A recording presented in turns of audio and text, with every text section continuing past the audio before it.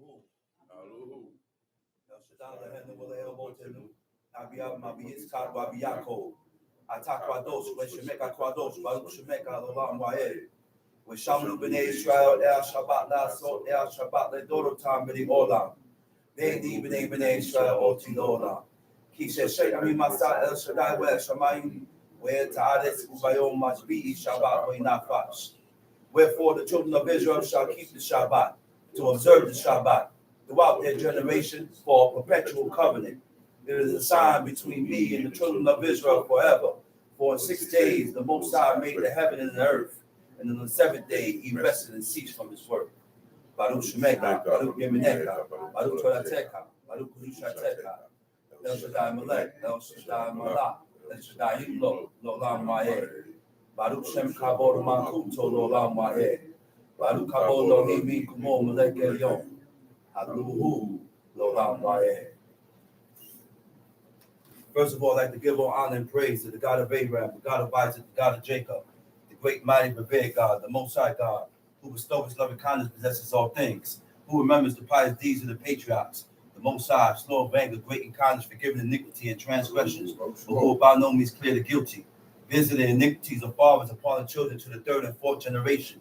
The Most High's work is perfect, for all his ways of justice, a God of faithfulness and without iniquity, just and right is he. Remain standing. I'd like to give all honor and praise to a head in Israel, my father, Chief Eliezer. Oh. To the chief men, princes, brothers and sisters, I see unto you the tongue of my forefathers, Shabbat Shalom. Shabbat Shalom Lekah. At this point in time, we're going to recite the Constitution in Hebrew. Vayidaber Elohim. Vayidaber Elohim. Et kal hadevarim. Et kal hadevarim. Ale lemor. Ale lemor. Anoki El Shaddai. Anoki El Shaddai. Eloheka. Eloheka. Hasher Hotzetika. Hasher Hotzetika. Mi Eretz Misraim. Mi Eretz Mitzrayim. Mi Beit Abadim. Mi Beit Abadim. Lo Yihiyeh. Lo Yihiyeh. Leka. Leka. Elohim Akerim. Elohim Akerim. Al Panai. Al Panai. Lo Taseh. Lo Taseh. Leka. Leka. Fesel. Vesel. Wekal Temuna. Wekal Temuna. Asher Bashamayim. Asher Bashamayim. Mima'al. Mima'al. Wa'asher Ba'aretz. Wa'asher Ba'aretz. Mitachat. Mitakat. Wa'asher Bamayim. Wa'asher Bamayim. Mitakat La'aretz. Mitakat La'aretz. Lo Tistakaweh. Lo Tistakaweh. Lahem. Lahem. Velo Ta'abdem. Velo Ta'abdem. Ki Anoki. Ki Anoki. El Shaddai Eloheka. El Shaddai Eloheka. El Kwana. El Kwana. Pokwed Aon. Pokwed Aon. Abot Al-Banim. Abot Al-Banim. Al-Shileshim. Al-Shileshim. Ve'al-Lebeim. Ve'al-Lebeim. Lesonai. Lesonai. Ve'oseh Kesed. Ve'oseh Kesed. La'alafim. La'alafim. Le'ohabai. Le'ohabai. Ul Shomrei. Ul Shomrei. Mitzotai. Mitzotai. Lo Tisa. Lo Tisa. Et Shem. Et Shem. El Shaddai Eloheka. El Shaddai Eloheka.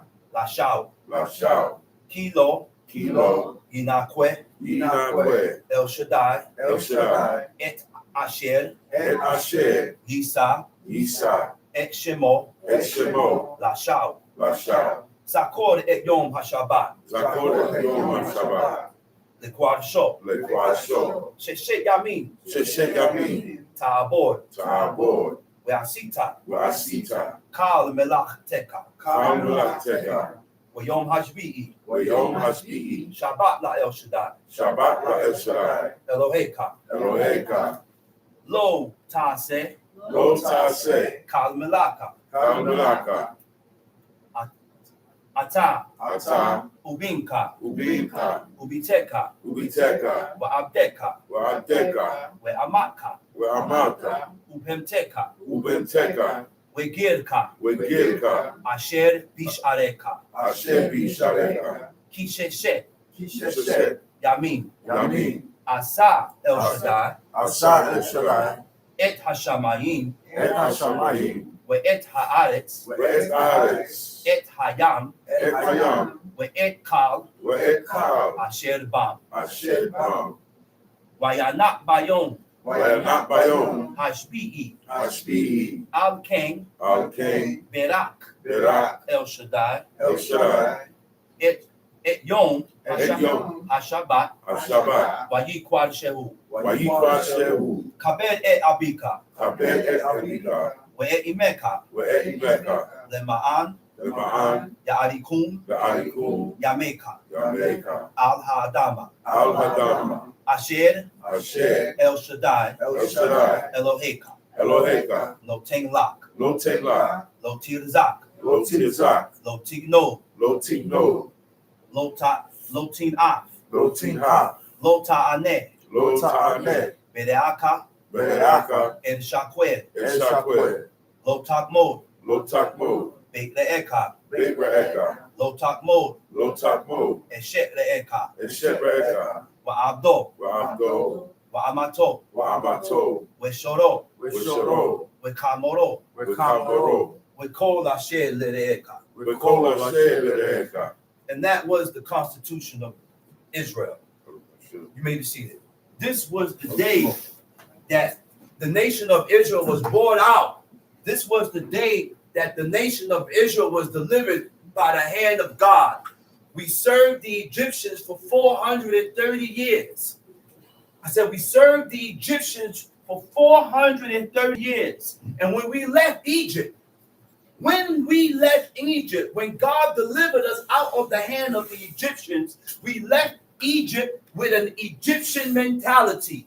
So therefore, when we got delivered out of Egypt, each person, every man, every woman, every child had to reprogram themselves to God's program. And that's what this lifestyle, this is what this way of life is about. We cannot follow our own program. We cannot follow our own system and think God can accept you that way. You cannot follow your own program and think God is going to accept you that way. It is your duty to acknowledge that I need to change according to the standards and the curriculum that God has set. So therefore, we read the book to find ourselves. So therefore, we read this book to find our faults. So therefore, we read this book to find the negative that is within us and train ourselves to accept the things that God accepts. Train ourselves to accept the things, to despise the things that God despises. You hear me? That's right. So God commanded us. We go into Leviticus chapter 19. Wa'ikra, chapter 19. So God commanded us to speak of his laws when we sit in the house. God has commanded us that this should be our conversation. This should be your lifestyle. Even though he gave you a choice. He said choose. But he gave us an advice. He advised us to choose life. So that thou and thy seed may live. So according to what we choose, I said, according to what we choose will be according to what affect your child. Your decision. Your decision.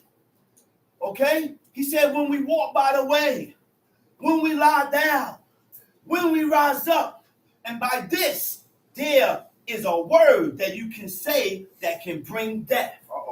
That there's a word that you can say that can bring death to you. There's a word that you can say that will bring life to you. This is why God said, order your conversation aright. Watch your conversations and the things that we speak that is contrary from what God said, that is contrary and opposite from what God accepts. That's right. Our actions alter or changes the state of the person, your feelings, and your thoughts. And this is what our actions do. Whether our actions are positive actions, whether our actions are negative actions, it alters and it changes your feelings, your emotions, your thought process. Right. Okay? And if we do righteousness, you will begin to change in time. In time. This is not magical. This is not magic, but this is a process because we have to reprogram ourselves. Uh-oh. We have to reprogram ourselves. Uh-oh.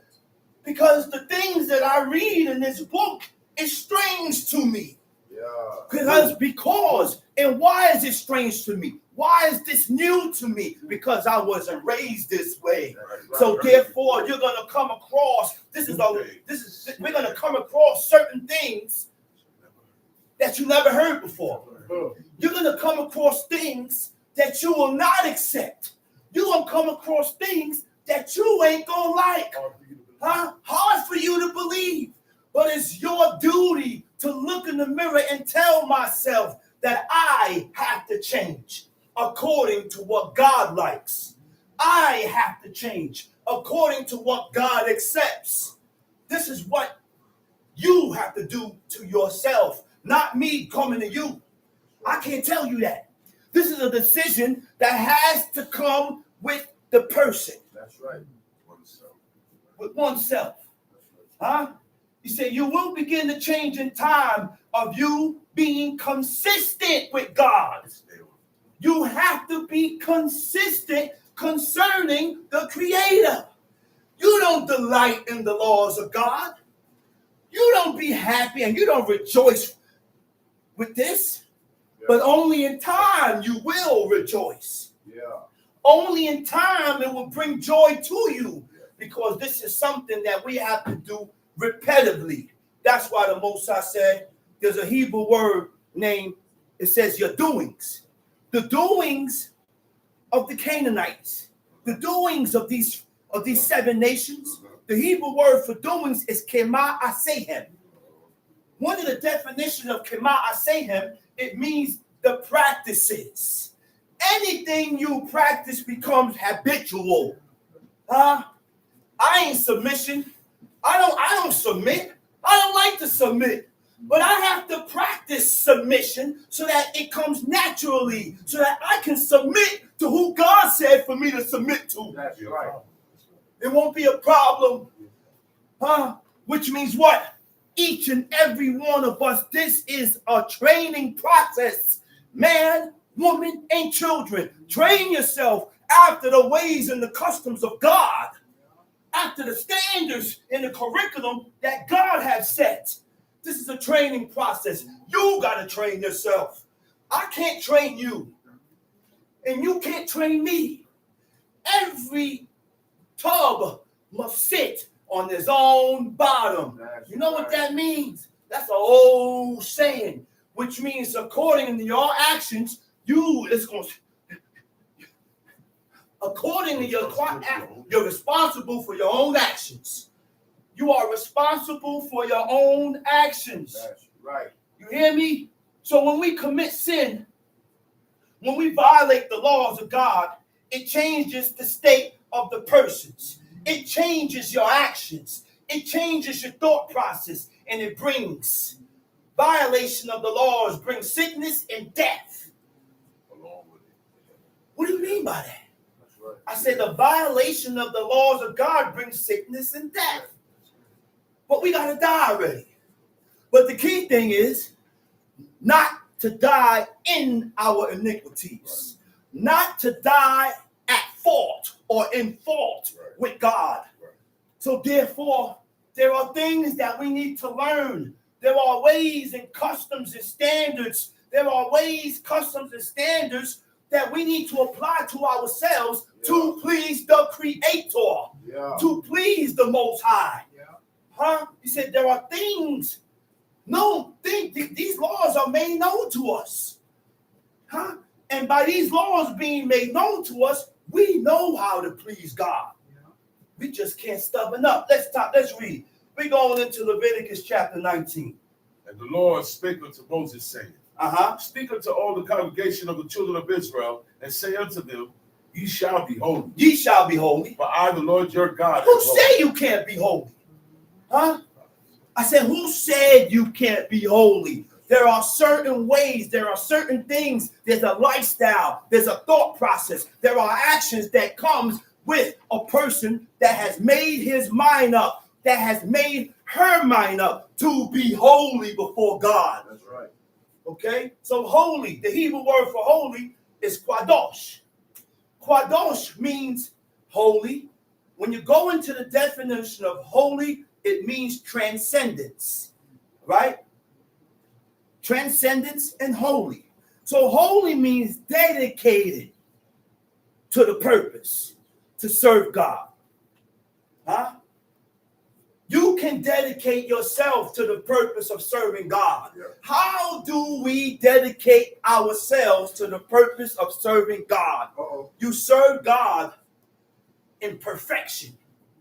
You serve God being whole and complete, which means the only way you can be holy before God, we have to do these laws. You have to fulfill these commandments. And by the person fulfilling the commandments, you will be holy. Yeah, you will be holy, because holy only means set apart, transcendence. So let's get into these words, right? Set apart means what? When you set yourself apart, it means to hold different ways of thinking, and opinion. And what changes your opinion and your thinking process? The laws of God. Because the laws and the commandments and the ways of God tells us what to accept. I said it tells us and it teaches us what to accept, what not to accept, what to agree with, what not to agree with. Okay? To make a distinction between. A distinction means a separation. We have to begin to put a separation between the holy and the profane. Okay? To separate means what? To go in different directions. To make a distinction between. Okay? He said, ye shall fear every man his mother and his father, and keep my Sabbaths. I am the Lord. We hear this, man? God done commanded us. I said, God commanded us to fear. It also means to be afraid of. To fear or to be afraid of your parents and of God. Now, what do I mean by that? Fearing God and fearing your parents. So, if we truly fear our mother and our father, then we won't do things to offend them. That is the type of fear that God is talking about. Not when the parent come in and you're scared and you're running. Not that type of fear. Be afraid to offend your mother. Be afraid to offend your father. Be afraid to do things that's going to anger them and grieve them. That's the fear that God is looking for. Be afraid to offend God. Be afraid to do things that is contrary from the laws and the commandments of God, because you are afraid of the consequences. And we have to realize that there are consequences from your actions. There are consequences that come from your actions. So when things happen in our lives, all we have to do is stop pointing the finger. All we have to do is reflect on ourselves. That's right. When certain things happen in our lives, when you are reflecting on yourselves, there is something that I have done in the past or before that have brought this to myself. That's right, brother. Now, this will cause you to reflect on yourself. Tamshi. Ye shall fear every man his mother and his father, and keep my Sabbaths. And keep my Shabbats. It also means the Hebrew word for keep is shamar, shin mem resh, to keep or to keep. It also means to be on guard. It also means to observe. It also means to give heed. God also told us to guard our spirit. That's right. Which means to take heed to oneself. But we cannot and we will not be able to take heed to ourselves. We will not be able to guard our spirit without guarding the things that God commanded us to guard. How are you going to guard your spirit sinning presumptuously? How are you going to guard your spirit or take heed to yourself doing things contrary from what God said? So before I can guard my soul, before I can take heed to myself, see, these things works as a domino effect, step by step. I can't take heed to myself if I don't take heed to what God says first. Right. I cannot take heed to myself if I don't take heed to what God said first. Right. That's right. Now, once I'm taking heed and guarding myself and taking heed to what God said, now God can equip me with the cogency to restrain and hold back from doing things that is not right before God. Okay? Come see. And keep my Sabbaths. I am the Lord your God. Uh-huh.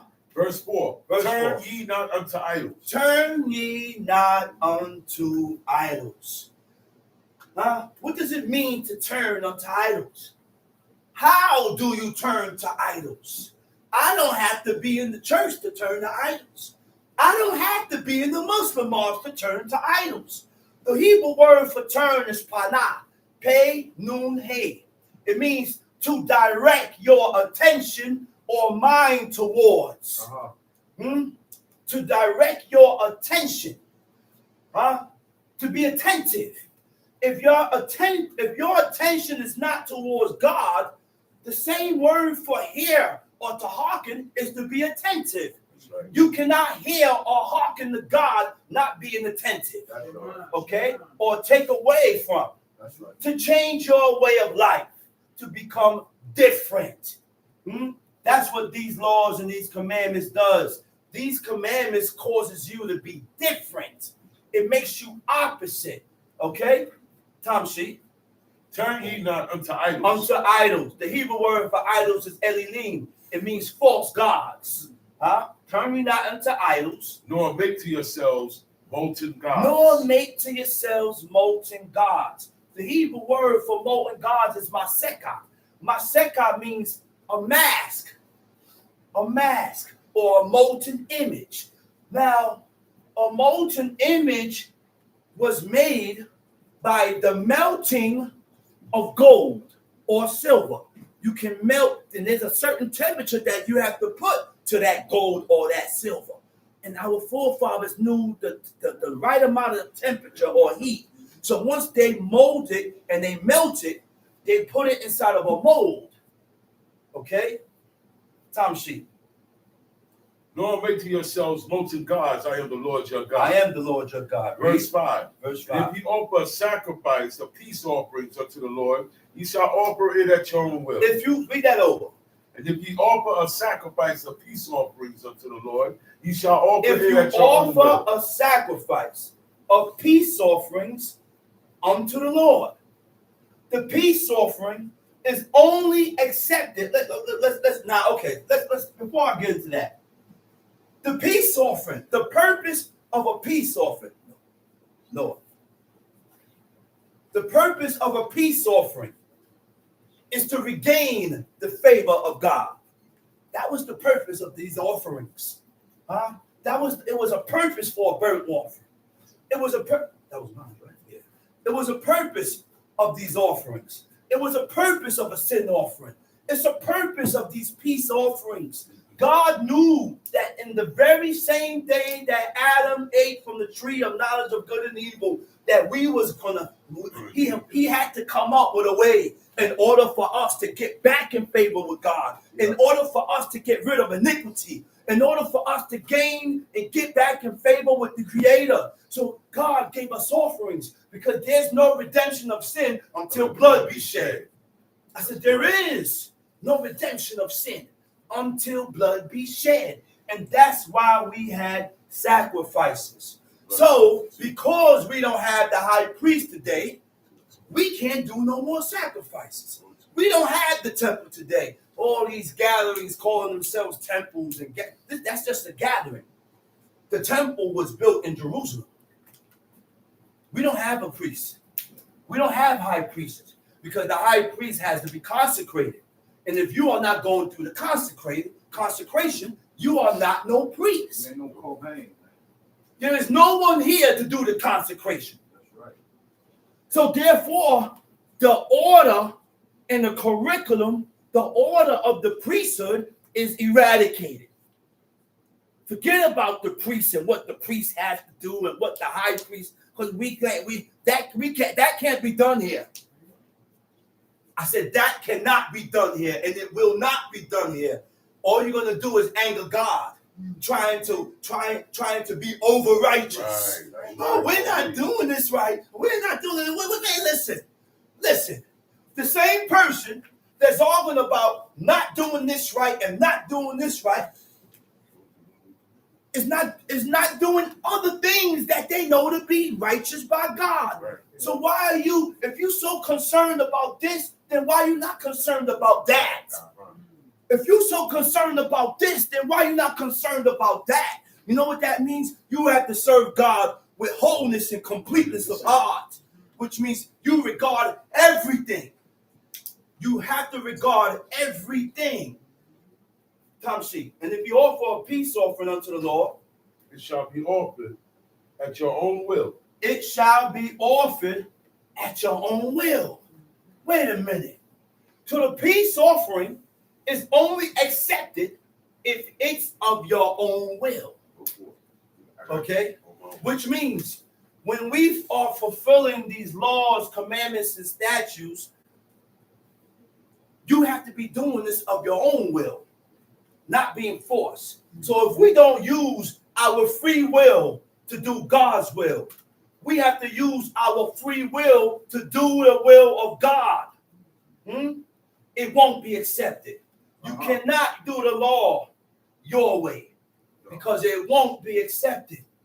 It won't be accepted. That's right, brother. Cain wanted to be accepted by God, but he wasn't right. I said he wasn't right before God. And God showed him that he wasn't right and he wasn't accepted because he did not accept his offering.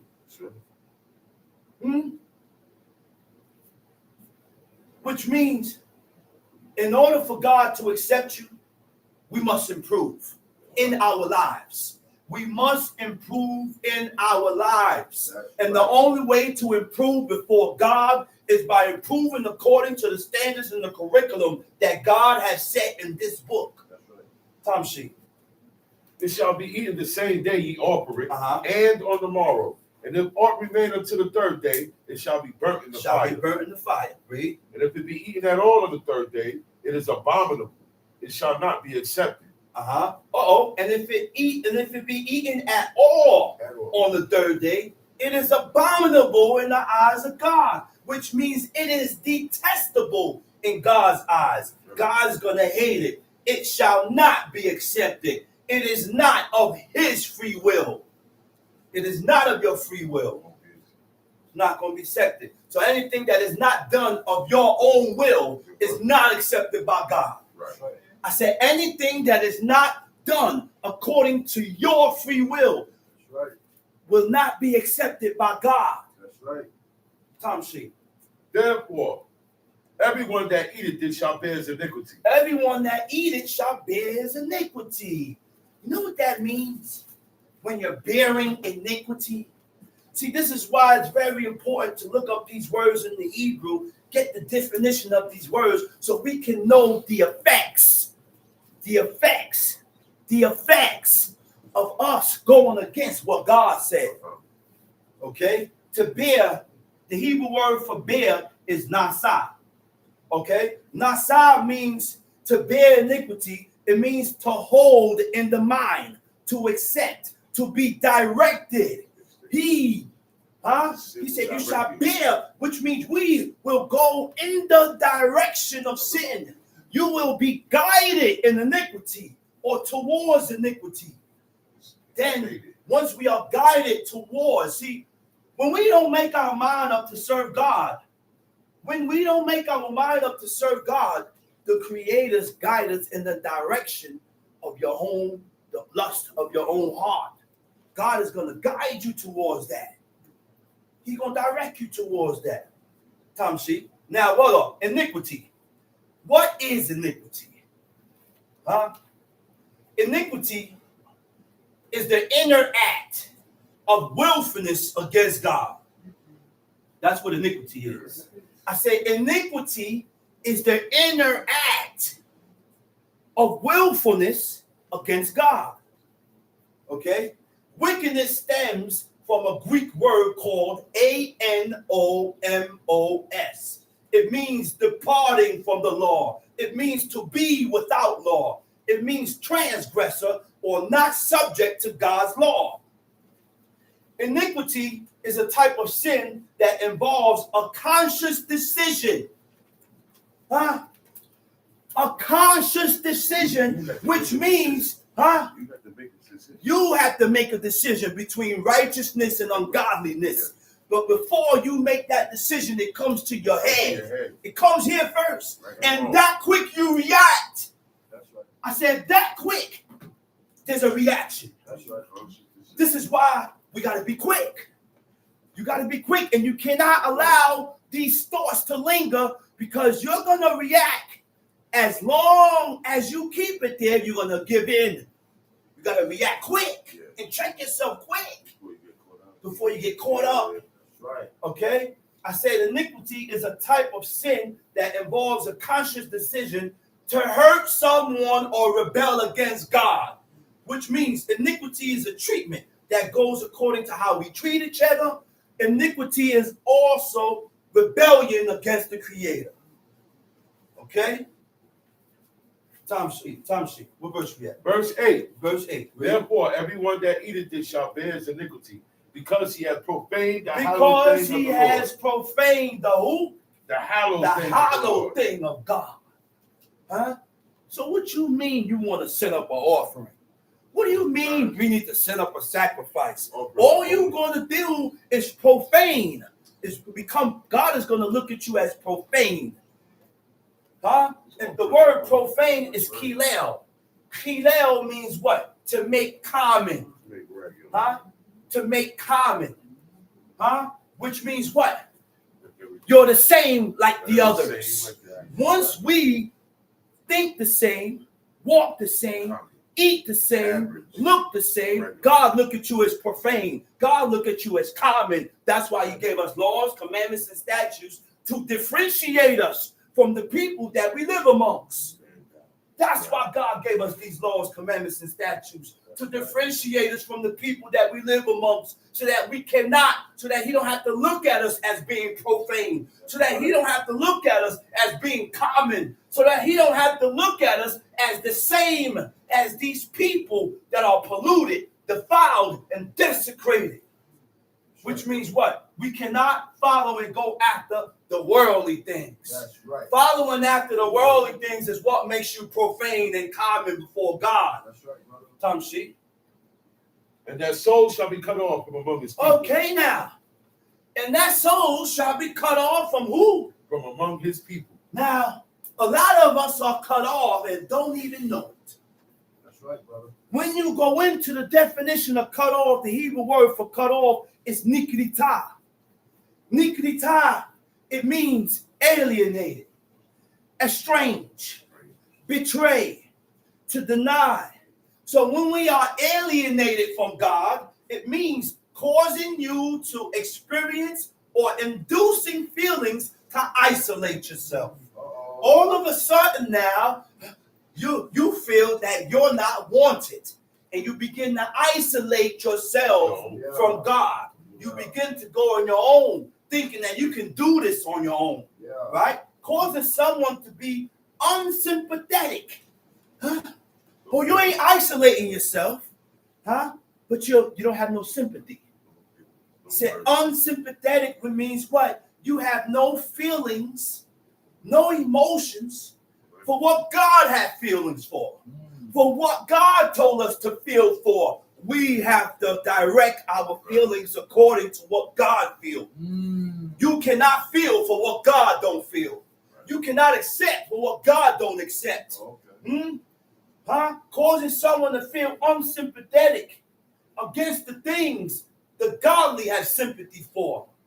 Unsympathetic is when you lack sympathy, a feeling of sadness on behalf of someone else. I said a feeling of sadness on your behalf. And this is when we can become to feel for each other. That's when we can feel for God. And this is why we can't feel for God, because we can't even feel for each other. We can't even feel for each other. Huh? I don't feel when you're going through it, and you don't feel when I'm going through it. And that's a problem. That's a problem. So how you going to feel for what God feels for? That's right. I said, how you going to feel for what God feels for? I said, there are steps and stages to get to that. There are steps and stages to reach that plateau, to reach certain limits. So in order, before I can feel for what God feels for, I got to be able to feel for my brother.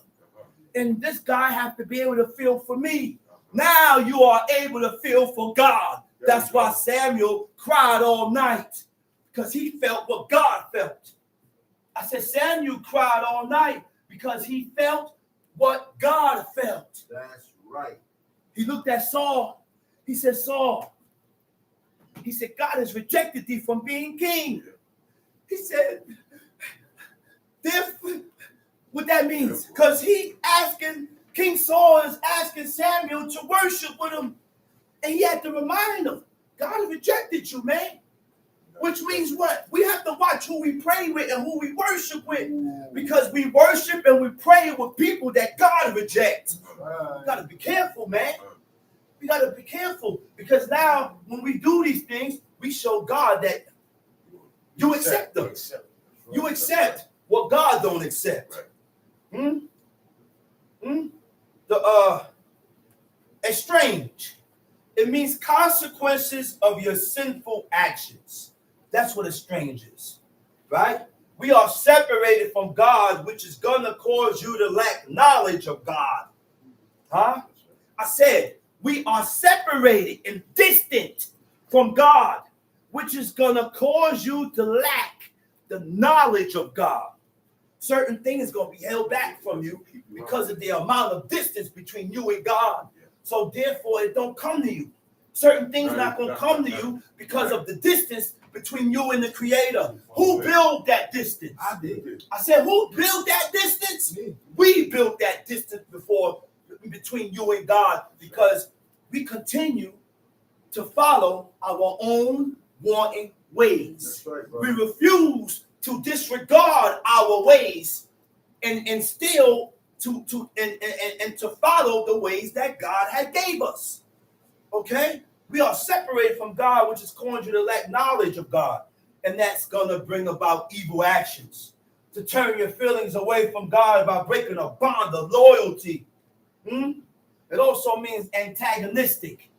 Antagonistic is a feeling of opposition to go against. You hear that? I said antagonistic is a feeling. You can't go according to everything that you feel. Right. Because sometimes your feelings will detour you away from God. So we have to be careful. Huh? Sometimes it can detour you, and sometimes your feelings can draw you close. Either way. Ain't nothing wrong with having emotions. But when your emotions detours you away from God, away from his ways, away from the standards that God set, it's time to back up from it. It's time to back up. Ain't nothing wrong with emotions.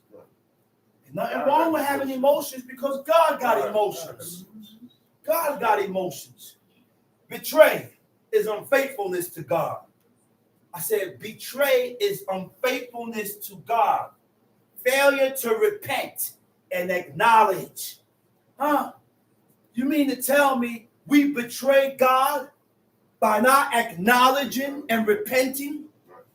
Huh? Because if we don't acknowledge and repent, you are going to continue walking in your own ways. You're going to continue doing things that you feel is right, because I'm not acknowledging my faults. I said I'm not acknowledging my faults, but a person that's full of vanity and pride will not acknowledge their faults. Those type of people don't acknowledge their faults. Those type of people walk in their own stubborn and wanting ways before God and want God to accept them. They expect God to accept them. To deny is when one refuses to admit the truth. Huh? I said to deny is when one refuses to admit the truth. the situation at hand. Let's stick to the situation at hand, to what caused this reaction. We don't have to add in. That ain't got nothing to do with this, and that ain't got nothing to do with that. But we tend to deny. We tend to deny and refuse to admit what was the starting point. What caused this? Time sheet. Leviticus chapter 19, verse 9. Verse 9. And when you reap the harvest of your land, thou shalt not wholly reap the corners of thy field. And when you reap the who? And when you reap the harvest of your land. When you reap the harvest of your land, you shall not wholly reap the corners of thy field. The Hebrew word for reap is liquzor. Liquzor means to cause it to be insufficient. But God is instructing you what to do with your land. He said, don't cause it to be insufficient, which means even though it's yours, don't glean it. Don't clean it out. Because God is teaching us to be consider others that may be in need. So we have to consider, even though this is mine, I'm not supposed, or I'm not able, I'm not able to just take everything and just say it's mine. No. It's my job. It's your job to consider others that maybe there may be a traveler or someone that may be hungry, so that they is able to stop in your field and eat. God said, consider the poor, the fatherless, the widow, the stranger, the Levites. Because God took the Levites to his possession. Yeah. And they don't have no possession. So God is the Levites, is the high priest, is the priest's possession. So I should be able to stop in your field and eat. That's why God said, don't glean it. Tom sheep. And thou shalt not glean thy vineyard, neither shalt Now, what does gleaning mean? Gleaning it means to gather grain or other produce left by the reapers. Right? It was a way to supply for the poor, stranger, and fatherless. Tom sheep. Neither shalt thou gather every grape of thy vineyard. Thou shalt leave them for the poor and stranger. I am the Lord your God. Leviticus chapter 19, verse 11. Ye shall not steal. Ye shall not steal. The Hebrew word for steal is lo tigno. You should not steal, rob, or deceive. Okay, go ahead. Neither deal falsely. Neither deal falsely. When you intentionally trick someone else knowingly by giving false information. That's how you deal falsely. I done gave you some false information to detour you and to trick you, to deceive you. Right? And that's what the adversary said. That's what the serpent did. I said, that's what the serpent did to Eve. He tricked her and deceived her. He deceived this woman. And the woman was innocent. So she was able to be manipulated. Easily swayed. That manipulation is a deceitful act. And we should not be manipulating each other. That's correct. That's right. We can't manipulate each other, man. We can't do that to each other, man. We can't do that to each other. Because when we do things like that, that shows that you have the characteristic, a certain characteristic that God hates. God hates that type of characteristic. It also means to disappoint. To disappoint is a form of being a liar. I said to disappoint someone is a form of being a liar. Because how do I disappoint you? I agreed to something and I backed out the agreement. I agreed to it and I backed out. So now I disappointed you, and now God is looking at me as a liar. That's how important it is to be on point with yourself. I don't have no time. We don't have no time to be looking nowhere else but yourself. Okay? God said to correct chastise and rebuke. And when you're done correcting, chastising, and rebuke, and showing your brother where they're going wrong at, look at yourself now. Go back to yourself. I don't have to stay there. Let's read. Neither deal falsely, Uh-huh. neither lie one to another. Not allow one to another. Read. Verse 12. Tom And Shea. ye shall not swear by my name falsely. And ye shall not swear by my name falsely. Bishmi means my name. So don't swear by my name and lie. Stop being so quick to swear to God. Stop being so quick to say, oh, swear. Don't be so quick. Tom Shea. Neither shalt thou profane the name of thy God. I am the Lord. Uh-huh. Verse 13. Thou shalt not defraud thy neighbor. Thou shalt not defraud thy neighbor. The Hebrew word for defraud is ashok. Ashok means defraud, and it also means to extort. Okay? So defraud means what? When you defraud someone, it means to obtain money from someone by deception or scams. To extort means to obtain by force, threats, or other unfair means. Tom Shea. Thou shalt not defraud thy neighbor, neither rob him.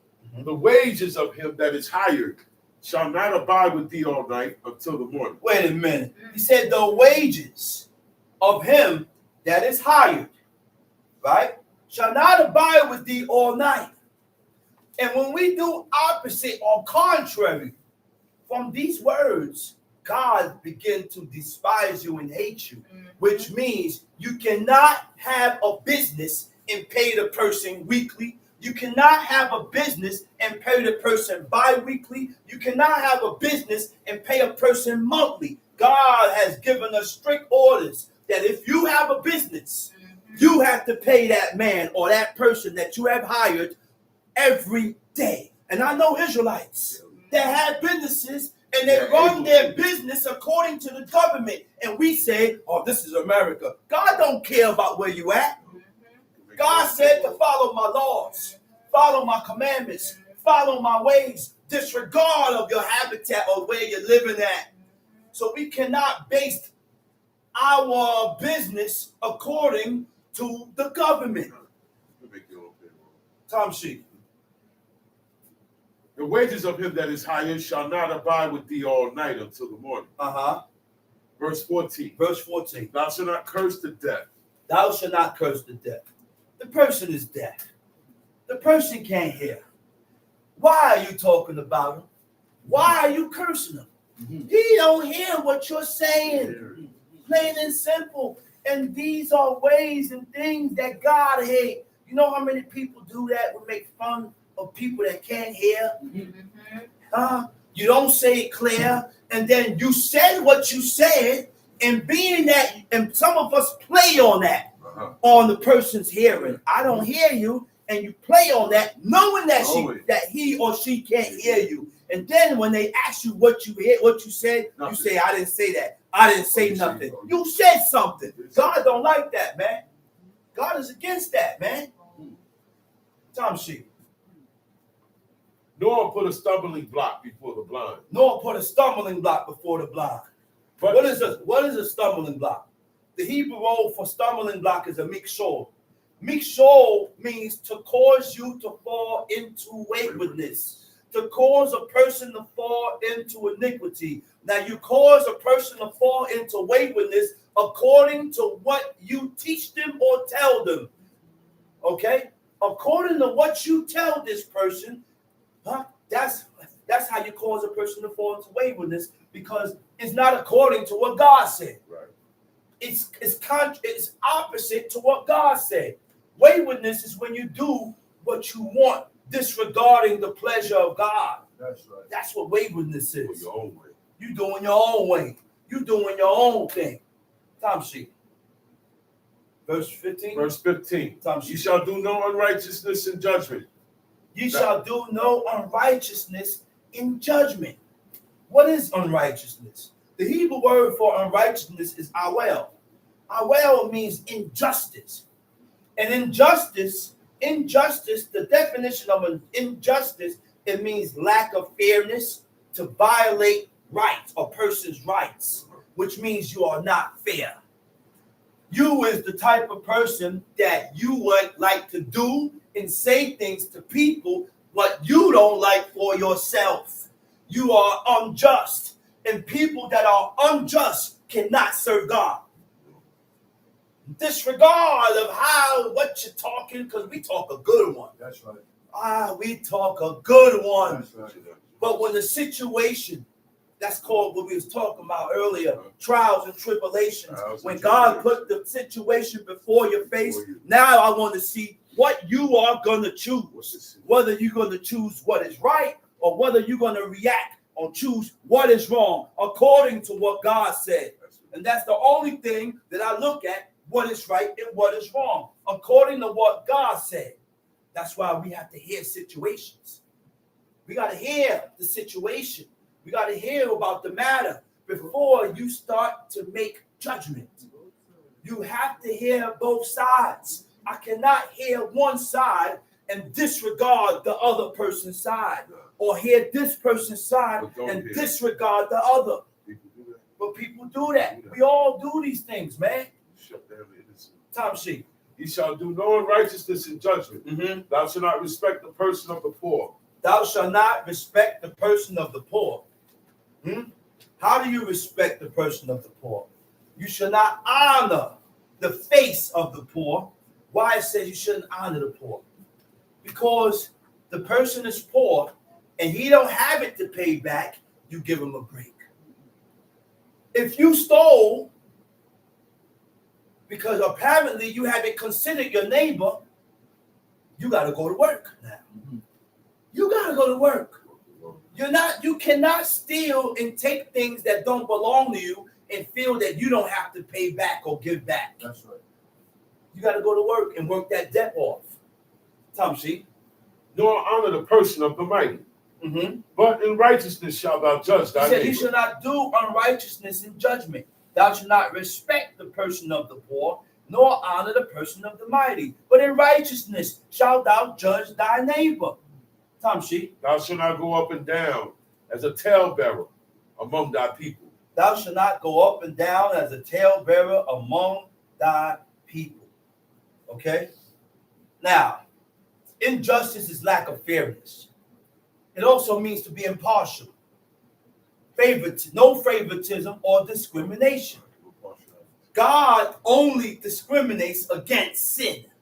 That's it. God don't discriminate about nothing else. This is not a color thing. No. This is not a black nation. No. This ain't none of that. God only discriminates against iniquity. Whether you're white, purple, blue, black, whatever complexion you are, everyone of different complexion can serve God. That's correct. If you have decided and made your mind up to serve God, you will be accepted. Okay? Now, a talebearer, all right? A talebearer is the Hebrew word for talebearer is a rakil. An akil means to slander. You know what slander means? Slander is a false oral statement that damages a person's reputation. It's called a false accusation. Right. Falsely accuse. Okay. When you falsely accuse a person, it denotes hatred. See, there are certain things that we can do. There's certain things that we do in life that God said, man, you hate me. Because if you hate me, you wouldn't have falsely accused me. And where I get that from? Deuteronomy 22. Right. He said he falsely accused a daughter in Israel and said, when I went into her, I found her not a maid. A maid meaning she wasn't a virgin. She wasn't a virgin because if a daughter or if a woman in Israel was not a virgin, she was married or a widow. She was married or a widow. Okay?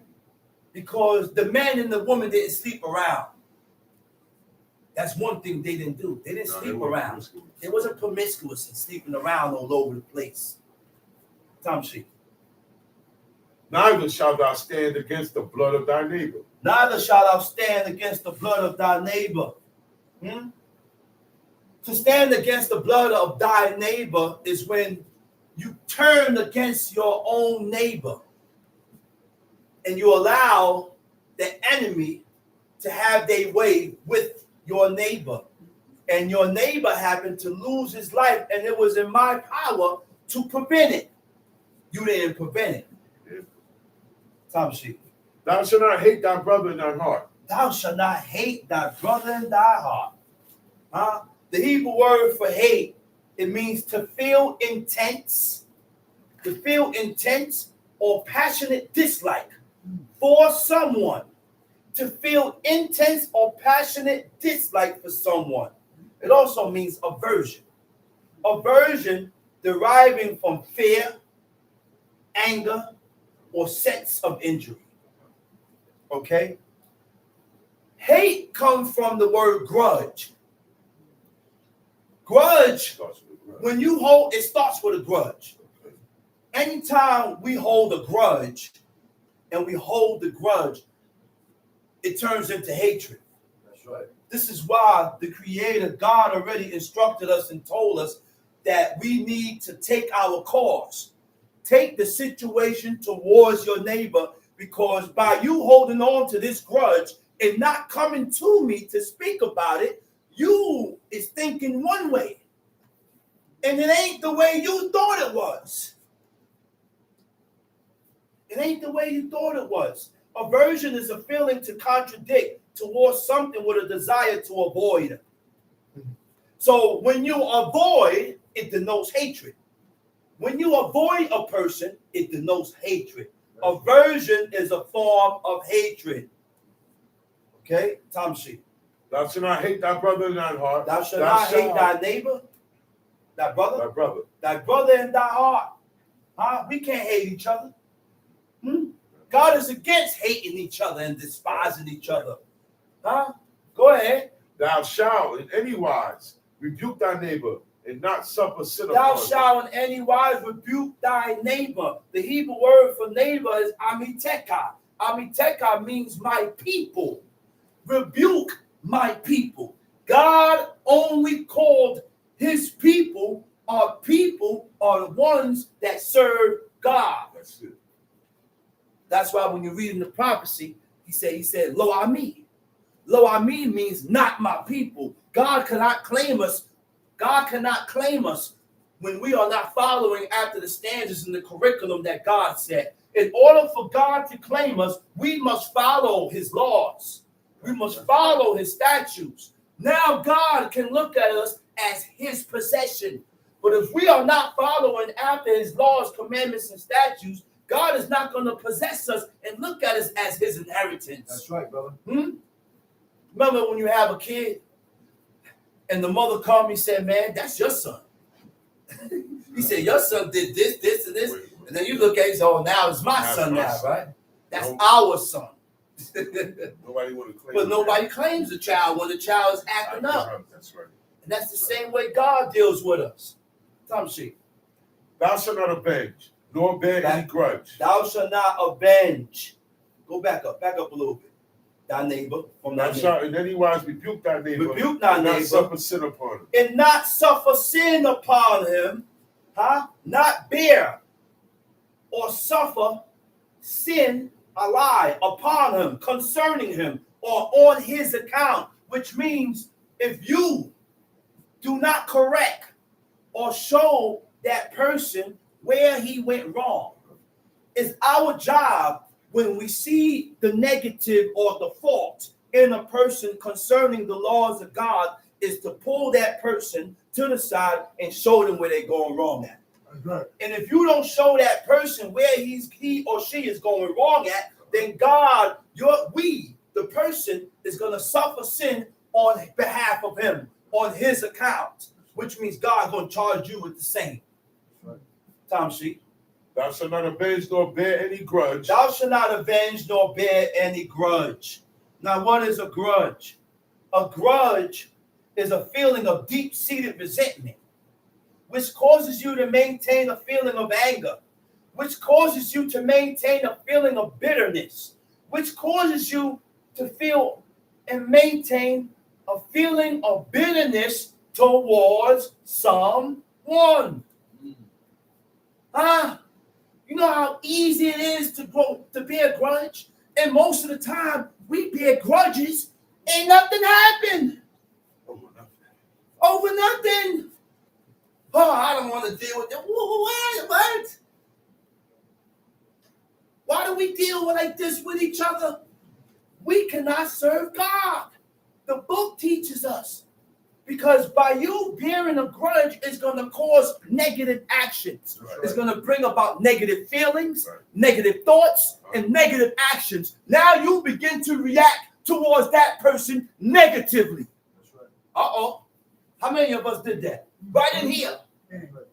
How many of us bring about negative feelings and negative reaction towards a person and the person ain't did nothing to you?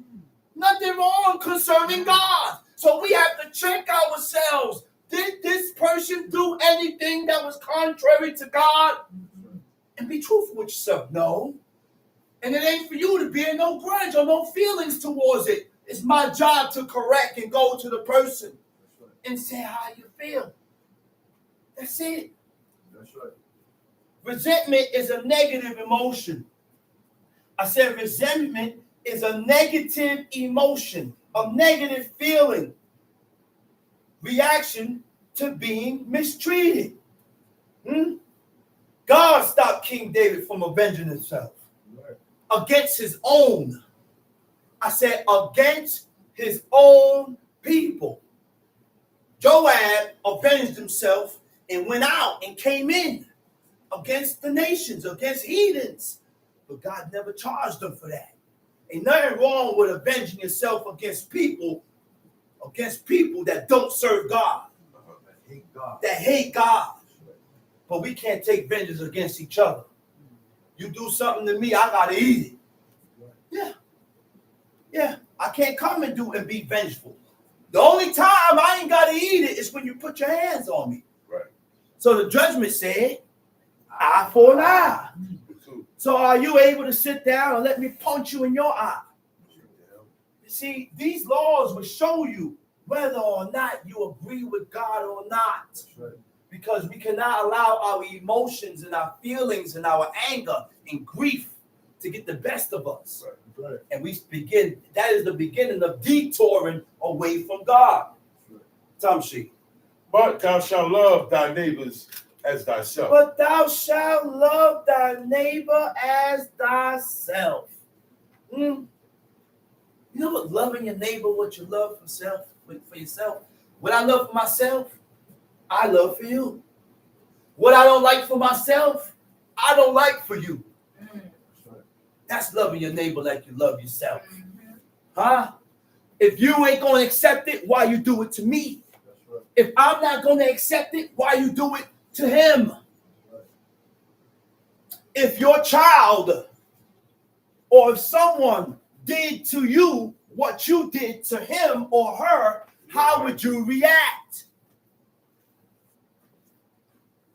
How would you react? Loving your neighbor like you love yourself is consideration. We must consider each other. We must consider each other. If we can't consider each other, then we can't do these laws. Forget about doing the laws of God. You can't. You can't. There's no way. Verse 19, Leviticus 19, chapter 19, verse 19. Ye shall keep my statutes. Ye shall keep my statutes to be on guard, to observe.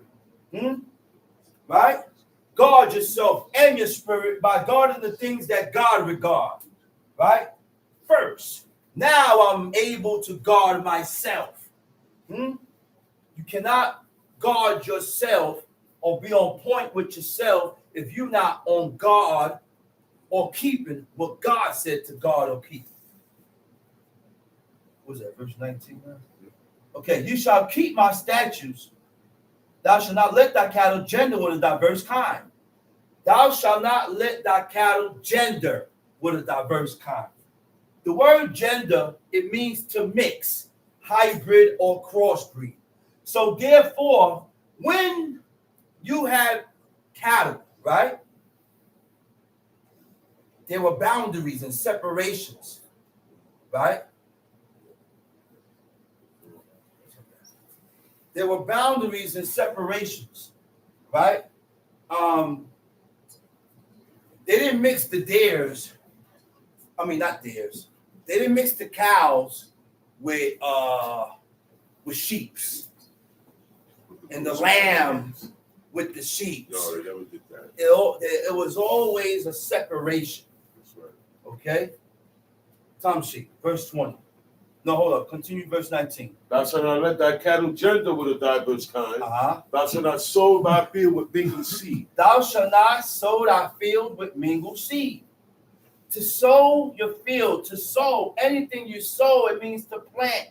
You should not plant or sow thy field with mingled seed, with diverse seeds, which means you cannot plant two different seeds together. Now, there are a lot of fruits that have been produced through cross-pollination, which means the air or the wind blows a specific seed or pollen to another different tree, and it begins to produce, and it takes on the characteristic of a different fruit. That fruit is able to be eaten because God was only talking about planting. That's it. Tom She. Neither shall a garment mingled of linen and woolen come upon Neither shall a garment mingled of woolen and linen come upon thee. So in the Hebrew it states kilayim. It states lo. It says kilayim ubeged. Kilayim is mix. Kilayim beged. Kilayim sha'anetz. A mingled garment or mixed fabrics. Yo la'ale aleka shall not come upon thee. So what are mixed fabrics? Mixed fabrics is when you buy material and it's not 100%. It's 50-50.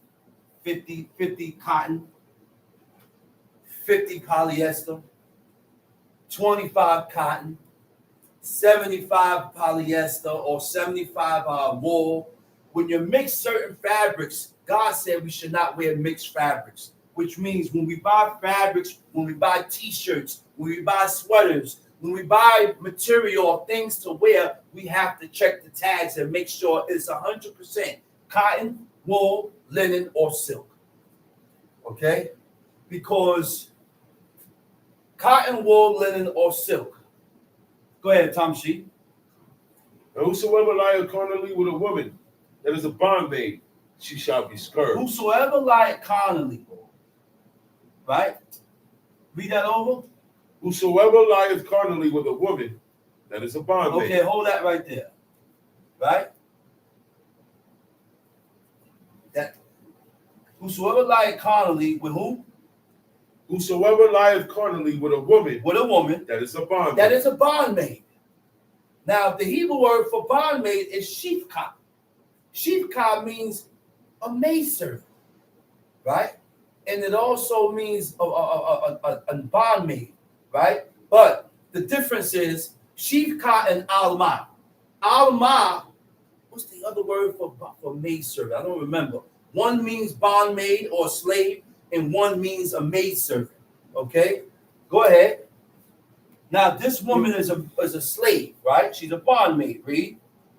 Whosoever lieth carnally with a woman that is a bondmaid, she shall be scourged. Betrothed to an husband, right? She was betrothed to an husband, which means she was promised. She was promised to a husband. She was promised to someone, right? She's engaged. And now that all redeemed, she wasn't free, nor freedom given her. She shall be scourged. Scourge means to be beaten. But when you look up the definition of scourge,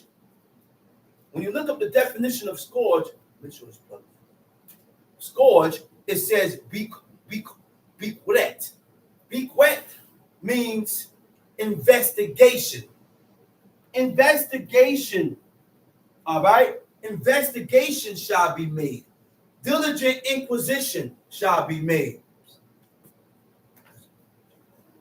Diligent inquisition shall be made, which means you have to inquire. Okay? You have to inquire. Verse 21, right?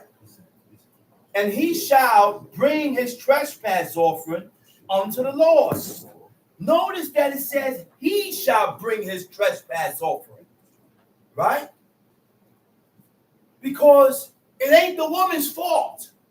She's not the one being charged. It shows you, and this verse shows you that God is charging. Go ahead. 8579. God is charging the man for what he did. God is not charging the woman for what she did. He's charging the man. God is holding the man responsible. And throughout the book, that's who God holds responsible. He do not hold the woman responsible. The responsibility is on the men. So therefore, it is very important for the woman to honor and respect the rules that is set forth. That's right. According to what God said. That's because right. when things is done contrary and opposite to what God said, God is going to charge the husband. He's going to charge the husband. He's going to charge the men. That's right, brother. It said, whosoever lieth carnally with a woman that is a bondmaid, betrothed to an husband, and not at all redeemed, nor freedom given her, she shall be scourged. They shall not be put to death, because she was not free. And he shall bring his trespass offering unto the Lord, unto the door of the tabernacle of the congregation. So the offerings, all offerings was brought to the door of the tabernacle. Right? To the door of the tabernacle. Okay? Which means we cannot do offerings today because there is no tabernacle. There is no tabernacle. Okay? Even a ram for a trespass offering. And the priest shall make an atonement. And the priest shall make an atonement for him with the ram of the trespass offering before the Lord, for his sin which he had done. And the sin which he had done shall be forgiven him. So the only way to atone for these iniquities, you need a priest. You need a high priest. And if we don't have the priest, then we can't atone for those sins. That's right. You have to atone from your own sin by restraining and holding yourself back from violation of the commandments of God. Okay?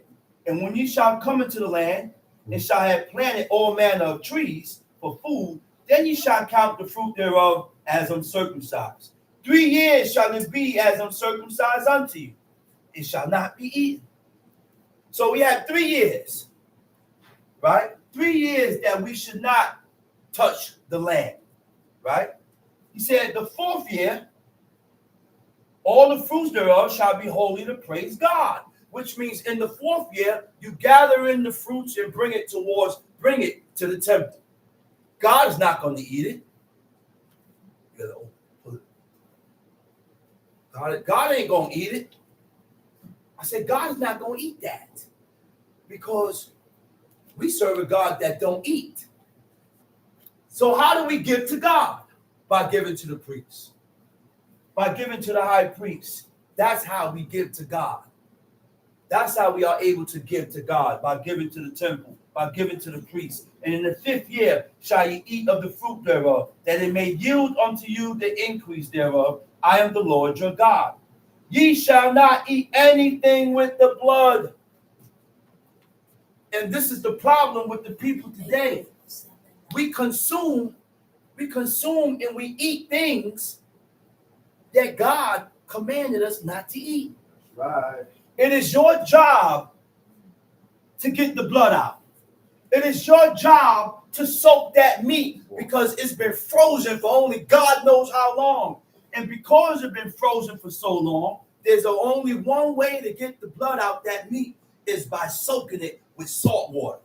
When you soak it with salt water, the salt draws the blood out, and put it with cold water. Every day that water must be changed. Every day. Okay? And you should not eat anything with the blood. Neither shall you use enchantments. Enchantments, nor observe times. Ye shall not round the corners of your heads, neither shall thou mar the corners of thy beards. Now, according to the English, to round the corners of your head, it means to shape. You can only shape or round a person's head from a child while they're growing. Then you put certain gadgets on their head to shape their head, which was a Hamitic custom. Yeah. Okay? These was Hamitic customs. Neither shalt thou mar the corners of thy beard. But when you go into the Hebrew language explains everything to you. He said, ye shall not round the corners of your heads. The Hebrew word for round is takwipu. Takwipu, the root word is quipa. You should not strike off. You should not cut off. You should not skim off. The extremity of your head. It refers to cutting hair. Right? You cannot cut your hair. Right?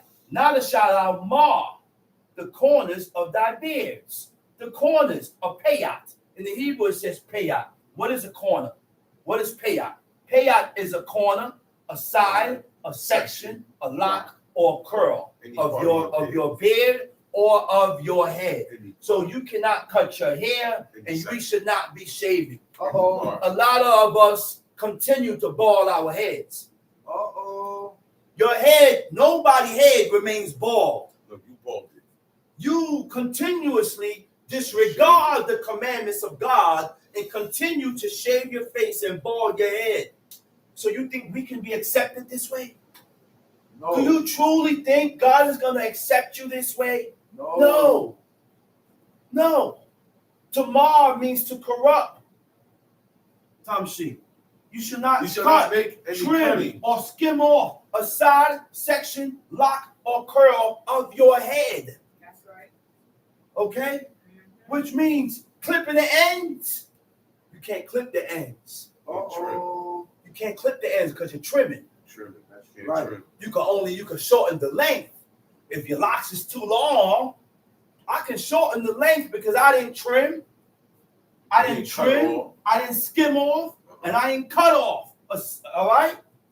But I can shorten the length. That's right. You cannot cut the edges or clip the ends. Or line them up. You can't do a line up. No trim ups. No trim No ups. tape ups. No tape ups. The only thing that we are able to trim is your mustache, because there are two different Hebrew words for beard and mustache. When it says that Mephibosheth trimmed his beard, in the Hebrew it don't say beard. In the Hebrew it says safam. Safam is your mustache. Your beard is zekwaneka. Okay? Come from the word zakwan. Come from the word elder or old. Tamshi. You shall not make any cuttings in your flesh for the dead. Ye shall not make any cuttings in your flesh for the dead. These was ways that the nations mourned. They'll cut themselves, abuse their body.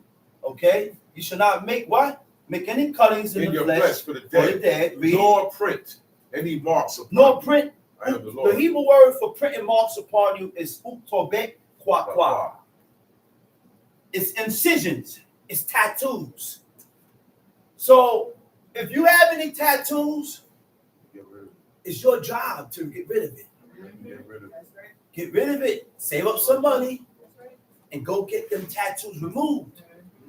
Because you don't want to return with God. Return to God with these incisions and markings in your flesh. That's right. Because these are things that detour and push you away from God. So we have to get these things removed from out of our flesh. Okay? Tamshi. And also, we don't mark our skin. No. You don't take a pen and mark your skin Right. because you're marking it. Okay, Tamshi. Do not prostitute thy daughter, to cause her to be a whore, lest the land Do fall not into whore. prostitute thy daughter to cause her to be a whore. You can't take your daughter and put her on a stroll. You can't take your daughter and sell her for money and have her sell herself for money or for bread, for money. No, you can't do that. Tom C. Lest the land fall to whoredom, That's the fan for the whoredom. and the land become full of wickedness. Okay, let's cut that. Let's cut that. And let's go to Proverbs. Let's go to Proverbs chapter 4. All right? Proverbs chapter 4. All right? It says, ye shall keep my Shabbats. Ye shall keep my Sabbaths. And there are ways how, there are certain ways of how to keep God's Sabbath day. There are certain ways that God tells us that the things that we do, we can profane the day. So Rules. there are rules to keeping the Shabbat day. And I'm going to go through the rules, okay? Which means before the Shabbat day comes in, you have to cook and prepare your meals before the Sabbath day, okay? The only day that we fasted was on Yom Kippur, right? There was a sister named, who did? She only fasted, she only ate And that's it. on Manasseh, who did? She only ate on Sabbaths, and feast days, new moons, and she ate on Shabbats. When it wasn't those days, she fasted. She didn't afflict herself on the appointed times of God. Okay? So therefore, I don't afflict myself on Shabbat. I don't afflict myself on Feast of Booths, on Feast of Unleavened Bread, on these days, on the appointed times that God, on the festivals, on these occasions. All right? You can't work. You can't do housework. Okay? You can't arrange. That's right. You can't prepare. That's right. Everything that has to be arranged and prepared must be arranged and prepared before the Shabbat comes in. That's right. Before the Shabbat comes in. I don't gather. Why I don't gather on That's Shabbat? right. Because there was a man that got caught for gathering sticks. That's So therefore, and they put him in ward, and God told Moses to stone him to death. That's right. God, Right. there was a man that got killed for gathering sticks. That's right. I don't carry burdens. We should not be carrying burdens. That's right. Because in Jeremiah 17, it states you should not exit or right. leave your house with a burden. That's right. Now, the definition of burden is anything that is carried. That's right. To be light. Anything that is carried. And according to what you believe, it will show in your actions. That's right. That's why I could look at you and tell you that you don't believe God. Because you feel that you're smarter than Merriam-Webster. You feel that you're smarter than the dictionary. The definition of burden is anything that is carried. That's And we right. continue to leave our houses with things in our hands and profane God's day That's right, by brother. holding burdens. That's right, brother. Tom C. Proverbs chapter what? 4. Proverbs chapter 4. Tom C. Hear ye children, Uh-oh. the instruction of a father, Uh-oh. and attend to know understanding.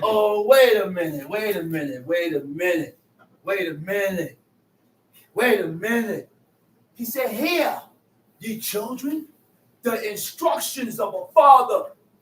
You would know if he's a father according to how he treats children that's not his. Uh-oh. That's Now how you know if he's a father That's or how not. you know. Because when you are truly a father, you treat children as if they're your own. Yo, That's right. As if they are your own. That's right. automatic. Okay, that's automatic. That's right. When you are a mother, Uh-huh. a child can perceive that if you are truly a mother, because you will react or treat children a certain way, and they ain't gotta be your kids. That's right. They ain't gotta be your mother, your own children. Read that verse over. Hear ye children, the instruction of a father, Hear ye children, the instructions of a father. and attend to Wait a know minute. The Hebrew word for father is not Abba. You know what it says for father? Abba. And Ab don't only means father. Ab means teacher. Ab means ancestors, or the teachings of your ancestors, the teachings of a guide, the teachings of a father or a master. Huh? So the teachers and the guide and their masters and their ancestors gets the same respect of parents. That's correct. I said the teachers gets the same respect as if you would give the same respect as you give to your father. Okay? Instructions means musad. Musad means discipline, correction, chastening. So we're going to learn these words and understand what are these words. What does it mean to be disciplined? What does it mean? What does correction mean? Or chastening? So discipline is the practice of training to obey rules. Which means we as people that do not know the way of God, we have to discipline ourselves. And when we discipline ourselves, it is the practice of training yourself to obey God's rules, to obey the standards and the curriculum that God has set, or a code of behavior with undesired consequences for failing to comply. Which means if I don't agree, there are certain consequences that come when you don't agree with God. You're not going to like what comes. You're not going to like what happened. Correction. What does correction mean? Correction is suggesting a change to make better. Correction is suggesting a change to make better, which means in order for me to correct you, I got to come to you to show you an easy way out or a better way of handling a certain situation so that you don't be at fault with your neighbor or with God. It's the way of improving oneself. We don't always like or accept the changes because of how we was raised. Chastening. Chastening is the rebuke or misfortune that has a restraining or humbling effect. That's God. That's why God chastised us. That's why God put us through certain things. That's why God allowed this to happen, hoping that it will have a positive effect on yourself. Go ahead, Tomshi. Hear ye children, Uh-huh. the instruction of a father, The instructions of a father. and attend to no understanding. Attend to no understanding. Attend to no understanding, which means to apply yourself to gain discernment. Huh? Apply yourself to gain discernment. What is understanding? What is discernment? Understanding, the Hebrew word for understanding is bina. It also means discernment or to depart from evil, right? So what is discernment? It's a skill to those who believe in God. Only a certain people will have discernment, but it's a skill only towards a person that has belief in God to distinguish between what is right or what is wrong according to the ways of God, according to God's will. Tamshi. For I give you good doctrine. For I give you good doctrine. Forsake you not my The Lord. Hebrew word for doctrine is lekwak. Good teachings, good instructions, good principles that was down from fathers, that was passed down from fathers and masters and leaders and ancestors. So if you are truly a father, you're going to instruct and guide a person. Right. You're going to give the person fatherly instructions, That's right. good teachings, good suggestions. Go ahead. Forsake you not my Lord. For I was my father's son. But I was my father's son. Go ahead. Tender and only beloved in the sight of my Tender mother. and only beloved in the sight of my mother. Read. He taught me also. He taught me also. The Hebrew word for taught is yoreini. Yoreinu means he directed me.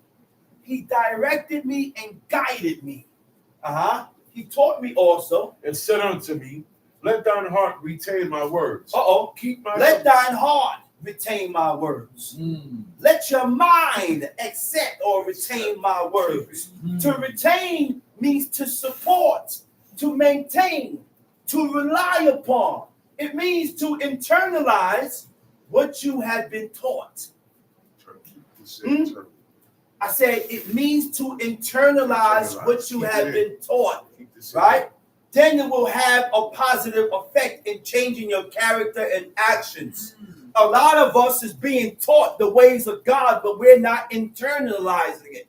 In order to change your ways and your actions before God, you have to internalize it, allowing it to influence. You know how you internalize your teachings in the words that comes off this beam of these godly and righteous ways? You allow it to influence your decisions.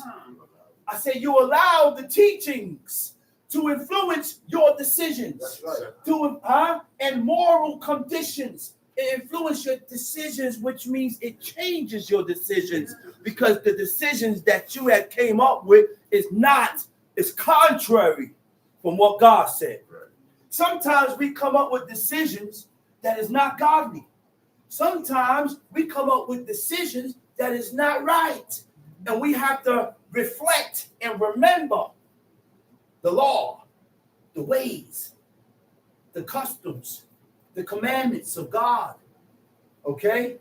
To internalize means to accept. To internalize means to accept and absorb an idea or belief. Then and only then it will become a part of your character. That's right. Accept it. Now you can begin to change your character. But before you change your character, you have to accept it. That's right. That's, woo. And this is why we have a hard time accepting the law. That's right. This is why we have a hard time accepting the things that we read.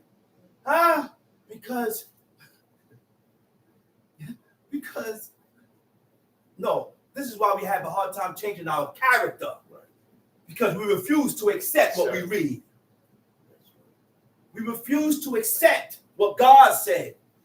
So by us not accepting what God said, you remain the same. There will not be changes within the person if you cannot accept. If you cannot accept. Thompson. Let thine heart retain my words. Let your heart. What verse is that? Middle of 4. Keep my commandments and live. Keep my commandments and live.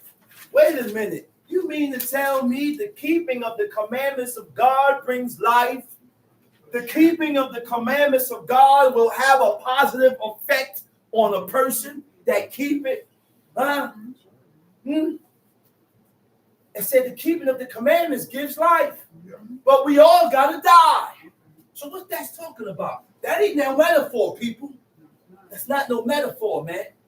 Keep God's commandments and live. Tom Sheep. Get wisdom. Get wisdom. Wait a minute. Get wisdom. Kwaneh Kakma. Acquire wisdom. It also means to purchase wisdom. Acquire wisdom. Purchase wisdom. And the reason why you don't have a heart is because you had too much pride in you. The reason why we don't have a heart towards each other because of pride. That's right. Pride is what keeps us from not considering and having a heart towards each other. Right. And a lot of us haven't let go of pride because we haven't detected it. God has not caused you to be able to detect the pride that you have in you because he's keeping you at a certain level. You can't advance with God because there are certain things that we need to let go of. Okay? Let go of pride because we have, right? Receive wisdom through what? How do you receive wisdom?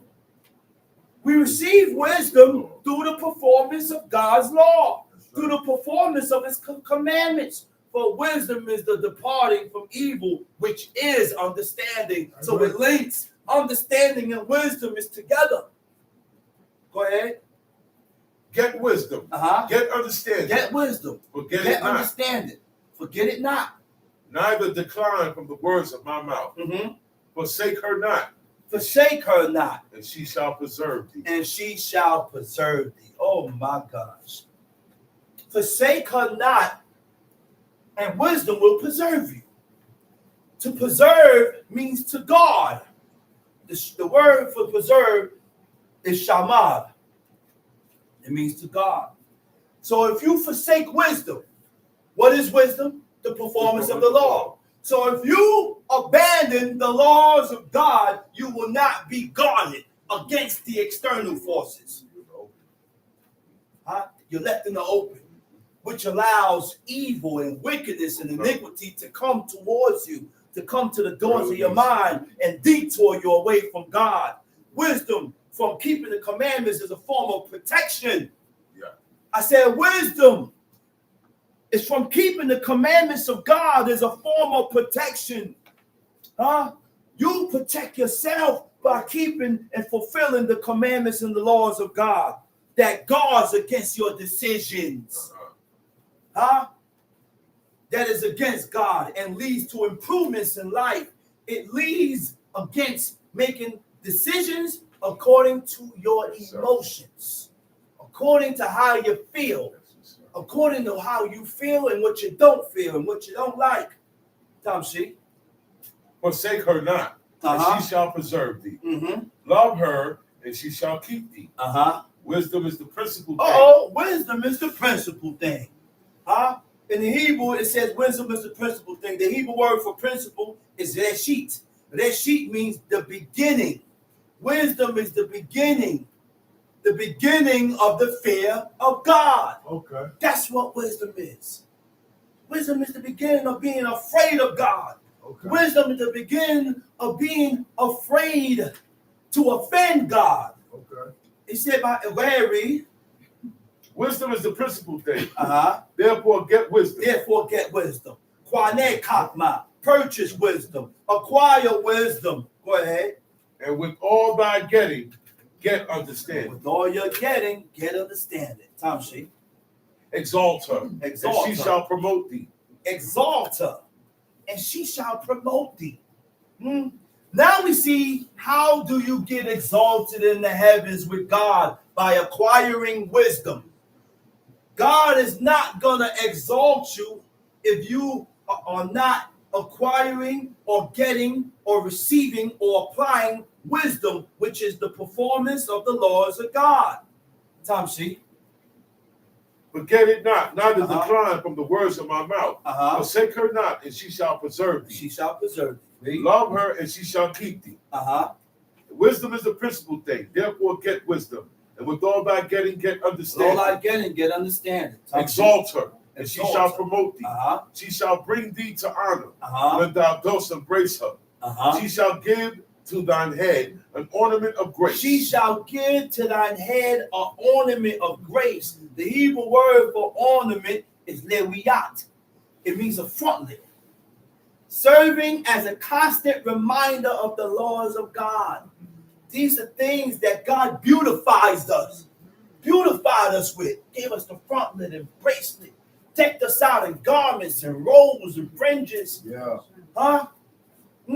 Isn't that what a man does to his wife? He said, nah, baby, I like when you wear that. Yeah. He said, nah, baby, don't wear that. I like this right here. Yeah. That's what God did to us, man. He decked us out, man, in glorious ornaments. Yeah. Tamshi. A crown of glory shall she deliver to thee. Verse 10. Verse 10. Hear, O my son, and receive my sayings, and the years of thy life shall be many. Hear, O my son, and receive my sayings. You live long. And by you receiving and accepting my sayings, it would add life to you. Which means parents sit their own children down and instruct them in the way that they need to go. A lot of us don't listen. Some listen, some don't. Most and don't. we feel, most don't. And we begin to feel the effects from us in life, from us not listening to our parents. And then most of the time, we have to go through it And then next thing you turn back and say, damn, I'm not told you. My father told me I should have listened, but it's too late. It's too late. Go ahead. I have taught thee in the way of wisdom. I have taught thee in the way of wisdom. I have led thee in the right path. I have led thee in the right path. When thou goest, thy steps shall not be straight. And when thou runnest, thou shalt not stumble. Take fast hold. He said, when thou goest, thy steps shall not be straightened. And when thou runnest, thou shalt not stumble. Why? Because you're following the order of your parents. That's what's going to keep you in that right way. Go ahead. That's right, bro. Take fast hold of instruction. Take fast hold of discipline. Take fast hold of correction. Take fast hold of instruction. Let her not go. Let her not go. Keep her. Wait a minute. The Hebrew word for let her not go, it means tenef, dishearten, right? Dishearten means to cause someone to lose determination, to cause someone to lose interest. It also means to weaken.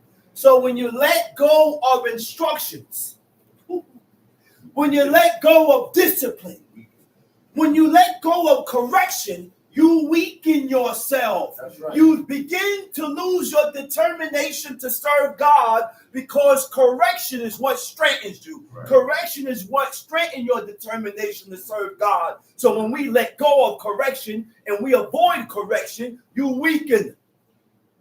Ain't that deep, man? That's right, bro. Isn't that deep? And look, these laws, commandments, and statutes was all linked together. That's why God, in the laws and the commandments of God, he said, correct and chastise your neighbor because you is obligated to chastise me and I should be able to chastise you. And in doing these things, we strengthen each other through us rebuking each other and showing us where we went wrong concerning God. Yeah. That's how we strengthen ourselves. But a lot of us reject correction. Yeah. A lot of us, you can't tell nobody, not tell them nothing. Yeah. A lot of us can't be rebuked. Why? Because you have become a scorner. You have become a scorner. Tom Sheep. Take fast hold of instruction. Uh-huh. Let her not go. Keep her, for she is thy life. Uh-huh. Enter not into the path of the wicked. Uh-oh. Uh-oh. Enter not into the path of the wicked. And when I did my studies of that word path, you know there's two Hebrew words for path or ways. Or one is derek, which goes according to your path and ways. But this Hebrew word here is deeper. It says orak. Orak is aleph resh het. Orak means the path, but it also goes in a little deeper. It goes into your behaviors. It goes into mannerism. It goes into the customs. Okay? Do not enter into, we read that out. Do not enter into the mannerisms of a heathen or wickedness or wicked people, which means we should not have the same mannerisms as the nations, as the people. Which means your mannerism only deflects and shows who you are as a person. That's right. And these are things that we have to correct with ourselves in order to be accepted by God. There are a lot of work that we need to do with ourselves, man. It's work. This way of life is work. Work, constant work and watching and reflecting. Constant work and reflecting on oneself.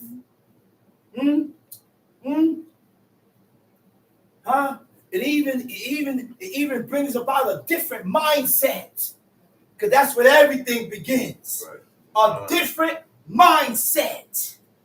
And that's something that you need to change. This is something that you can't see. You hear that? We have to change what is intangible. You can't grab it. You can't catch it. We have to change that very thing that you cannot see. That's a job. That's a job within itself. Tom Sheep, what verse you at? 14. 14. Enter not into the path of the wicked. Uh-huh. Go not in the way of evil men. Do not go in the way of evil men. which means we have to be able to detect the ways that God don't accept. We cannot go and walk in the path or in the direction of people that God don't accept. Okay? Go ahead, read. Avoid it. Avoid it. Pass. Wait a minute. He said avoid it. The Hebrew word, it says para. Avoid it. Refuse it. Reject it. Pass not by it. Pass not by it. Turn from Wait, abad means to pass. It also means to transgress. Not by following in the ways of wicked men. You see how you can transgress before God? I ain't did nothing. All I did was follow in the path or in the ways of evil and wicked people that God don't accept. And iniquity came to me. I done violated and sinned. Huh? So we have to watch who we follow, man. Yeah. We have to watch these things, because when we follow after the ways and the customs of evil and wicked men, that's how iniquity and transgression. Huh? Tom sheet. For they sleep not, except they have done mischief. For they sleep not, except they have done mischief. But their sleep is taken away unless they cause some to fall. Unless they cause some to fall. Yakshil is in Hebrew. It means unless you cause the person to stagger or stumble within the laws of God. Huh? Isn't that what was the objective of the serpent? Yeah. Isn't that the objective of the adversary? Yeah. The adversary's objective. The Hebrew word for adversary is Shatan, Satan. Okay? And their job, the adversary's job, is to detour you away from God. Now, people say it ain't no Satan. You think it ain't. There is an adversary. The adversary only means Shatan. It means to be adverse or opposite or contrary. But guess who controls him? God controls him. The adversary can't do nothing that God don't accept. That's the difference. So when God allowed the adversary to detour you, there is something that we did, there is something that you did that against God that caused the adversary, or to allow the adversary to penetrate. Okay? Go ahead. For they eat the bread of the wicked.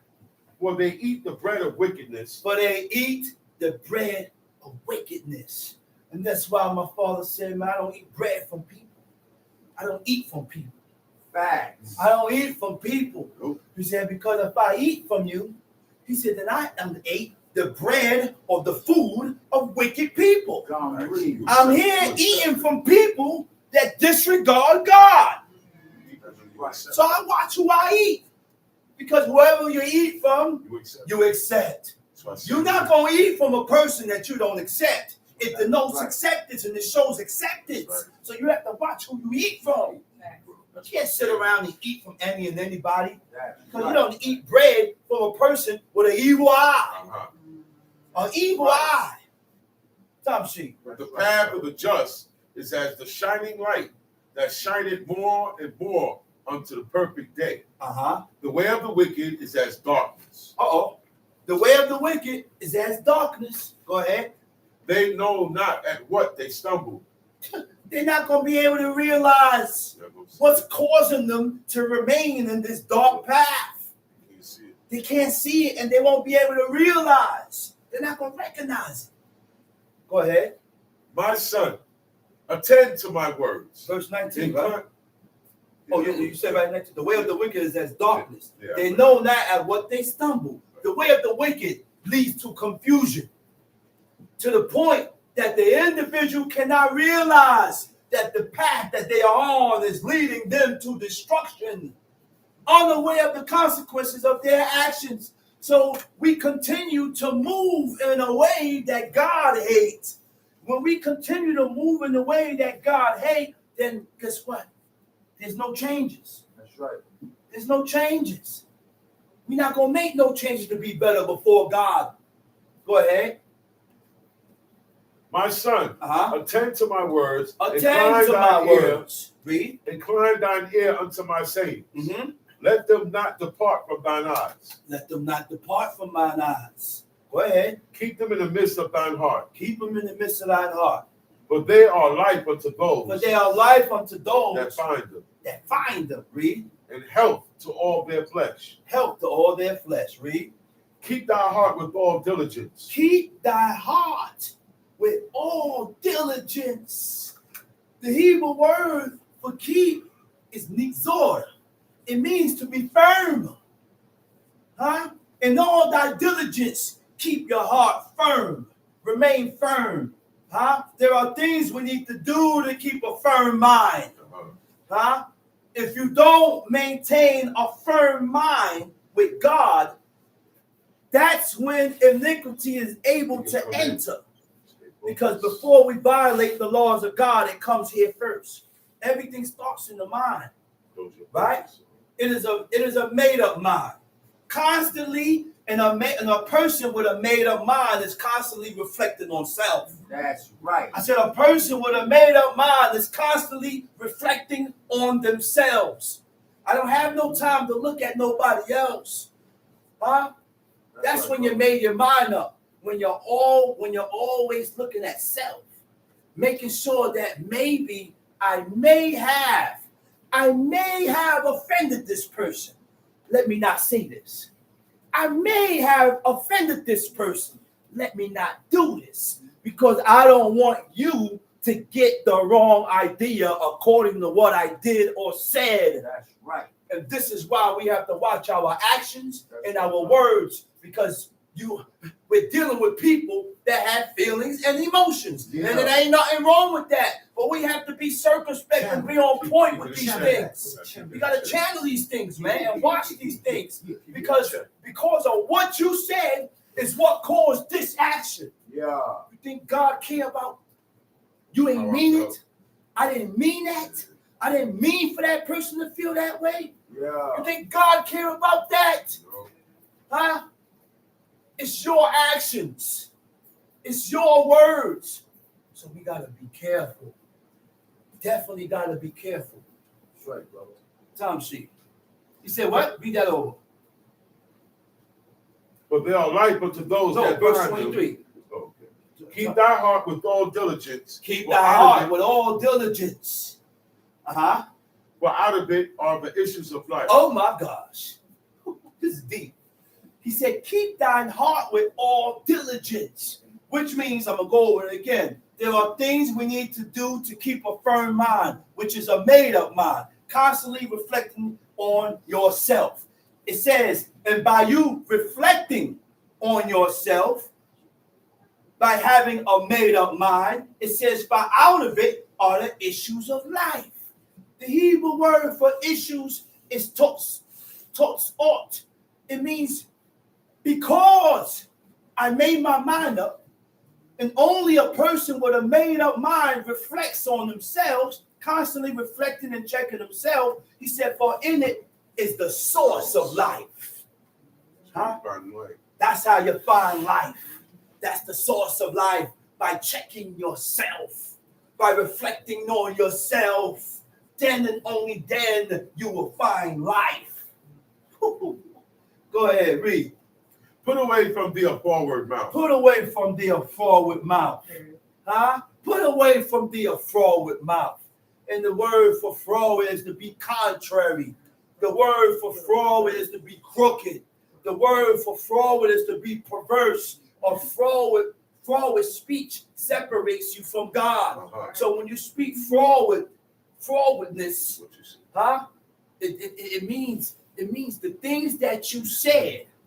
Things that I done spoke and said with my mouth is what caused me to be detoured or distant me away from God. Right? Go ahead. And perverse lips put far from thee. Let thine eyes look right on, and let thine eyelids look straight before thee. Ponder the path of thy feet, and let all thy ways be established. Ponder the path of who? Of thy feet. Ponder the path of thy feet. Right. You know what ponder means?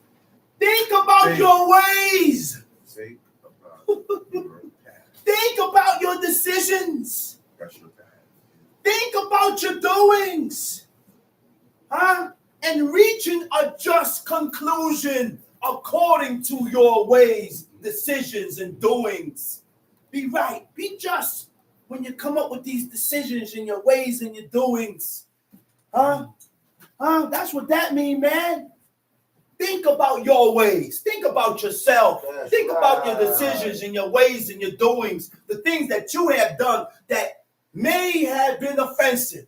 That's right. That this person may have took it a certain way That's right. or took it the wrong way. Right. You gotta worry. That's the look, man. The book shows us That's right. the way that we need to live concerning God. Mm-hmm. The book shows us the way that we need to live so that God can accept us. Huh? We can't continue the way we is, the way we are. Tom She, Ponder the path of thy feet, and let all thy ways be established. let all your ways be established. Go ahead. Turn not to the right hand, nor to the left. Turn not to the right hand or to the left. Remove thy foot from evil. Remove thy foot from being evil, to abstain from sin, to turn aside, to depart from actions that may cause harm. Okay, go ahead. My Now- son, Go ahead. attend to my wisdom and bow thine ear to my understanding. Go to 1 Samuel. But before you go to 1 Samuel, we're gonna go into Ecclesiasticus. No, go to Ecclesiasticus in our pocket. Ecclesiasticus chapter 33. He said, turn not to the right hand nor to the left, which means there's a steady path. There's a path that God requires us to remain in. Stay in it. To remain in this path. Don't dip off to the left. Don't dip off to the right, but maintain loyalty, maintain that firmness that's going to keep you in the path that God, so that you can be accepted by God. Tom Sheet, Ecclesiastes chapter 33. There shall no evil happen unto him that feareth the Lord. There shall no evil happen unto him that fears God. Huh? Uh-oh. Now we're going to see what happens, because there's time and chance that happens to them all, but there's a difference between evil that happened to righteous, and there's a difference that happened between evil that happens to the wicked. Let's read, because there's time and chance that happens to them all. That's right. Okay, now you're going to see. Read. But in temptation, even again, Wait a minute. He said, there shall no evil happen unto him that fears God, which means you got to be afraid. You have to be afraid not to offend God. He said, but in temptation, even again, he will deliver him. And that's the difference. That's the difference. When God put us through certain things, the ones that fear God, God will deliver them. I said, God will deliver them. Tom Sheet. a wise man hated not the law. A wise man don't hate the law. That's right. If you are wise, you will not embrace despise the laws of God. You will embrace the laws of God, even if you don't accept it because of your past. A lot of us don't accept everything in the book that we read because of our upbringing. Tom Sheet. But he that is a hypocrite therein is as a ship in a storm. What is a hypocrite? A hypocrite is someone who acts as if they have moral excellence without necessarily possessing those traits. Right. Huh? You don't really have these godly and righteous traits. You fronting like you got it, but you don't. You talk a good one. It describes someone who puts on a show of being virtuous only for appearance sake. Also denotes pride. You want to be seen. You want to be recognized. You want to be the one that knows. And when you detect these things, you gotta muffle it. Because if I tell you, you're going to tell me to go where the sun don't shine. This is why every person have to be able to detect their own faults so that they can improve before God. So that they can improve before God. I can't always show you. I can't always be the one to show you because most of the time when you're being shown, we reject it. We reject it. Let's read. A man of understanding trusted in the Lord. A man of understanding trusted in God. Who is and what is a man of understanding? A man of understanding, that the man of understanding is a man that departs from evil. Huh? A man of understanding is a man that escheweth evil. That's right. Things that is contrary from what God said, we have to train ourselves to despise it. Huh? Because to be truthful, we don't despise everything God despises. That's right. We don't despise everything God despises. We don't love everything that God loves. We don't. Tom C. A man of understanding trusted in the Lord. Trusted in and God. the Lord is faithful unto him as an oracle. As an oracle. Read. Verse 4. Verse 4. Prepare what to say. Prepare what to say. And Which so, means what? Don't be so quick to out. talk. Don't be so quick to blurt out words because you're going to mess around and say the wrong thing. Read. Prepare what you're going to say. And so thou shalt be heard. And that's when you won't be heard because you done prepared and said certain things carefully so that I don't offend nobody or hurt nobody. Okay, go ahead. And bind up instruction. Bind up then instructions and then make an answer. You know what bind up instructions means? It means to obligate. Obligate yourself. It means to restrict yourself. Huh? Restrict and obligate yourself. What? According to the laws of God. Okay? Time sheet. the heart of the foolish is like a cartwheel. The heart of the foolish is like a cartwheel. Right? Mm-hmm. The heart of the foolish is like a cartwheel. Right? A foolish person's mind is inconsistent. He's all over the place. That's why he's inconsistent. Yeah. 1 minute he's talking about God, God, God, God, and pushing up, and then next minute he ain't that way. He's inconsistent, making no progress or improvement concerning God's law, having no fixed direction. A foolish person makes poor decisions without considering the consequences. That's foolish. You did it, you said it, and didn't regard the consequences that happened from what you did and said. It stems from impulsiveness. It stems from ignoring advice. Struggle to accept criticism. So what is impulsive? Impulsive means you act on sudden urges. You just react. You felt a certain way and you move according to how you feel without considering the consequences. A person that moves off impulses and urges do not have self-control, and they speak without thinking. They blurt out and say things without thinking. Time sheet. His mouth transgresseth not in judgment. A just weight and balance of the Lord's. A what? A just weight and balance of the What verse Lord. you at? Verse 5. The heart of the foolish is like a cartwheel, and his thoughts are like a rolling axle tree. A stallion horse is as a mocking friend. Read.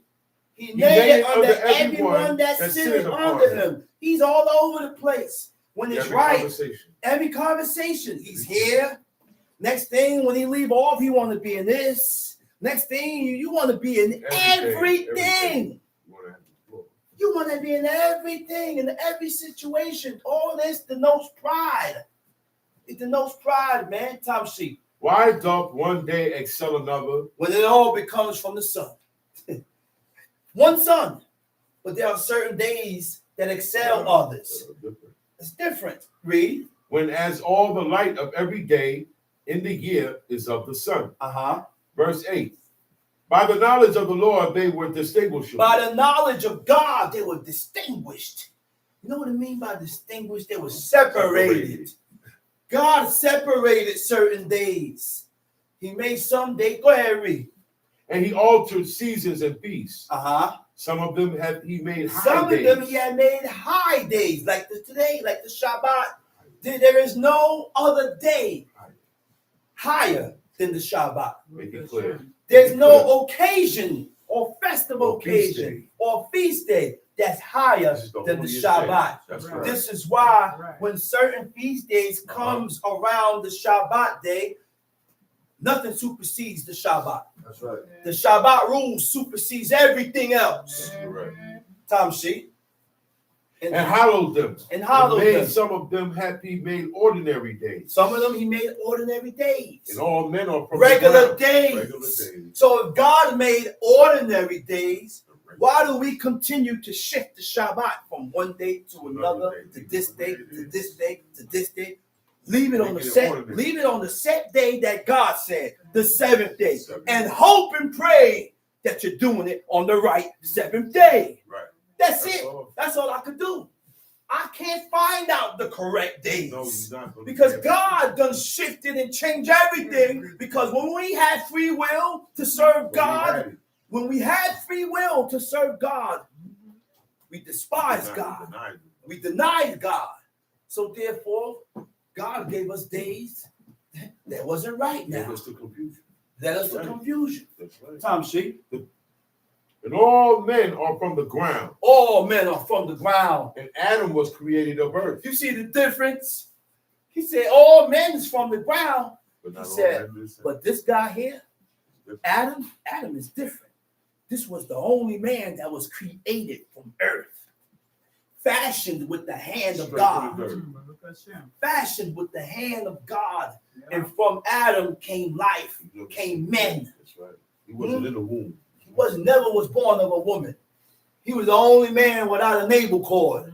That's right. Tom sheep. Righteous lips are the delight of kings. Righteous lips, honest lips, just things, just lips is the what? Is the delight of kings. Read. In much knowledge, the Lord had divided them. In much knowledge, the Lord had divided them. And made their ways diverse. And made their ways diverse. Made them different. God separated us. God is the one that separates man. God separates us according to our mindset. Yep. Put you with this one because you think like him. Put you with this one Categorize. because you think like this one. This people here, they want to seek God, so they put you with people that want to seek God. Put you with your match.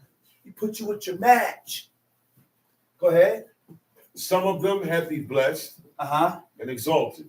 Some of them has he blessed and exalted. Read. Some of them have he sanctified and set near himself. Some of them he sanctified and he took to himself like the priesthood, the Levites. But some of them have he cursed and brought low and turned out of their places. As the clay is in the potter's hand to fashion it. As the clay that is in the potter's hand to fashion it, that's being formed. Read. So man is in the hand of him that made him. So is man. So man is is in the hand of him that made him to render to them as like it him best. Go ahead. Good is set against evil. Good is always going to be against evil. And the evil always going to be against good. That's right. Go ahead. And life against death. And life against death. So is the godly against the sinner. Good against evil and life against death. So is the godly against the sinner. Naturally, you're going to be against. The sinner. Naturally, you're going to be against. Go ahead. And the sinner against the godly. And the sinner against the godly. So look upon all the works of the Most High. And there are two and two. Two and two. One against another. Tom sheep. I awake up last of all as one that gathereth after the great gatherers. After the great gatherers, I can get up whenever I feel like it. You know why? Because I'm amongst people that consider. Yeah. I don't have to worry about and tell nobody to say nothing for me. They did that naturally. I was able to go in the field whenever I felt like it and still eat. You still had food to pluck because everybody considered. Tom Sheep. By the blessing of the Lord I profited, By the blessing of God I profited. and filled my wine press like a gatherer of grapes. Consider that I labored not for myself. Ooh, we said only. consider that I don't go out and break my back, go to work just for myself. I go to work to take care of you, and you, and you, and you, and you. Huh? And the person made it so that you don't have to break your back and stress yourself and worry about things that you don't need to worry about. The person is covering that. So sometimes we need to acknowledge these things and sometimes let go and give up. Think about that. We got to think if we had any good in us. Because only a person with good in them will acknowledge things like that. That's right. Tom Sheep. Consider that I labored not for myself I didn't only, go to work for myself. but for all them that seek learning. Uh-huh. Hear me, O ye great men. Hear me, O of ye the great people, men of the people. and hearken with your ears, ye rulers of the congregation. Uh-huh. Let's go. Give not thy son and wife, thy brother and friend, power over thee Oh my goodness. while thou livest. Give not thy son, your wife, your brother, and friend power over thee while thou livest. You understand that? Everybody It means you should not allow your wife, you should not allow your brother, you should not allow your friend to have ultimate power over your decisions. Right. This is my decisions, and you must put your foot down when you came up to a decisive matter. That's right. When you have decided, that's it. It That's stands. That's Right. right. It stands. It is a warning to leaders. It is a warning to fathers.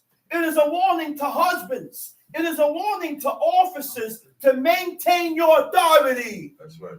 Maintain your authority and stand on your foot Stand on your and put your decisions. foot down and not give away your assets. Right.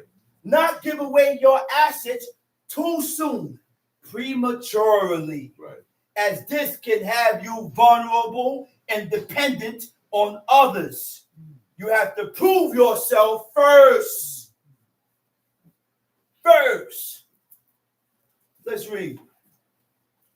Give not thy son and wife, thy brother and friend, power over thee while thou livest, While thou and livest. give not thy goods to another, lest it repent Lest thee, it repent thee, lest you regret it. and thou entreat for the You same start again. coming around talking about trying to receive it again. You can't get it because you already gave it away. Tom Sheep. As long as thou livest and hast breath in thee, give not thyself over to any. That's right. For better it is that thy children should seek to thee. We in this. For better it is. Right. That better. It says better it is that the children shall seek after thee. Yeah, right. Huh? That's right. Which means we as parents should not be seeking after the children.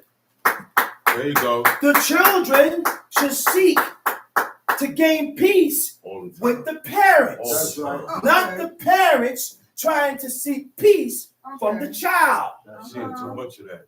It's too much of that, man. Too much of that. It's too much of that. It's too much. Tom C. For better it is that thy children should seek to thee than that thou shouldest stand to their courtesy. In all thy works, keep to thyself Oh, wait, the hold up. preeminence. In all thy works, keep to thyself the preeminence. In all thy works, keep to thyself the preeminence. Okay? What is preeminence? Preeminence is dignity, importance, all right? Superiority, Stay in that. okay? Maintain your Maintain dignity. dignity.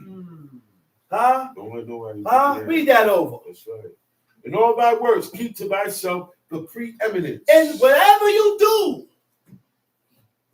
do, in your actions, in your doings, in your speech,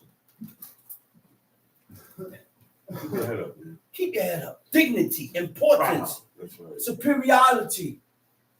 Huh? Stand on. Look, maintain in a dignity fashion. Huh? In an important or superior.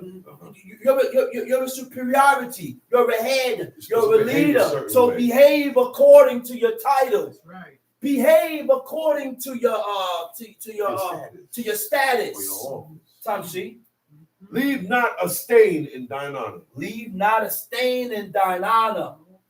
He said, leave not a stain in thine honor because of the way you act and the things that you said. Now you done blemished yourself.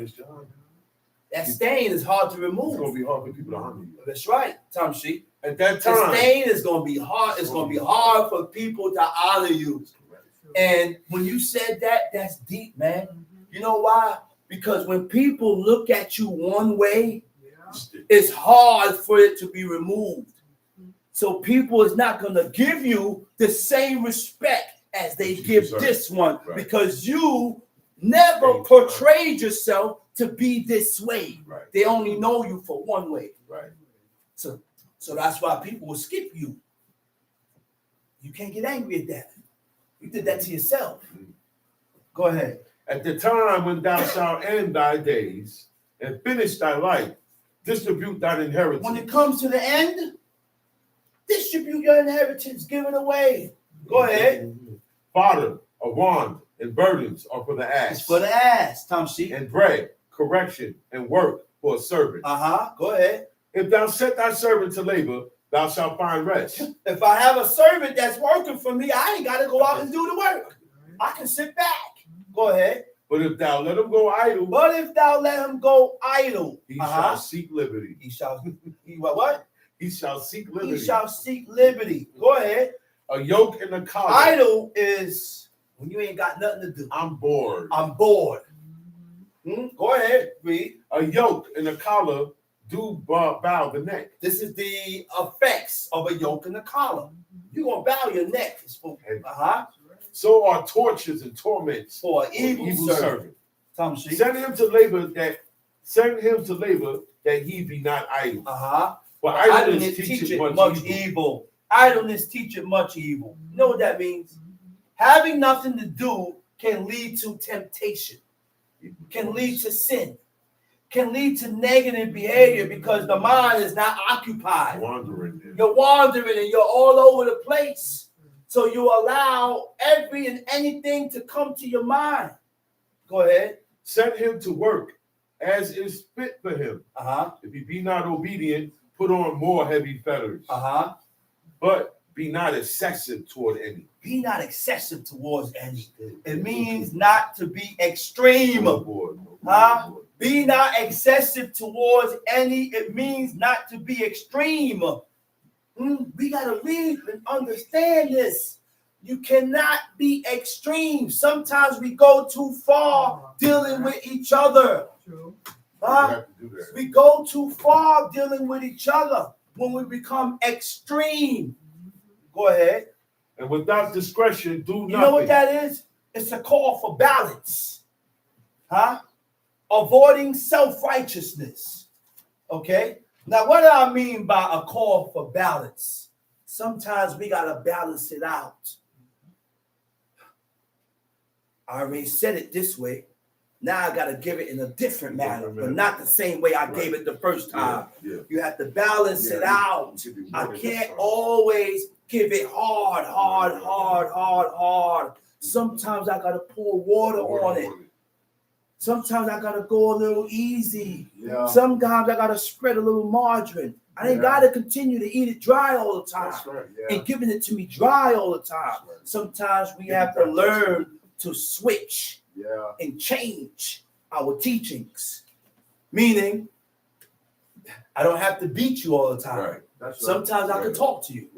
I don't have to condemn you all the time. Sometimes I can speak to you. I don't have to do these things all the time, but only leaders, officers, true leaders can understand that. You don't have to give it all the time this way. Sometimes I need to ease up and back up and give it when it's needed. Yeah. It wasn't needed for this. Needed, You didn't have to do this. Right. Go ahead. Oh, hold on. I said avoiding self-righteousness. Self-righteous person scrutinize others. I said a self-righteous person scrutinize other while refusing to admit their own Always flaws. pointing the finger. Huh? Always pointing their finger, but they refuse to reflect Look at his son. or to admit their own flaws. Right? Go ahead. Verse 29, right? Verse 29. Be not excessive toward any, Uh-huh. and without discretion do nothing. Without discretion, do nothing. Huh? What is discretion? Discretion is speaking in a way to avoid causing offense. So when you're speaking, I have to speak and say things in a way that I don't offend people. So you have to watch your words. Avoid words and actions which could result in an undesirable consequence. Yeah. Go ahead, Tom Sheep. If thou have a servant, let him be unto thee as thyself. He said, if thou have a servant, let him be unto thee as thyself. It means that one should treat a servant Like or any person under your authority with the same respect and care that they would afford themselves, that you would like for yourself. And when you will begin to love, that's when you begin to love your neighbor like yourself. When I'm able to treat my servant, the guy works for you, God, that works. but I treat him as if he don't even work for me. You don't even feel like a servant. Huh? He don't even feel like a servant. Huh? Let's go to 1 Samuel chapter 18. 1 Samuel chapter 18.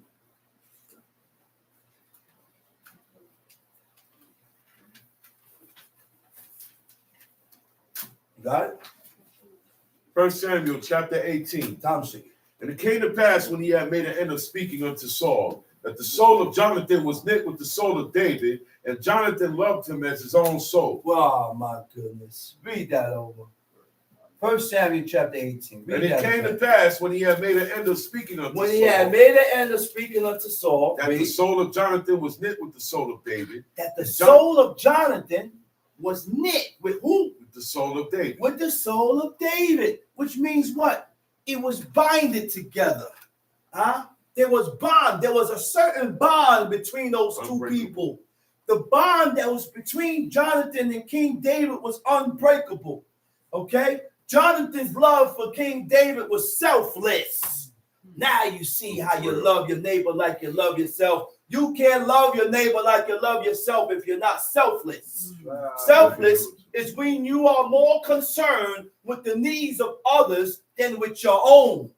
You're more concerned with what you need than what I need, than my own needs.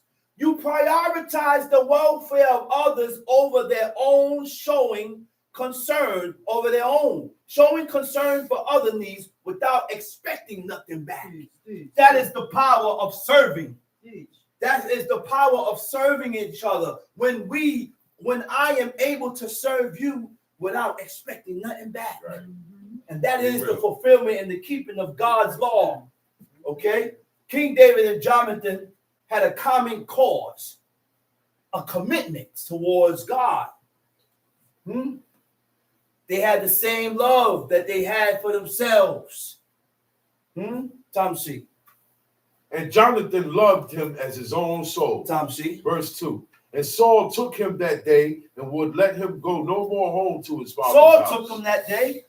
At that point in time, he didn't return back to his father's house to watch no flock. Okay, go ahead. Then Jonathan and David made a covenant because he loved him as his own soul. And Jonathan stripped himself of the robe that was upon him. Jonathan took his robe off. Read. And gave it to David. Gave it to David. And his garments, even to his sword. And his garments, and gave to him his his bow, sword, gave him his bow, and his girdle. And his girdle. Read. And David went out whithersoever Saul sent him. Wherever Saul sent him. And behaved himself. See, we got to understand. A good servant, only a good servant makes a good leader. That's right. That's You cannot be a good servant You cannot be a leader without being a good servant first. You cannot lead without being a good servant first. First, you have to prove yourself to be a good servant. Now, it will show that you have the qualities of being a leader. You can't be a good leader without being a good servant first. Right. Tom Sheep. And David went out wherever Saul sent him and behaved himself wisely. And he behaved himself wisely. The Hebrew word for behave himself wisely is yaskil. It means to act circumspect or prudent. Now, what does act circumspect means? It means to be cautious. Huh? That's how you behave yourself wisely. Number one, you have to be cautious. Huh? Careful. Taking the time to consider all potential circumstances. What may happen if I say this? What may happen if I do this? There may be a consequence for my actions or doings or speech. Right? Circumstances and consequences before acting upon and what you say. To act circumspect. Yo, don't you think we shouldn't move this way? Because if we move this way, this and this and this may happen. That's when you move. That's when you act circumspect. Now you know. Look, that's how you consider, because you're considering the consequences of the situation, of the action. If it happens, this may happen, that may happen, and this may happen. The outcome of the situation. Huh? We have to learn to look at the situation from every angle. Think about the consequences that may happen, or how a person may take it as a result of your actions or words. What does act prudent mean? To act prudent means to act with caution and good judgment by considering potential consequences, avoiding unnecessary risk. Tom Sheep. And Saul set him over the men of war. And he was accepted in the sight of all the people. He was accepted in the sight of all the people because he was accepted in the eyes of God. Tom Sheep. And also in the sight of Saul's servants. And it came to pass as they came, when David was returned from the slaughter of the Philistine, that the woman came out of all cities of Israel, singing and dancing to meet King Saul, with tabrets, with joy, and with instruments of music. King Saul? Yes. Go ahead. And the woman answered what? I'm at 7 now. Go ahead, Tom Sheep. And the woman answered one another as they played. And the said, woman answered one another. Read. As they played. And said, Saul has slain his thousands. And David is 10,000. And David's 10,000. Read. And Saul was very wroth. Saul was angry. He's the king. But they ascribed David more than what they ascribed the king. Go ahead. But we have to realize now, at this point in time, God is switching it. There's a switch that's going on. And who caused the switch was King Saul, because he did not adhere to the commandment of God. He did not hearken to the commandment of God. So God switched everything, put the kingship. At this point in time, King David was already anointed. He's already anointed. Samuel already anointed King David, but King David moved like he wasn't the king. You see the pride? You see the pride? The things that denotes pride, which means I don't have to move like I'm an officer and I'm the head all the time. Sometimes I gotta cast myself and come down like I don't run nothing. That's why when you read the book, it says the king set a feast and set the table, but he walks around and act like he's a servant. But he's the one that owns everything. But I move like I'm a servant. I move just like the people. And these are ways and customs that we need to incorporate with ourselves to gain the attention of God. You cannot gain the God's attention with pride. You can't. That's right. Tom Sheep. And Saul was very wroth, and the saying displeased him. The saying displeased and he said, him. They have ascribed unto David 10,000. And to me, they have ascribed but thousands. And what can he have more but the kingdom? So what are you going to give him more than the kingdom? So let's read that. And Saul eyed David from that day forward. The Hebrew word for eyed. And Saul eyed David. The Hebrew word for eyed is awan. Ayin, wow, noon. It means, and Saul sinned against David. Huh? Saul had the evil eye against David. Now, what is the evil eye? When you have evil in your heart for a person that has done no wrong. No wrong. He didn't did That's no the evil wrong. eye. She ain't did no wrong, but you start moving with the person like he did, like he's wrong, Right. or like she's wrong. Right. This is why you have to watch how you act with people. Right. You have to watch when you act with people. Mm-hmm. Because we look at things that's wrong. Oh, why you acting like that? Why? But it ain't no sin in the eyes of God. No. That's right. It ain't no iniquity in the eyes of God. And this is our problem. We judge things and come up with decisions according to our own mind and not according to what God said. That's the problem. That is the problem. Let's read. And Saul eyed David from that day and forward. And it came to pass on the morrow that the evil spirit from God came upon Saul. God put the evil spirit on Saul. God did that, man. I said the Creator did that. God put the evil spirit upon Saul. But even when or while you have the evil spirit upon you, you can still do law. You can still do law. You can still be observing Shabbat. You still be keeping the commandments. You still be doing everything that you need to be doing according to what God said, and still have an evil spirit upon you. There you go. Huh? Just like when God put a godly spirit, he said the spirit of the Lord rested upon King David, which means, and while King David cohabitated with Uriah the Hittite wife, he still had the spirit of God upon you, which means you can violate the law and do things contrary to God and have the spirit of God upon you. And with that, everybody has gotten what was brought. And I'm going to say Shabbat Shalom. And I'm going to call up the next speaker, teacher indeed, Chief Mikael Ben Level.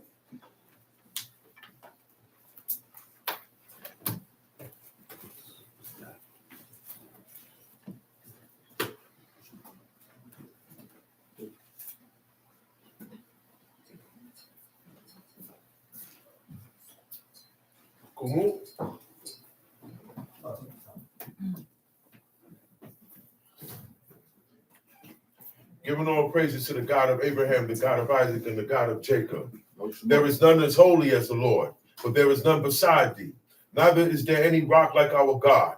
Talk no more so exceeding proudly. Let not arrogancy come out of your mouth. For the Lord is a God of knowledge, and by him actions are weighed. The bows of the mighty men are broken, and they that stumbled are girt with strength. They that were full have hired out themselves for bread, and they that were hungry ceased, so that the barren had borne 7, and she that had many children is waxed feeble.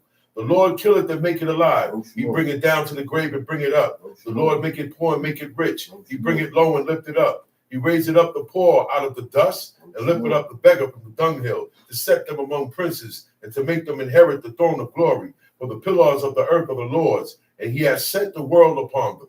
He will keep the feet of his saints, and the wicked shall be silent in darkness. For by strength shall no man prevail. The adversaries of the Lord shall be broken to pieces. Out of heaven shall he thunder upon them. The Lord shall judge the ends of the earth, and he shall give strength unto his king, and exalt the horn of his anointing. Shalom Aleichem. Maybe see. Okay. I was enjoying myself listening to Chief Shama, learning about myself. Not learning about anything else, learning about myself and how I'm supposed to be before the Most High God and my father and my mother. Don't leave. Okay? So we're going to go, first of all, I got to bring some notes that I promised last week. We're going to go to the book of the Maccabees, the Apocrypha. Okay? I'm going to go there first because I got to point something out. Take time. Give me a minute.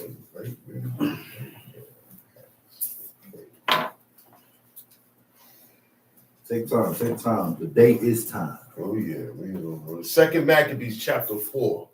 Second Maccabees chapter 4. Okay. The Apocrypha covers the time period of the Greco-Roman era. it covers the time after we came out of Babylonian and Persian captivity. Okay? The history still goes on. After the Persian and Babylonian captivity, we went into the Greco-Roman era, where the Greeks came and took over the world.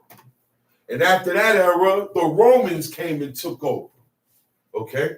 So now the Apocrypha covers the area of time, most of the history of the Israelites that lived in Jerusalem. Second Maccabees, chapter 4. It covers the Israelites that lived in Athens, in Greece, who were taken from Jerusalem and put into other cities, in heathen cities. This is the era and this is the time, all right? Some of them are still in Jerusalem. Most of them are scattered out. And most of the people are following the Greeks. Now, the Greeks are the newest nation to spring up to take control of the world, okay? There was also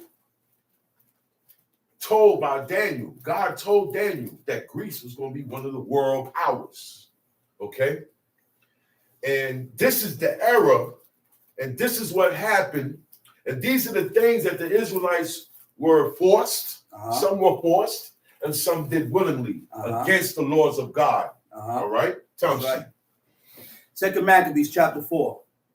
This Simon now, of whom we spake afore, having been a betrayer of the money and of this country, slandered Onias as if he had terrified. Onias is a good priest. He's the priest. He's the high priest at this time. Okay? And Simon, his name is Simon now. Right. See, they started taking on. See, Onias, you could tell that he stayed serving God because he didn't change his name. Okay? The Israelites started changing their names to heathen names, and they started taking on Greco-Syrian, Greco-Roman names. This guy, Simon, he was an Israelite, but he switched over and became a Greek. He became Greco, and he called his name Simon now. Right. And what he did was he betrayed his brother. His brother is the high priest. Right. His brother is Onias. Okay? Tamshi. So he slandered him. He talked bad about him. Because when you want, back then, if I want your spot, the first thing I do is start shooting you down. And I start talking bad about you. Okay? I start running what they call today a smear campaign. Right. Every time you see me, I'm talking bad about this brother. Every time you see me, I'm talking bad about this brother because it's something I want him out the way, or I want his spot. All right, time sheet. But when their hatred went so far, Verse 2. Thus was he bold to call him a traitor that had deserved well of the city and turned his own nation and was so zealous of the law. He called his brother a traitor, but he wasn't. He was lying on him. Time sheet. But when their hatred went so far that by one of Simon's faction murders were committed, Onias seeing the danger of this contention, and that Apollonius as being the governor of Cilicia. See who's running everything now? Guys with the name Apollonius. Come from the word Apollo. That's the name of the sun god. All these guys used to be Jews, original Judites. Most of these guys came and said, oh, wow, the Greeks are coming in. Well, you know what? I'm going to stay in power over my people with them. Okay? I became Greek, and now I'm going to become attached to their customs and bring it to the people now. He said, verse 5, he went to the king, not to be an accuser of his countrymen, but seeking the good of all, both public and private. That's Onias. He was a good priest. Well, he saw that it was impossible that the state should continue quiet, and Simon leave his folly unless the king did look thereunto. But after the death of Seleucus, when Antiochus called Epiphanes, took the kingdom, Jason, the brother of Onias, labored underhand to be his priest. Now we got this guy named Jason. Jason is he does things underhand. Okay, you can't trust him. He will turn on you. He will make a deal with you and then turn around and make a deal with somebody else to turn on you. Right. Okay, Tamshi, verse 8. Promising unto the king by intercession 360 talents of silver, and of another revenue 80 talents. Okay. So now what he's doing, he's bribing the king. I am going to pay the king bribery money to become the high priest now. That's why I'm starting to talk against the high priest. Right. Because he has a plan. Right. 360 talents of silver comes up to over 29 million. It comes up to between 29 and 45 million dollars. That's how much 303 talents of silver costed at today. If you had that, what that man had in a bag, you know how heavy silver is? Right. If he had that, and we bring it up to today's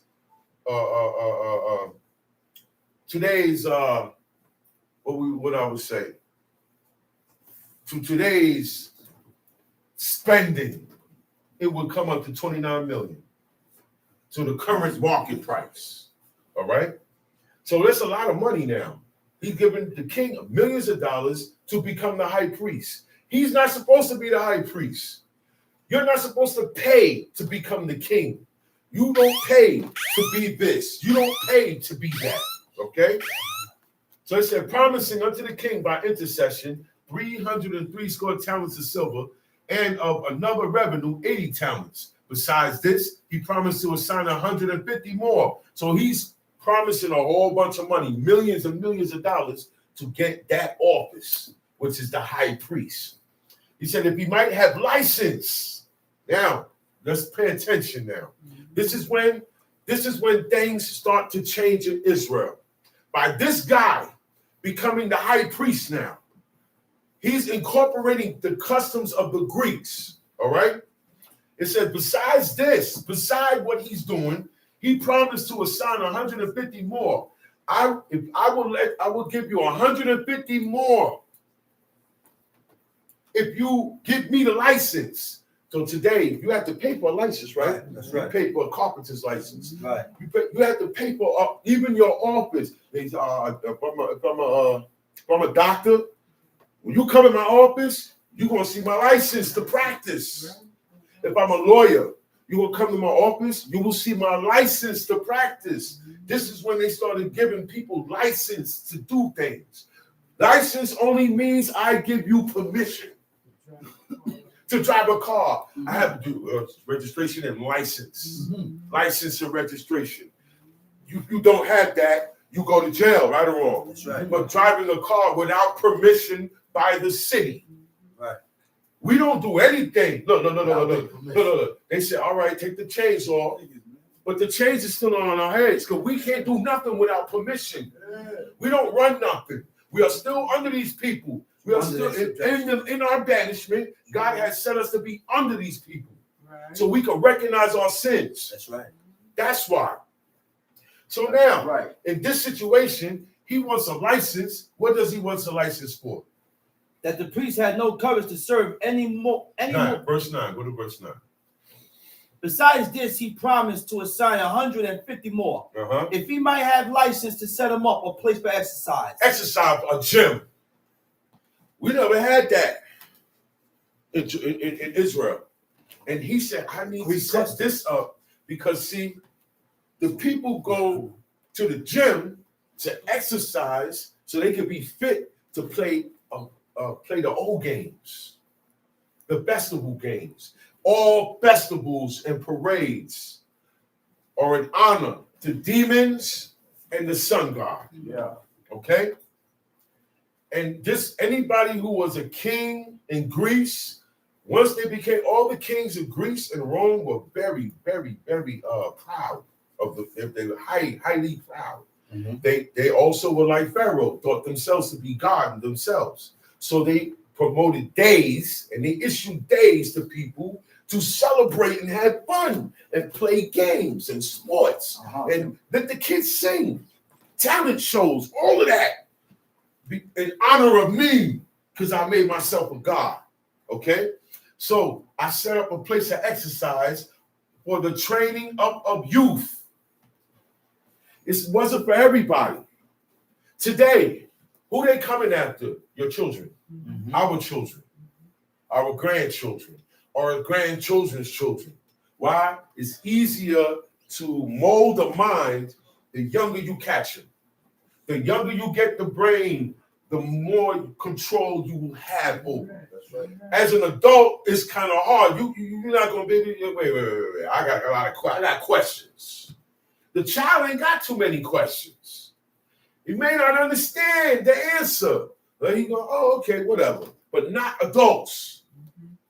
So what he do now? He targeted the youth of who? Of Israel. Yeah.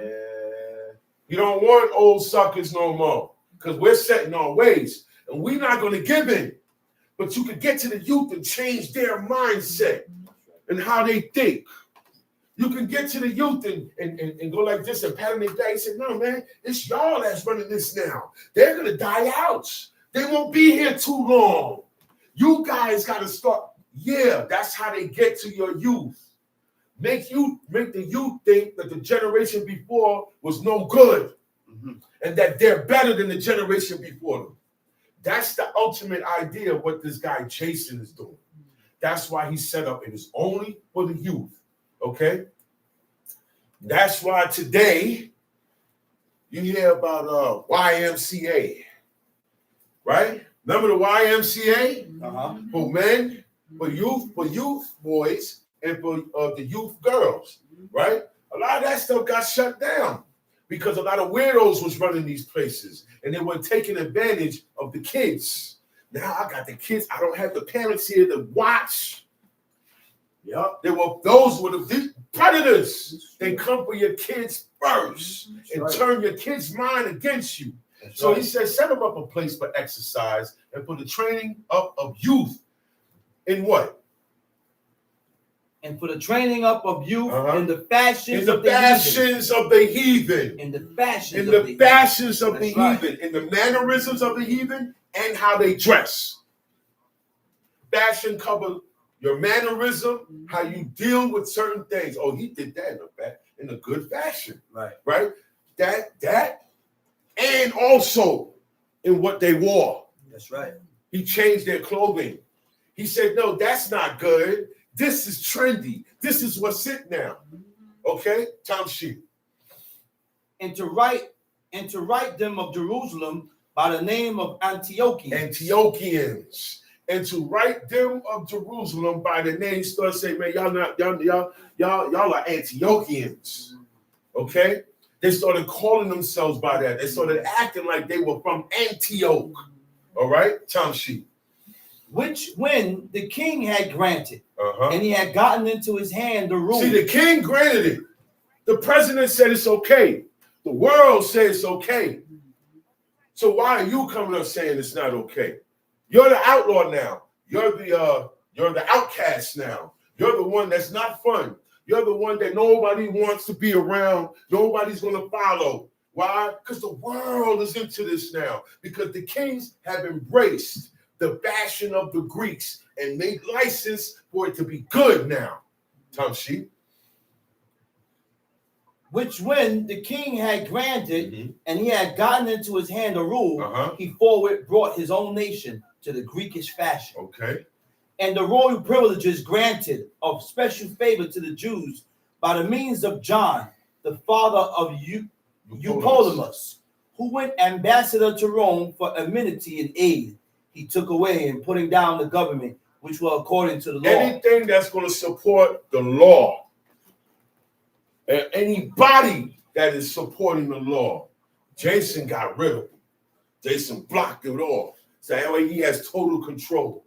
If I can't have total control if you are not here. You're over there. So what? I got to stop you from going over there. Jeroboam said, I got to stop them from going to Jerusalem 3 times a year. He said, if I don't do that, they're going to join up with the king down there, and one day they're going to come and kill me. So he built places, Tirzah. He built cities that blocked the roads. Where are you going? Oh, I'm going down to Jerusalem. No, turn around or die. Or they confiscated your goods. They stopped you. He stopped you from going to where the law is being done at. And that's what this guy is doing. Right? He said he put down the governments which were according to the law. All the cities beside Jerusalem that was doing law, he put them down. The object is to get these people to sin. That's right. We have to keep them in a state of iniquity. That's right. They will never get good with their God ever again. That's right. And we will be able to run everything. That's right. That's all the heathens' mindset. That's what they wanted to do. Every era from back then to now in the future, that is their mindset. All right? Tomshi. He brought up new customs against the law. You see that? He brought up new customs. So that means we got customs. That's right. That's lawful. God gave us, right? That's right. But this guy brought up new stuff. See, we wasn't born in that era where the new stuff came up. When we came up in our era, whatever generation we came up in, it was there already. That's right. So it seemed like it was okay. That's right. Okay? We was born into the result of this. That's right. That's why it's hard for people to see certain customs, certain celebrations, certain clothing, certain paths are not the paths of righteousness. That's right.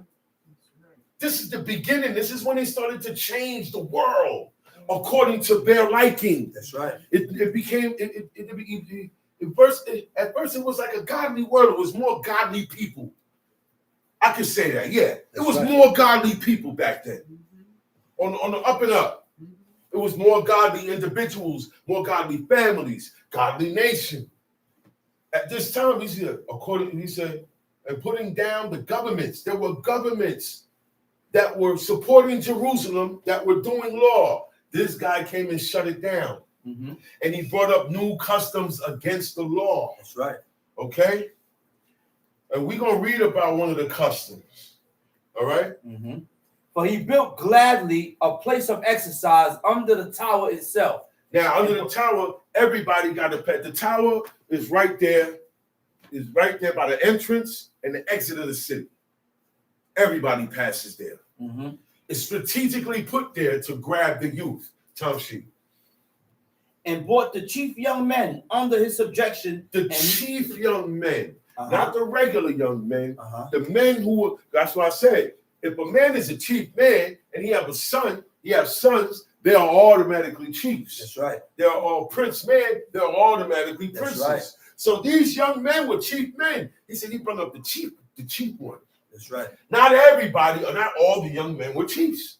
That's right. He said bring the chief one, the main ones under his subjection. Why? Why did I bring the main ones? Because these are the ones all the other Israelites follow. That's right. These are the guys that teach the Israelites. These are the youths that keep the Israelites going. So I gotta get the leaders. I gotta get the leaders of the youth. And that's what he did. The leaders of the youth, the new school, the new generation. Okay? He said, and what he did. And made them wear a hat. So that means they never wore a hat before. That means they never wore a hat before. Am I correct? That's right. All right. Now, right. So that means that a hat. Now I'm gonna go into a lot of history on this hat. Greek fashion. But just for me to hear, he brought up new customs against the law, and then later here and made them wear a hat. I ain't wearing no hat. That's right. Or if I was wearing a hat, I ain't wearing it no more. Once I see that, that's enough for me. Yeah. Because it says customs of the heathen. That's right. New customs against the law. So everything he made them do, everything he made them say, Everything he made them wear was against the law. A new custom against the law. Okay? Right. Now we're going to dig deep into why did he make them wear a hat? Why? Why he put that on? Okay? Teach. Keep going. I mean, Now, please, keep going. Now, such was the height of Greek fashion. Now, this was the height. Okay? Of Greek fashion. This is today on the internet. You would look and say, what's trending? Right? Right. What's trending means what's popular, what everybody's doing, what everybody's into, what everybody agreed to. What's this. The fashion of What's today? the fashion? Everybody loves this fashion, right? Yeah. Now, such was the height of American fashions. All you got to do is just put any nation's name there, because that's what we following now. That's right. He said, now was such the height of Greek fashions, Through the exceeding profaneness of Jason. an increase of heathenish manners, an increase. We didn't have too much heathenism in us, but now it's an increase because of the Greek fashions. Okay? Certain fashions we started to wear, certain things we started to do. We started to be actors and actresses like the Greeks. That's right. You know, that's where plays and movies and every screenwriting comes from. That's right. Theater comes from that. It's part of Hellenism. Yeah. Art, Yeah. poetry, Yeah. all of sketching and Rembrandts, all that stuff All that stuff. that you see in a museum come from these guys. It's called Hellenism. It's called Hellenism. Okay? And the increase of heathenish manners through the exceeding profaneness of Jason, that ungodly wretch, Oh God. and no high priest. Even though he said he was a high priest, he wasn't recognized as a high priest. That's right. You could call yourself a high priest, you could call yourself a priest, but you're not recognized as one in the eyes of God. Because he just said here, that ungodly wretch and no high priest. He made himself high priest. He bought the priesthood. He got the stuff on. But he wasn't recognized as one. That's right. By the righteous, by God and the righteous, he's not recognized as a high priest. That's right. He got the people doing iniquities. He got them doing new things. He got them doing things they never did before. Greek fashion, Greek culture. That's all Hellenism. And it's still prominent today. All right? It survived through Rome. Rome took Hellenism and spread it out throughout the world. And it's been like that ever since. Right. Nobody ever conquered Rome. That's right. Rome split up in 4 generals. That's right. All right? That's Right. And spread it out. The same way the Greeks had 4 generals. But after Alexander died, there were 4 generals. One named Seleucus, one named Antiochus Epiphanes. And these are the same guys that's running things right now. All right? That's right. So every world power that took over Israel introduced Israel to heathenish fashions. Heathenish customs. And heathenish customs. That's right. Now, the reason why I said this is the height, he said because, look, the customs that they had, all right, man, they said like they followed the Ammonites at one time. Right. They followed these guys, but they followed these guys all the way. Now, such was the heights. They went all the way. That's right. Okay? The height of Greek fashions, an increase of heathenish manners through the exceeding profaneness of Jason, that ungodly wretch, and no high priest. That the priest had no courage to serve any more at the altar, but despising the temple. See, I'm not even, look, there ain't no more sacrifices. I hate that temple. He despised the temple. And neglecting the sacrifices, hasten to be partakers of the unlawful allowance in the place of exercise after the game of the regular priests, the regular Israelite priests, they said, man, they couldn't wait to be partakers of Greek fashions. They couldn't wait to be partakers of the unlawful allowance. Allowance, meaning the unlawful privilege to go in that exercise, that place of exercise. After the game of discus called them forth. Discus was one of the prominent games in the old games. That's right. Where they got a big metal disc That's and right. they do this and throw it. That's They right. still do that today. That's How right. far you can throw the javelin, That's right. all that stuff. Yeah. We don't get into that. That's right. That's right, bro. That's But that's where sports came from. That's Greek right, bro. games, Greek Competition That's right. in honor of the gods. That's right, bro. That's where all those sports All come from. sports. All right? Time sheet. Uh-huh. Not setting by the honors of their fathers. They didn't live by what their Our fathers forefathers honored, respected and what their honored. forefathers revered. That's They right. didn't go by that. They threw all of that away. Time sheet. But liking the glory of the Grecians best of We all. like the Greeks. The Israelites was liking everything the Greeks was giving up. That's And right. you know how the Greeks was giving it up. Time sheet. All right. But I'm going to just say this. All their statues are naked. That's right. All of the Greeks' statues are naked. They- listen, man, time sheet. by reason whereof sore calamity came upon them, for they had them to be their enemies and avengers. Just, you know what? He said, look, they don't know that they're setting themselves up. By reason whereof sore calamity came upon them. Because they followed these Greeks, right? They had them to be they had to be their enemies. All right, put it like this. God tell you not to follow the heathen round about you, right? Right. When you follow them and do what they do, you become their enemy. That's right. They want to enslave you. That's right. Now they don't like you. That's right. When because you trying to follow them. Now it's like, yeah, Israelite, yeah. But you over here though. That's What right. you doing over? That's the attitude that they bring. He said, the reason whereof sore calamity came upon them, but they had them to be their enemies and avengers, whose custom they followed so earnestly. They didn't even question it. The Israelites knew the law, followed the law. But when these Greeks came with their customs, they didn't say, well, hey, ain't that against the law? They didn't say nothing. But today, when you open the book of the law, there's a lot of questions, there's a lot of denial, and a lot of doubt. And they don't easily take to this like they took to the Greeks. Y'all better watch yourself. Yeah. Okay? Allow yourself to accept more of what you read in here. Yeah. Because you're gonna read a lot of what you're not supposed to be doing. That's right. You're gonna hear more of that than anything else. That's what this life is about. That's what this life is about. Hearing what you're not supposed to be doing, hearing what you're not supposed to be saying, wearing, celebrating. There's a lot of thou shalt nots more than anything. Right. But we so follow the heathen earnestly. He said, whose customs they followed.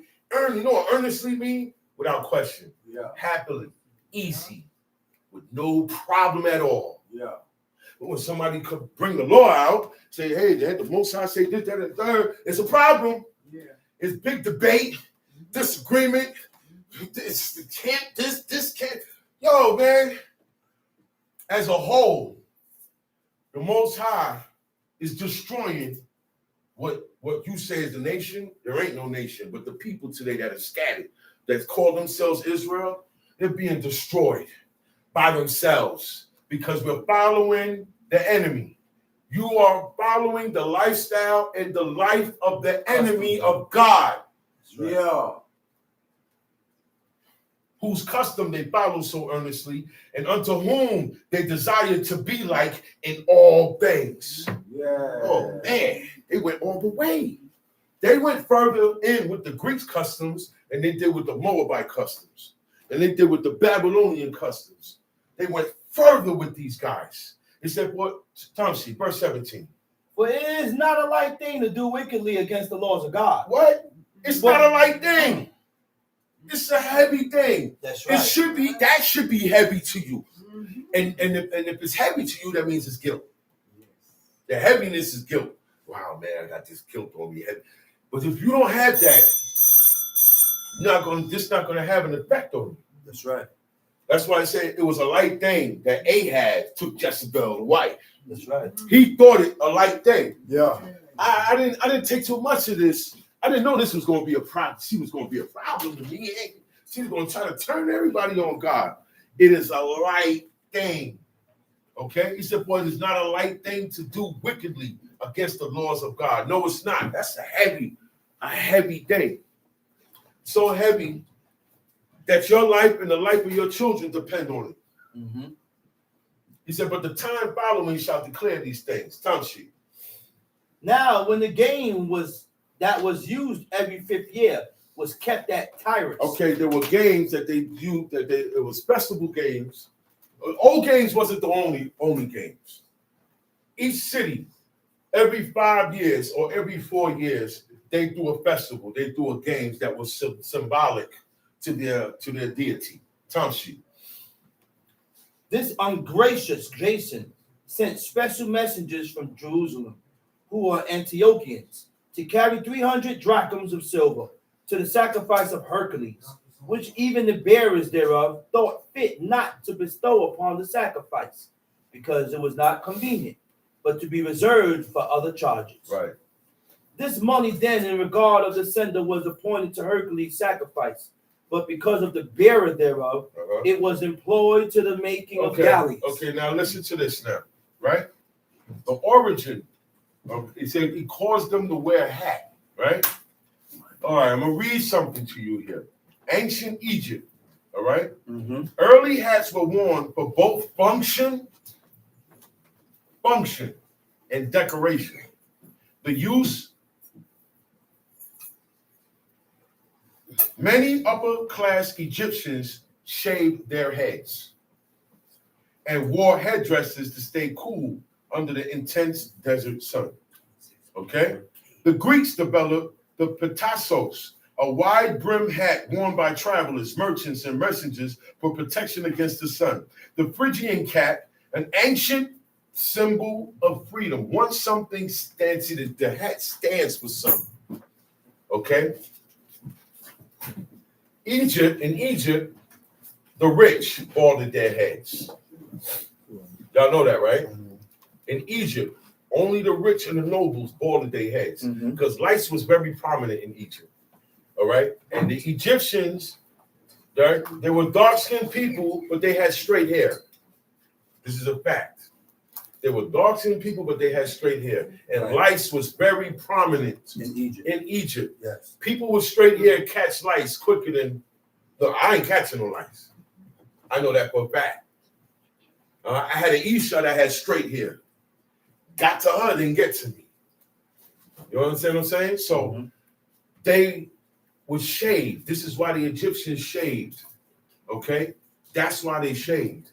They shaved off their eyebrows in commemoration to the god of the dead, Thoth, which is a dog sometimes, which is an animal sometimes, which is a dog, a cat, and a human sometimes.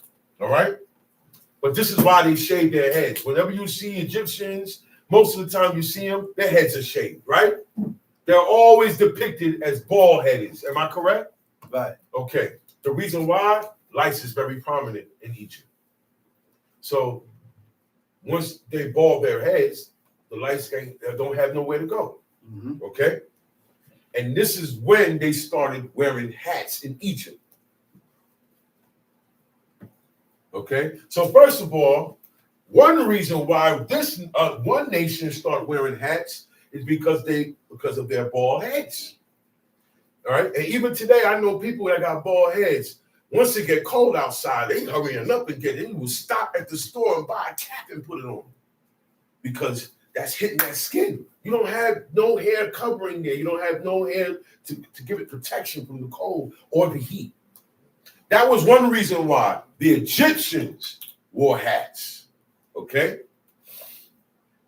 Now remember, we're not supposed to bald our heads. We're not supposed to be taking haircuts or shaving our heads. So we wouldn't have needed the hat to cover our heads. And you never heard of a hat being mentioned in the Old Testament. Right or wrong? Right. Okay. And in Greece, the Phrygian cap, sometimes that hat is called a cap, right? It's a cap with a brim, okay? It says the Phrygian cap, an ancient symbol of freedom. It was also used as a symbol of freedom from Greek slaves who served Hermes or Hermes. I say this name, The belts. the belts. Hermes belts. Coins. I know a lot of y'all Israelites got a Hermes belt. That's the name of a Greek god. That's right. And this we're gonna see when you wear hats, you're in honor to that Greek god. That's right. Okay. With the belt. That's Okay. right. And now you got that Greek god's name on everything. It's a whole line, a whole clothing line, fashion, Yeah, fashion. a whole clothing line. They got purses, they got belts. The first thing I ever saw was the belt, and it just an H, big giant H, and it stick out. Yeah. And look, even I said, wow, what that H stand for? Somebody said Hermes. I said, Hermes, that's a Greek god. Greek god. Knew that. That's what they're doing. Now they're being straight up. Now they're being straight up. They ran out of names to give you. So now they're going straight up. This is the devil. This is the ghost. This is this. Essentials. There's a clothing line named Essentials. Don't wear that. Because it says something about God under it. It ain't talking about the Most High. That's right. It said fear God. The fear of The God. fear of God. Okay. It ain't talking about the Most High. No, it ain't. Because a lot of people call their gods God. That's right. He said Micah had a house of gods. Mm-hmm. Okay, once you got idols and you got likenesses, those are God. God called them gods. They're not real though. They're not active. Idols. He called them idols. Deities. He said, you serve another God that don't live. Okay? He said the origin of hats dates back to thousands of years. For headwear, served practical purposes like sun protection and warmth, as seen with Egyptian workers, straw hats, and the Greek petassos. All right, I keep looking. I said, let me look up the word petasso. This word sounds Spanish, right? But it's Greek. Okay, a petassos is a broad-brimmed hat of Thessalian origin. You got I can never say this word. Thessalians. Okay, there was a city. Okay. And these people come from there, and they were called Thracians, right? And the Thracians were the ones that originally wore these straw, broad-brimmed hats, often in combination with a cape. It was made of wool, felt leather, straw, or animal skin. Women's versions had a high crown, while those for men featured a lower crown. It was worn primarily by farmers. As a winged hat, it became the symbol of Hermes, the Greek mythological messenger god. So the hats Okay. had wings on the side. All right. The original hat had wings on the side. The first hat, you said when he caused them to wear a hat, that had wings on it. With a beak in the front. Okay, with the beak on the front. That's right. Today we wear the hat without the wings. Sometimes I see it. Some Oh yeah. some companies make their Yeah, hats some still with the companies make it wings, straight up. and boots and sneakers and shoes with wings, Yeah. because that's also in commemoration to this Greek god, Greek gods. right? Yeah. He said, as a winged hat, it became the symbol of Hermes, the Greek mythological messenger god, right? And it was the most common hat worn in ancient Greece. Its wide brim protected the wearer from the sun. Now, we talk about protection from the sun, right? But who was it in honor of? The Greek god. That's right. So that was the first purpose of that. That's right. All right? And they say, oh, yeah, well, it's good. Oh, well, the Egyptians, well, since they bald their head, they put, okay, well, Israelites not supposed to bald their head. That's So right. that it was not even for religious purposes, protection purposes, whatever purpose the hat was made for these Follow people, not the it ways can't of be evil. for us. That's right. All right? Follow not the ways of evil. He said,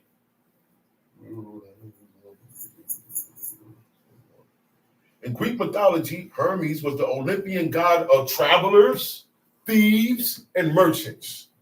So when you wear a hat, when you wear a hat, you also representing thieves. No lies. That's right. Because this God, this so-called God, is the God of also thieves, merchants, Cutthroat. and the messengers of other gods. Okay?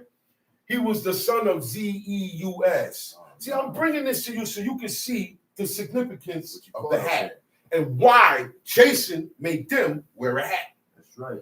It sounds like nothing, but when you go into the history of it, you will see We're not supposed to be wearing caps, man. That's right. We're not supposed to be wearing caps. We have our headgear already, man. That's right. Jason, a wild dude. And the only no, look, the only way a real Israelite can do law is bald is because he got bald naturally. That's what happened with Elisha. He was going bald naturally, and they was making fun of him. And the reason why they was making fun of him because it's not common to see bald heads in ancient Israel. That's right. That's why. That's right. I'm not saying the kids were supposed to do that.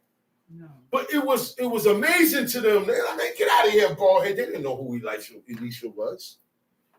They see this guy, they didn't care if he was old or not. They saw him bald headed. The mistake was they messed with the wrong one. Oh, They didn't know who it was. Brought back, and he said he cursed them in the name of God. Yeah. Did it reveal the name? Ate up. Did it reveal the name? No. It's not the name that we know because somebody would have tried it already. Okay. So God got names. He got other names besides Yod-Heh-Wav-Heh that should not be mentioned. He got names that are not known to us. He said, by my name, Yod-Heh-Wav-Heh, was I not known to them. Who was them? Abraham, Isaac, and Jacob. Abraham, the father of all Hebrews and all Israelites. The whole nation come from this man. Anybody that served the Most High God, he's the beginning of it. Yeah. He set it off. Yeah. If it wasn't for him, you wouldn't know nothing about this. Yeah. Okay? He didn't call God by Yod-Heh-Wav-Heh. Yeah. He didn't know him by Yod-Heh-Wav-Heh. He knew him as God Almighty. And that should be enough for you. I am. Whatever's enough for them should be enough for us. Okay? You're not better than these people. That's right. You're supposed to be following these people. Okay? It's saying, Verse 21. okay, now, and something that I've always say, no God has a mother and father. That's right. No God is born. That's right. Okay? This so-called God was born.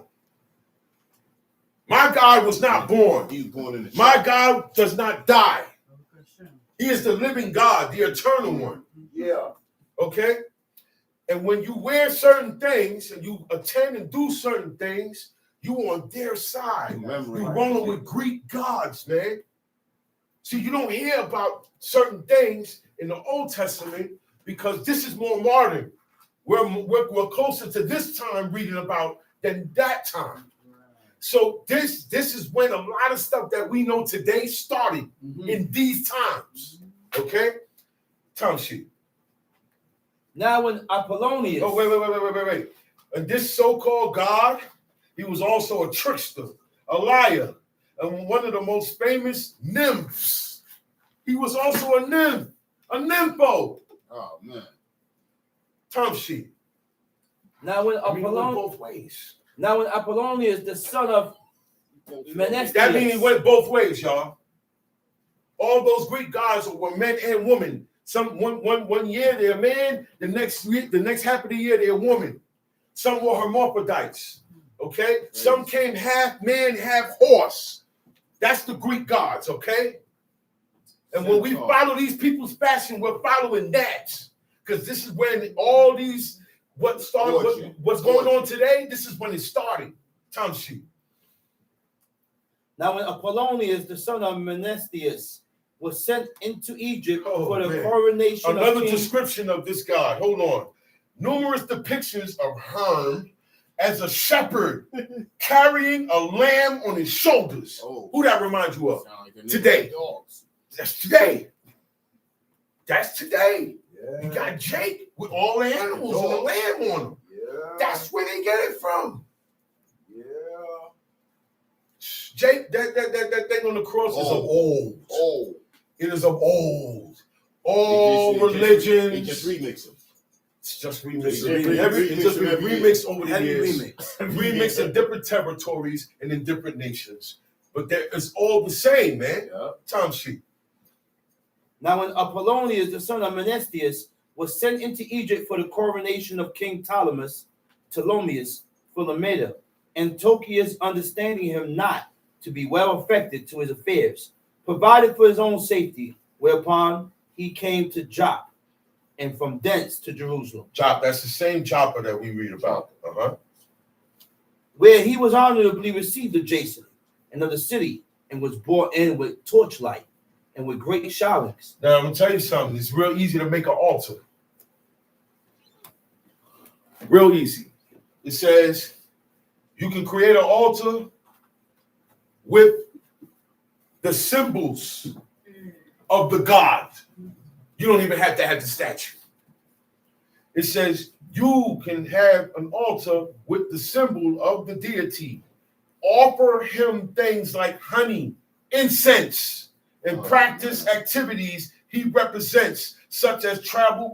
Do you see how deep they went into serving these deities? Do you see how deep? Oh no. Y'all thought it was just, oh yeah, bow down and that's it. They put their lives into this stuff here. All right? Tom Sheep. And so afterwards went with his host unto Phoenix. 3 years afterwards, Jason sent Menelaus, the aforesaid Simon, his brother, to bear the money unto the king, and to put him in mind of certain necessary matters. But he being brought to the presence of the king, when he had magnified him for the glorious appearance of his power. Okay, you can stop that now. Yeah. Yeah. All this is true history. Yeah. All these Greek names, Assyrian names we hearing, Real people. these guys was Real trying people. to take Yeah, over the sure. world. We were in the way. Us serving God was in the way. Y'all understand that? It's about ruling the world. Yep. It's about getting the most money. That's why they're not teaching you nothing. Everybody does not want you to know. Not even your own people want you to know. They want you to follow them or the outsider. Most of this is done to get you off from serving God on the whole. And the ones that get you to go off, money. You heard how much money he gave the king. All right? It's easy, man. All you need is unjust men in the office, and you can pay yourself out. I can get rid of you, and it can happen today. Just like now. That's right. This stuff been going on, man. Politics been dirty. Politics been unjust. And that's why God said, well, you judges, all you guys that judge my people's matters, you got to be just in the stead of God. You got to do everything in every situation. You got to judge righteously. You cannot pick no sides. I can't say, well, no, man, I like him, so I'm picking, or he paid. That's why I can't take a gift. If I'm a judge, look, everybody else can give out gifts to each other, right? Mm-hmm. I am commanded by God as a judge not to take gifts. That's why I don't take nothing from nobody. Right. Because people come to handle matters. People come to me to handle lawful matters. That puts me in the stead of a judge. That's right. So I say, you know what? I don't want nothing from nobody. Because people look out. Teach, brother. I can't do that because I'm a judge. I may have to judge against you. That's right. Ain't that something? That's right. So we got to be careful with these commandments, man. That's right. It's very detrimental. And Chief Sama always talk about the outside forces. You know what the outside forces is? Fashion. Yes. Those pretty names, fashion clothes. All those names that be on those clothes, they're homosexuals. First of all, all of them. And we know this to be true. Everybody knows this about the fashion world today. It's ran by homosexuals and by lesbians and by people who are ungodly according to God's laws. The food we eat, the food we get is all ran by heathens, man. So everything got to be scanned by the law. You can't wear that. Okay? You got to leave it alone. It's foreign. It's foreign. That's right, brother. It's the same thing that when Akon put on that garment. It was a robe. The Syrians wore robes, but they had different cut, different style. That's right. Not all of them had images on there. That stuff didn't start till later on. People didn't start doing that till later on. They don't even know the time and the eras. Okay? What you had on, your style of clothing showed who you was. Where you from? You didn't have to have a logo here, none of that. All right? Mm-hmm. Now we're going to go to the book of Leviticus. Leviticus chapter 21. Leviticus chapter 21. No, my fault. 22. Leviticus chapter 22. Why you could I? So, and I brought this up because a couple of weeks ago, I brought up the hat.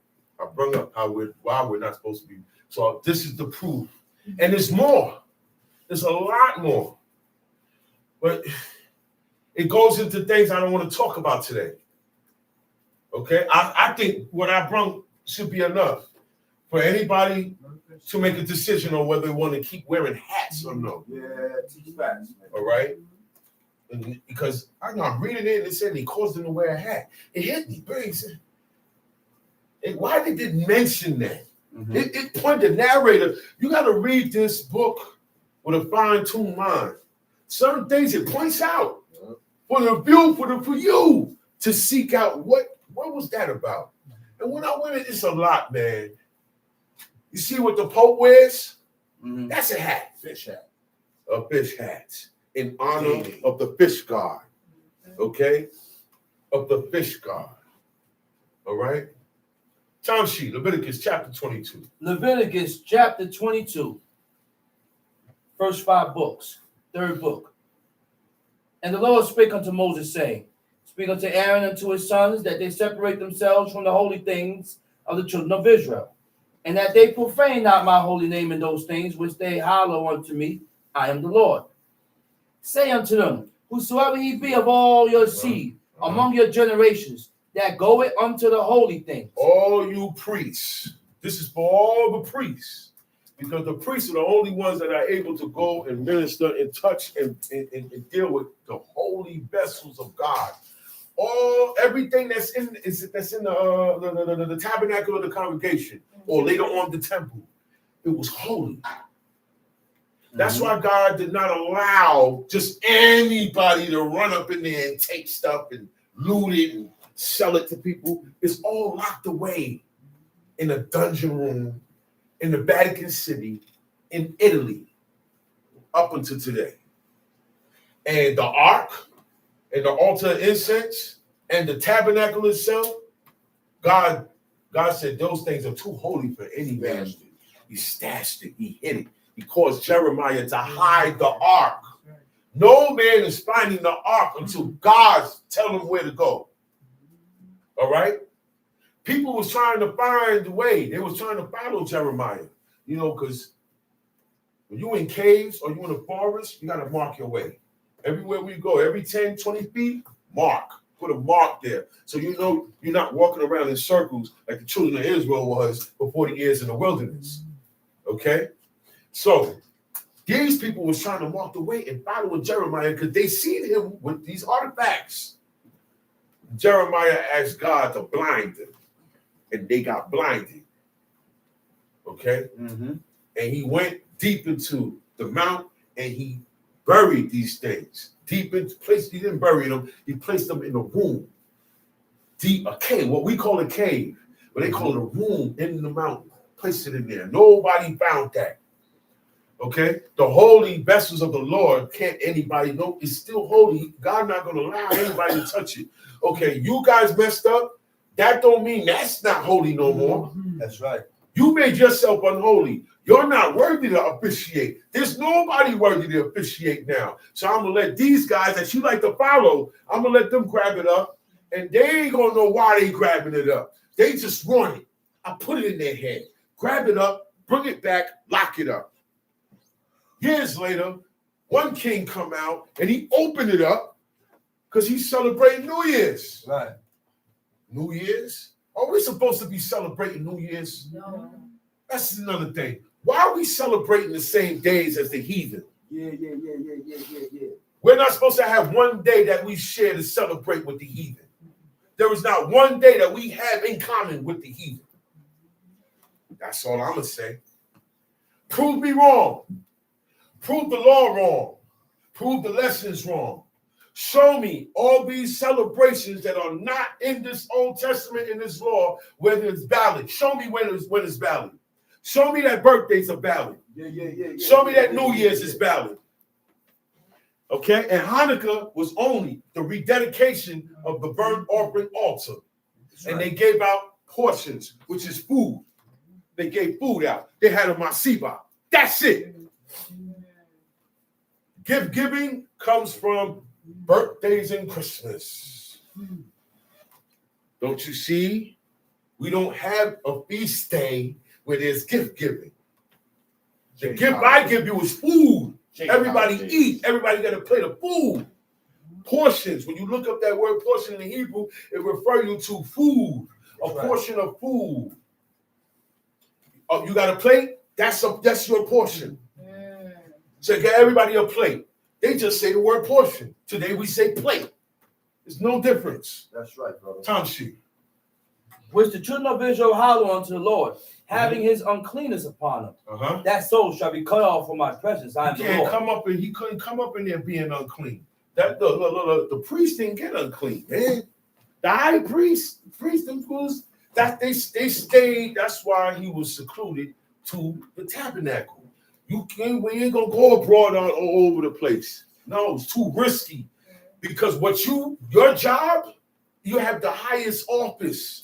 Under Moses, the high priest had the highest office. His obligation, look, certain things, Aaron had to do it. Moses it didn't count. And Moses had to tell Aaron to go do it. He said, hey, look, quick. The plague has begun. You got to do it. You got the stuff on. You got the holy garments that represent the high priest of the Lord. I don't have them on. You got to go and do it. Hurry. And he ran. Boom. God went into the tabernacle because he got to go this. Put it together. Run out. And he got to get to where there's a wave of people just dropping. That's how the plague is going. There's a wave of people just dropping. And he got to get to where the living. He got to get to where the living is at. And then meet it straight on. And in the Apocrypha, in the Wisdom of Solomon, it said the plague gave way. That's right. It said it gave way. It's when it saw the rolls of the breastplate. When it saw the rolls of the breastplate and the robe, it said in the holiness of the Lord. It said, ah! Hold on. I gotta check first. Can I keep going? God told me to move out. See, even the plague is smart. The plague is smarter than us. God ordered the plague to wipe out. But when he saw the high priest, he had respect. He knew it was time to stop. Nobody had to tell him. We have the wrong mindset. We have the mindset of Greeks and Americans. Time sheet. Leviticus chapter 22, verse 4.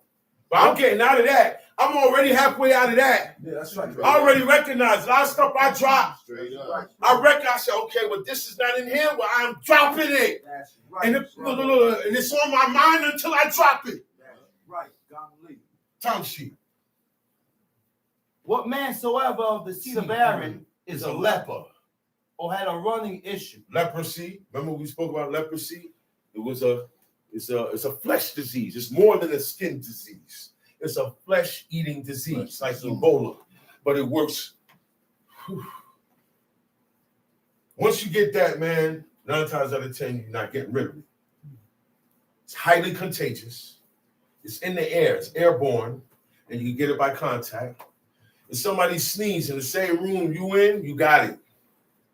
Somebody cough, you got it.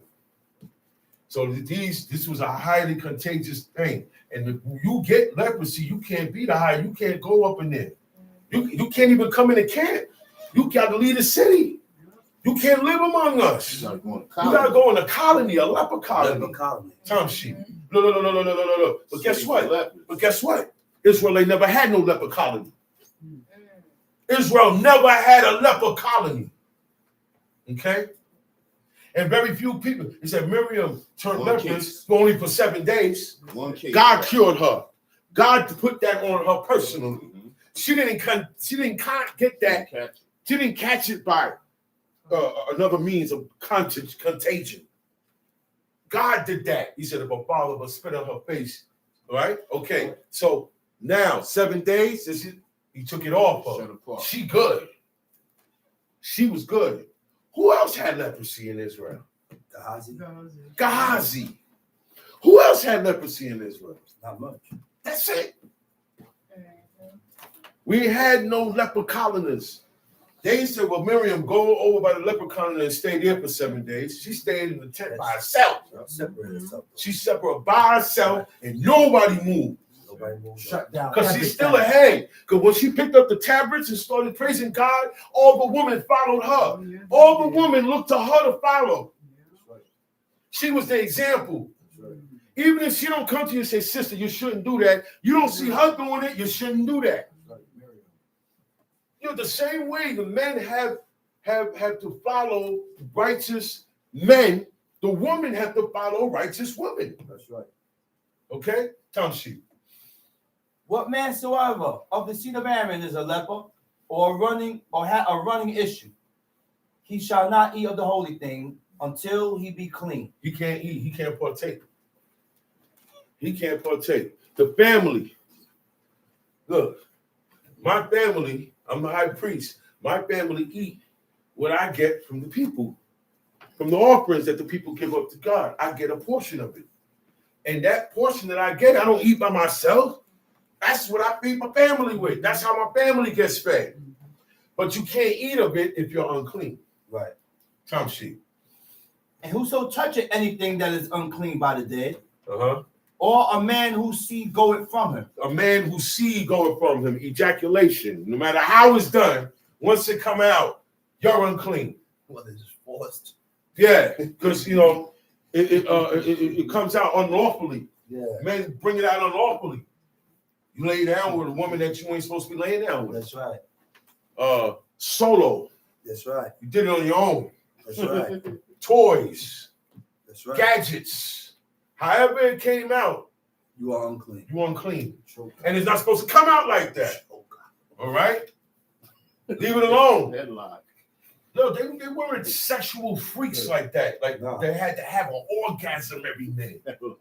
They weren't like that, man. They didn't No, get wasn't. like that until they started mixing with the heathens and their sexual gods. That's right. And their sexual gods, all this stuff we talking about, we ain't supposed to be doing, that is the worship to those gods. Masturbation is worship to the sun god. That's right. Y'all got it now.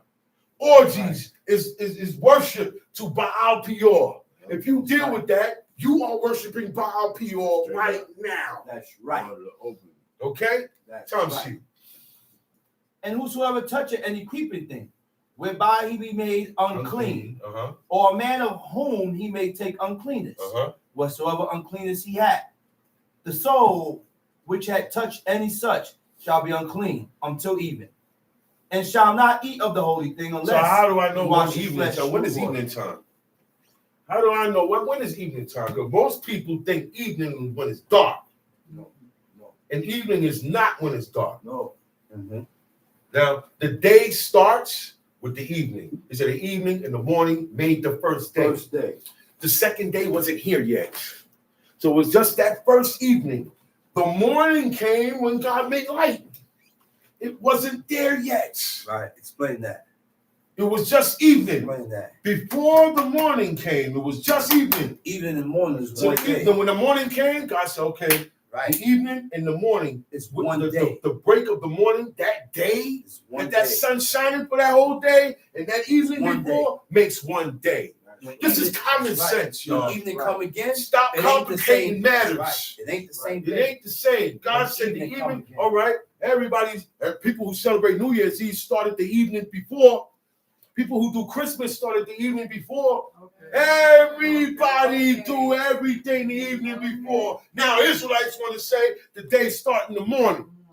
Stop changing the words, man. Stop adding on, man. Yeah. It doesn't mean that. Where's your comprehension? Did you really go to school? That's what my Abba used to say. A lot of Israelites don't go to school and complete high school. You have to learn the words and understand what word and old English. You have to understand Old English in the terms of Old English, because that's what this is written in. You modern day, look, man. Wait. Everything is modern day. You are modern day Israelites. Remixed. All of this stuff that we read about, you still got it in you, but it's remixed. Time sheet. And when the sun is down, he shall be clean. He shall afterwards eat of the holy thing, because it is his food. So the evening is when there's still light. Right. And your shadow is real long. We all realized that from when we were kids. Hey, look, mommy, my shadow long. The sun is it's evening. That's when you go watch. Shadow is cast. The shadow was cast. It's still light. Okay?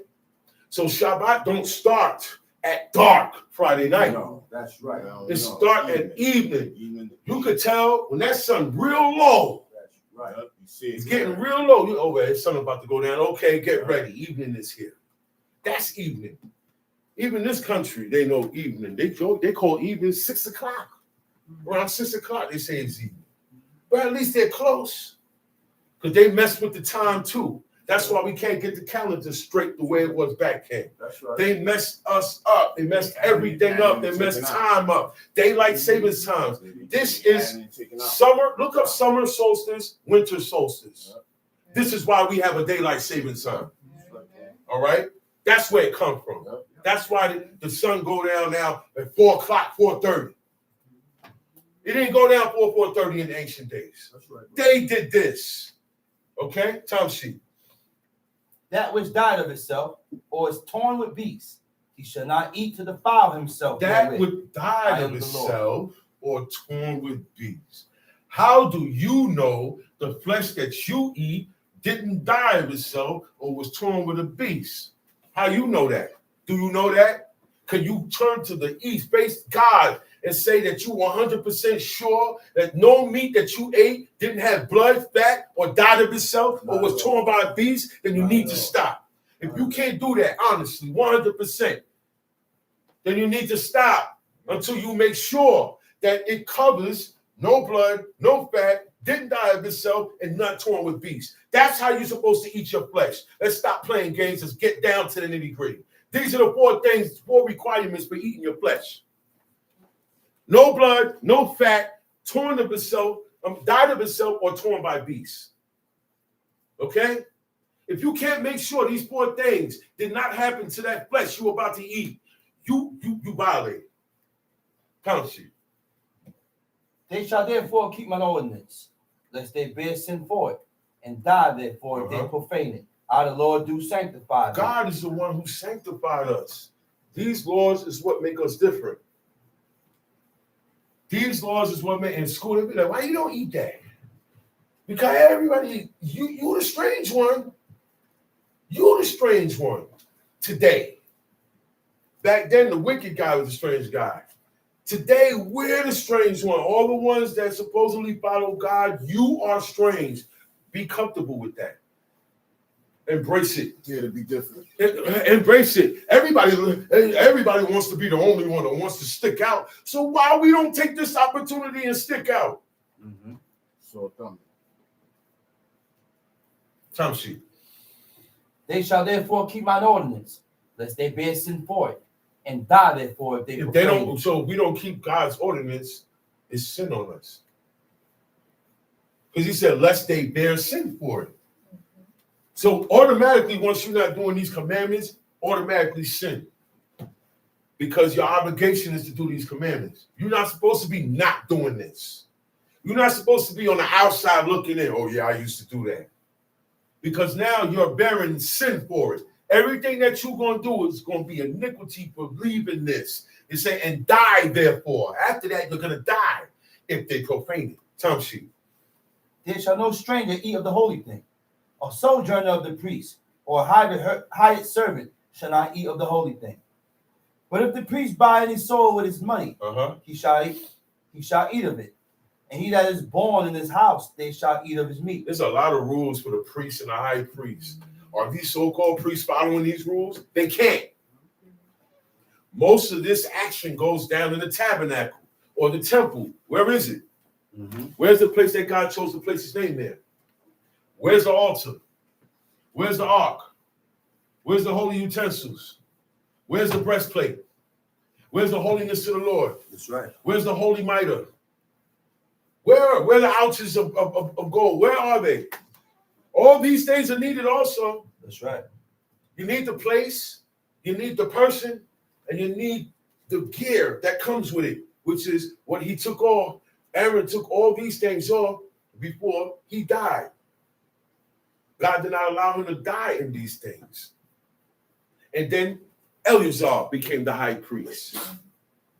He didn't get new threads or a new breast. Nah, man, I'm getting me a new one. This one's going to be better. This breastplate going to be better than the last breastplate. No, there's no new model here.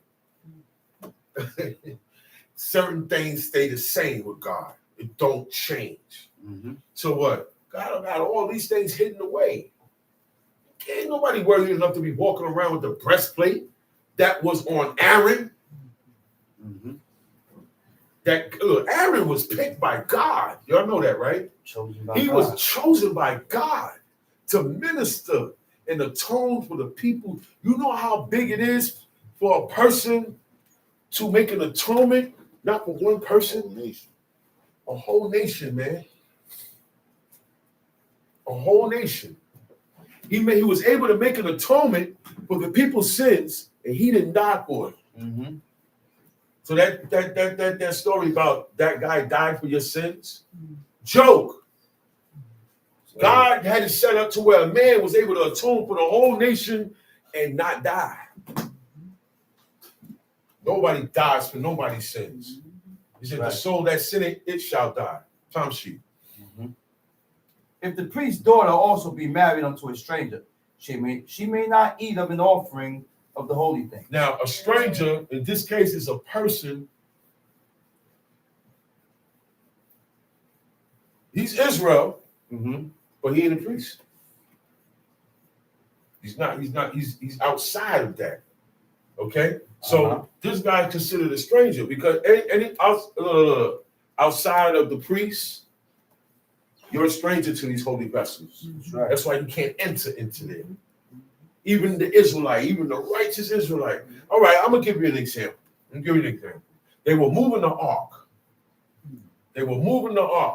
From one place to another place.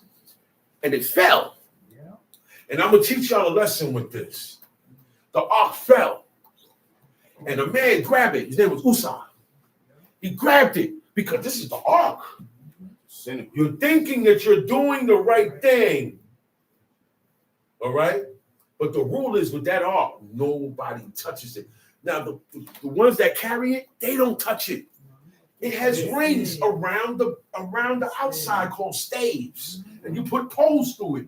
And you bear it on your shoulders. Nobody touches that ark. Aaron don't touch that ark. Am I right or wrong? That's right. That's right. Nobody touched that ark. If it's gonna fall, let it fall. It has to fall. Okay. You can't be over holy, over righteous.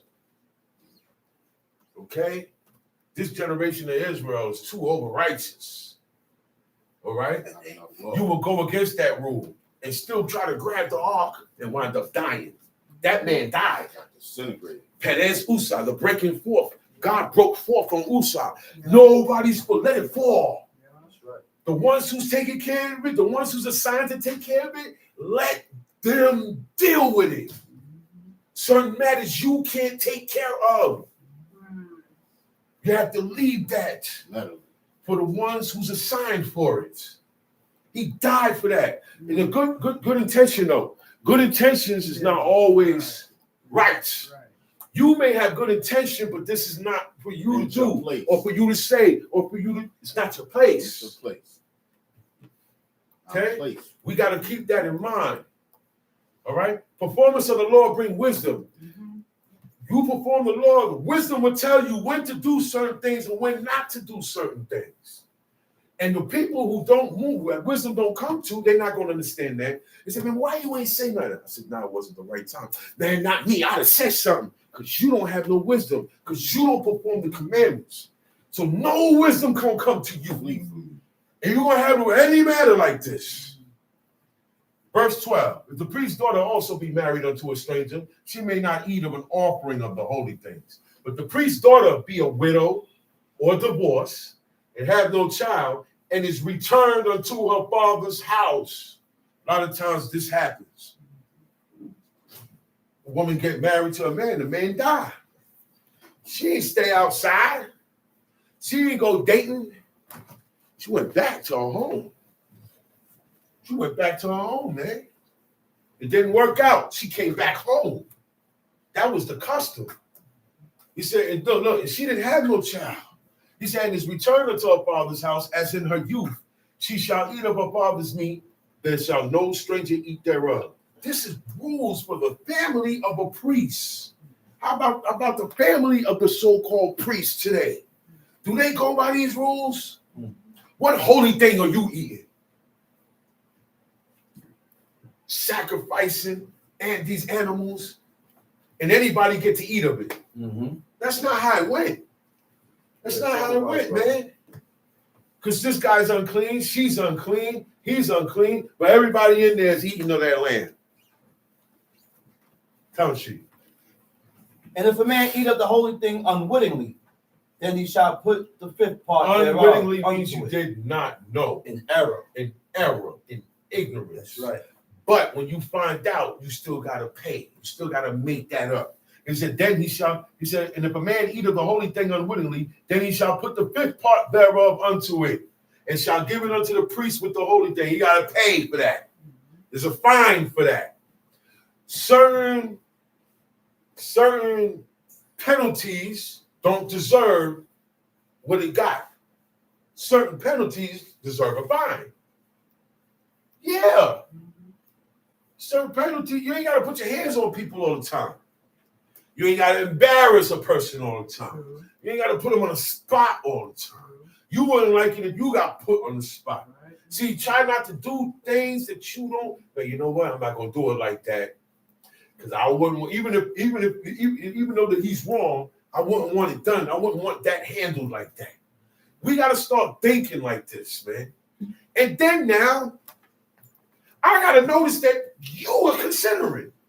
I got to notice that you're considerate. You're a considerate heart. I got to pick that up. I have to keep myself in line. It's not just only one person considering everything. Is that fair? And I see that a lot. I see two parties, one considering for the sake of argument and brotherhood. Yeah. For the sake of argument and brotherhood. Keep his respect. Keep his words unoffensive. But the other party ain't doing so. The other party don't do so. That is not fair. That is injustice. That's right, brother. Tom Sheep. And shall give it unto the priests with the holy things. And they shall not profane the holy things of the children of Israel, which they offer unto the Lord, or suffer them to bear the iniquity of trespass, when they eat the holy things, for I, the Lord, to sanctify them. And the Lord spake unto Moses, saying, speak unto Aaron and to his sons, and unto all the children of Israel, and say unto them, whatsoever he be of the house of Israel, or of the strangers in Israel, that will offer his oblation for all his vows. Now, all right. Now that you guys can bring offerings, but there's rules to that. Tom Sheep. And for all his freewill offerings, which they will offer unto the Lord for a burnt offering, you shall offer at your own will, a male without blemish, A male without blemish. and of the sheep, First of or all, of the goats. how do you know how to check and see if an animal is a male, what gender it is? Sometimes it's hard. Sometimes you got to know about the animal. We had a cat here for so long, thought it was a girl who wound up being a boy. Right or wrong? Yeah. So you got to know about animals, man. You got to know how long this takes, how long that takes to know a male without blemish. That means you got to be like a vet. We were agricultural people, and we knew how to take care of our animals. We knew if they were sick, if something was wrong with them. Because if they're sick, they're on their way to dying of themselves. You understand what I'm saying? We was able to check and see if they had scurvy, mad cow disease. All these things happen, and all these recalls happen because none of this is being done. He said, of the beeves, of the sheep, or of the goats. He said, but whatsoever hath a blemish, that shall ye not offer. Sometimes animals come out with 3 legs. Sometimes they come out with one ear, one eye, come out with a defect, just like human beings. Human beings come out with defects. So I don't see two goats attached to each other like Siamese. Okay? All of that is a blemish. It said, whatsoever hath a blemish, that shall he not offer. I don't want that. You do not bring that to God. God does not accept anything with a blemish. That's right. I want everything to be 100% healthy and correct with that animal. All right? Time sheet. But it shall not be acceptable. You can't accept it because I'm not going to accept it. So you shouldn't have. What do you think God don't accept should not be acceptable to you? Time sheet. And whosoever offer a sacrifice of peace offerings unto the Lord to accomplish his vow, or a freewill offering in beeves or sheep, it shall be perfect. Yo, these people made vows, man. You heard? Yeah. That's what the vows is going to help you. See, if your belief is strong enough and you start making vows, you're not going to go against those vows. Yeah. Because you know the consequences of going against the deal that you personally made with God. Everybody on this planet can make a personal deal with God. That's right. Ain't that something? Right now. But you got to stick to it. That's right. Oh, boy, for the rest of your life. That's right. There are no mistakes. There is no mistakes. There's no stuff about ignorance. None of that. All that's out the window. Unwittingly, no. You made a vow. And because you see, they did that. They came, they did free will offerings to accomplish his vow. They binded themselves. This is also what makes you stronger. Bind myself. Make vows. Strong vow. Yo, if I don't do this, they kill me. And you believe that God will kill you, right? That's right. Now you're gonna stick to your part of the deal. They made vows. We don't make no vows. We don't bind ourselves. We're scared to make 100% full commitment. We commit to everything else. Our wives commit to our husbands.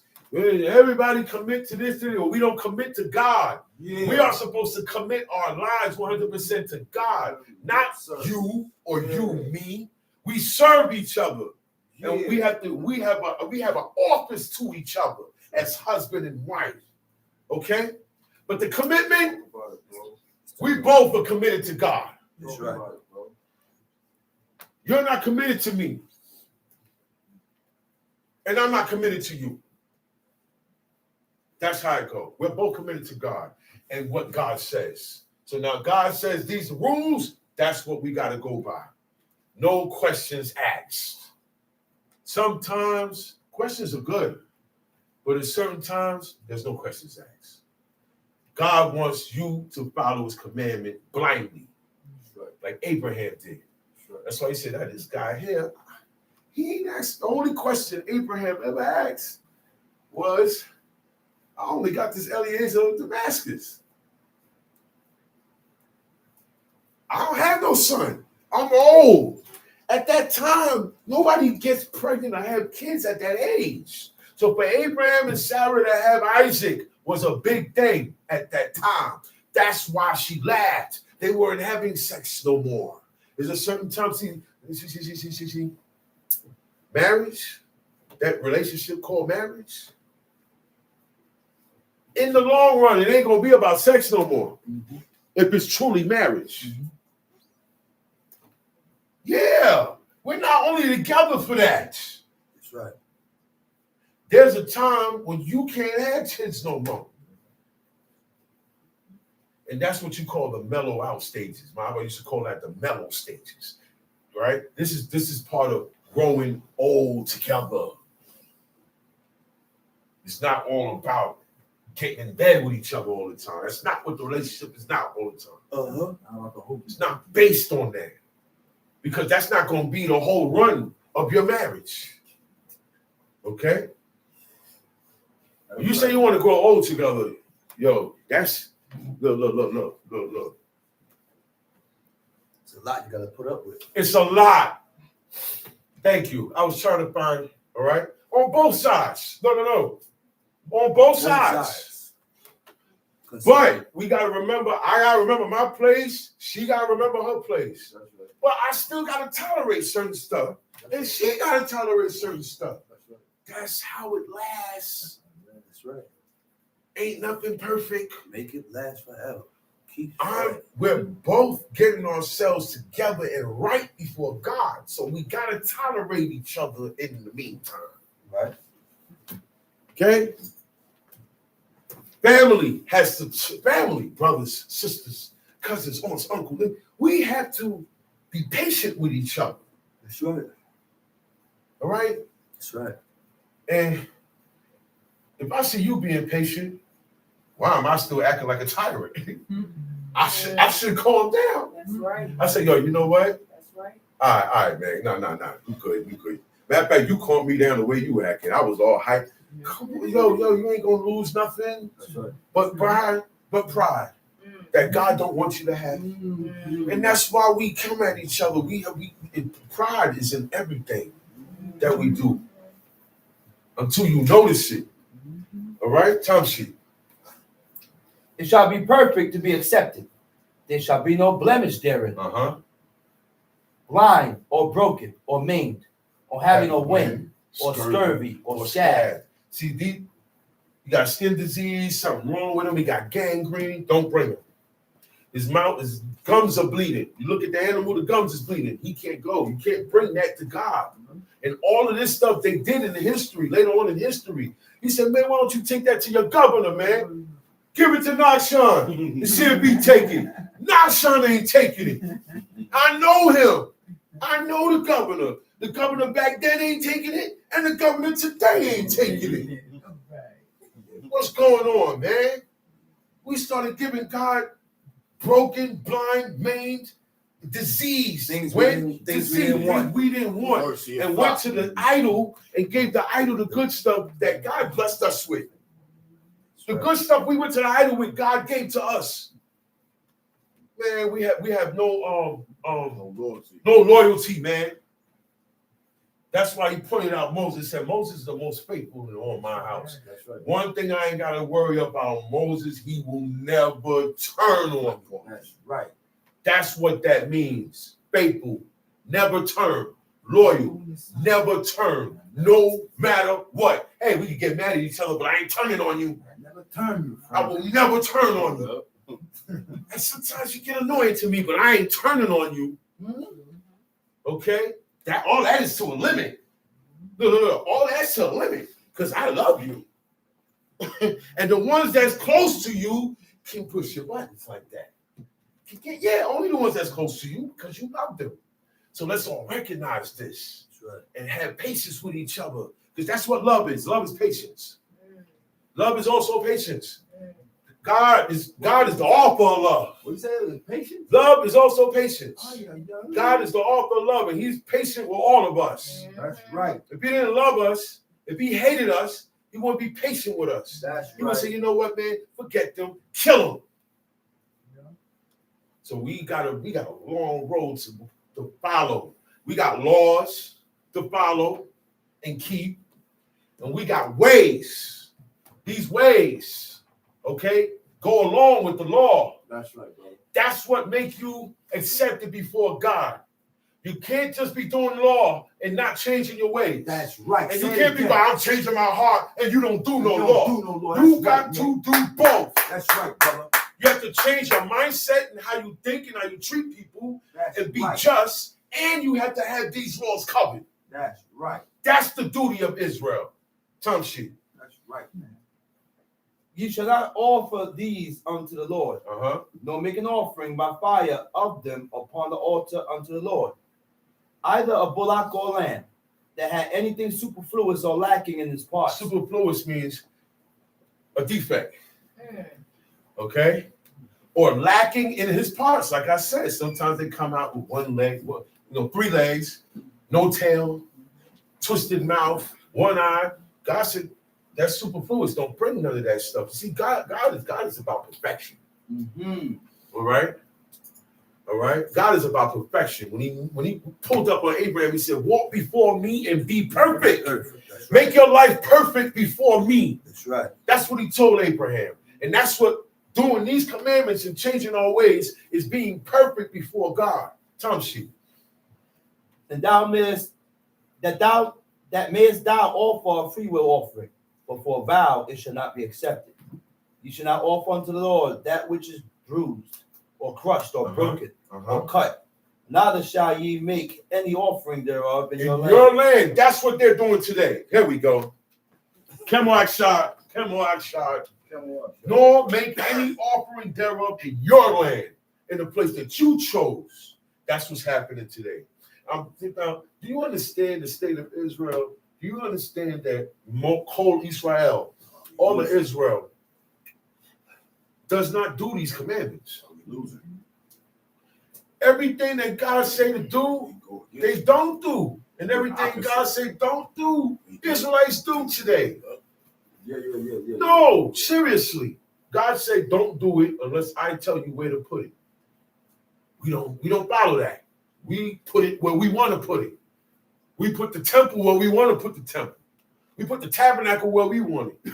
And that's what's happening now. Yeah. Tamshi. Neither from a stranger's hand shall you offer a bread of your God of any of these. Okay.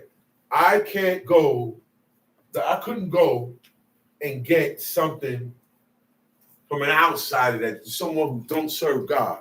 I can't go and buy my animal from there and come and bring it. It has to be of my own. All the animals that they brought were their own. That's right. You understand that? It can't be from somebody else who you bought from or somebody who gave it to you. It has to be of your own because it's your sins we're dealing with. So the animal has to be yours. Mm-hmm.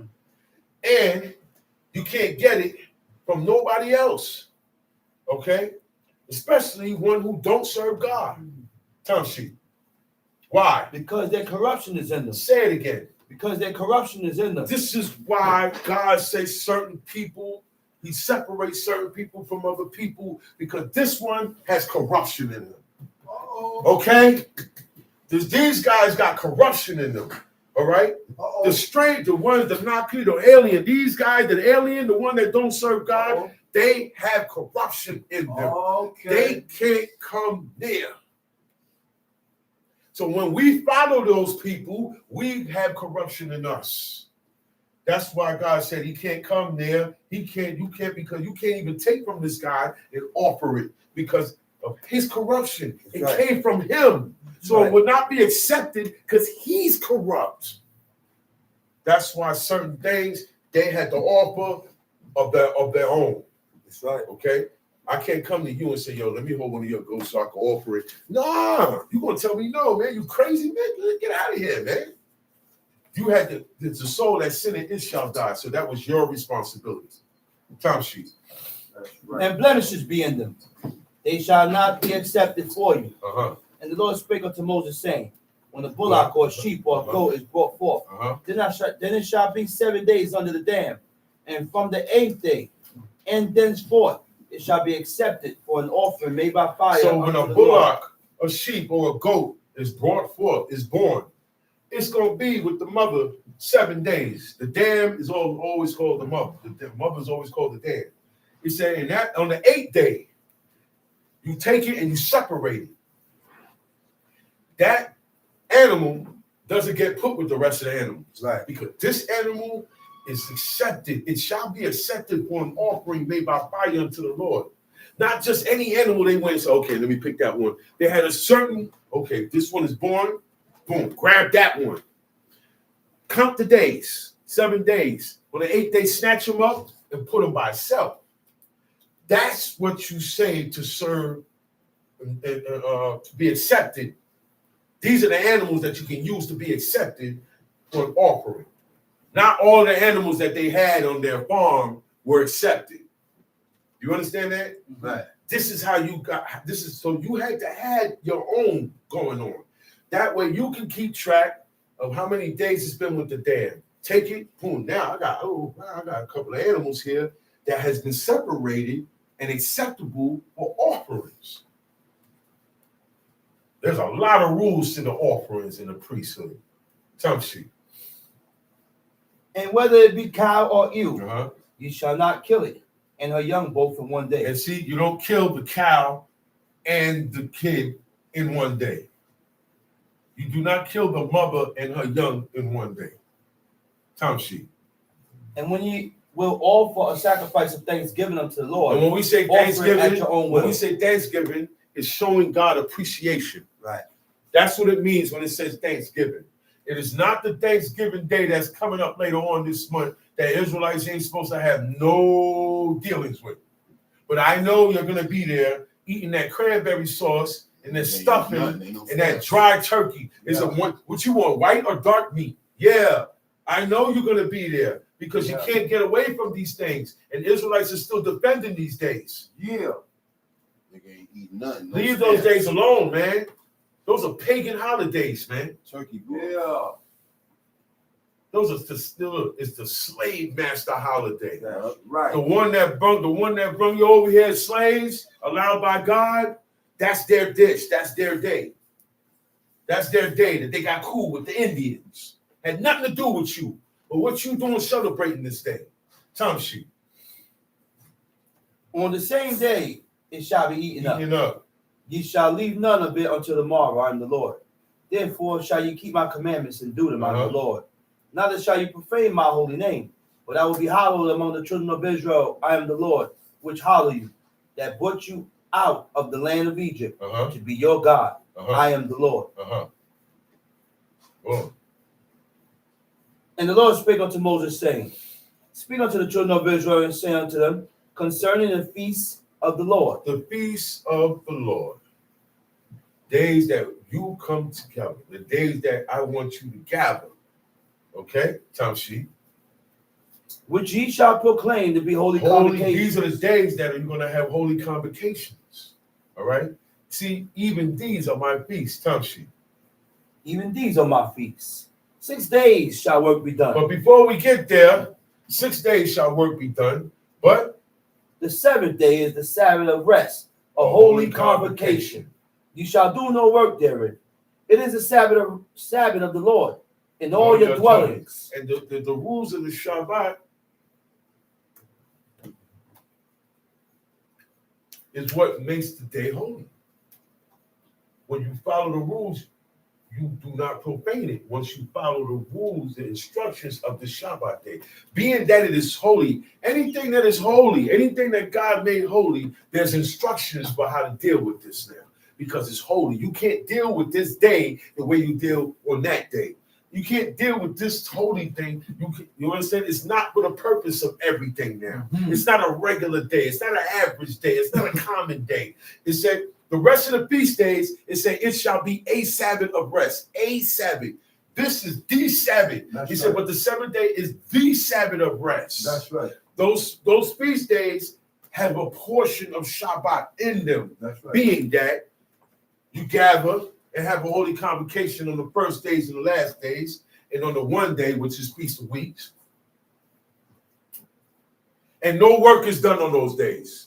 That's why it says it shall be like us. It shall be like the Shabbat. This day is a small version of the Shabbat, being that you can't work on that day, and we have to have a holy convocation.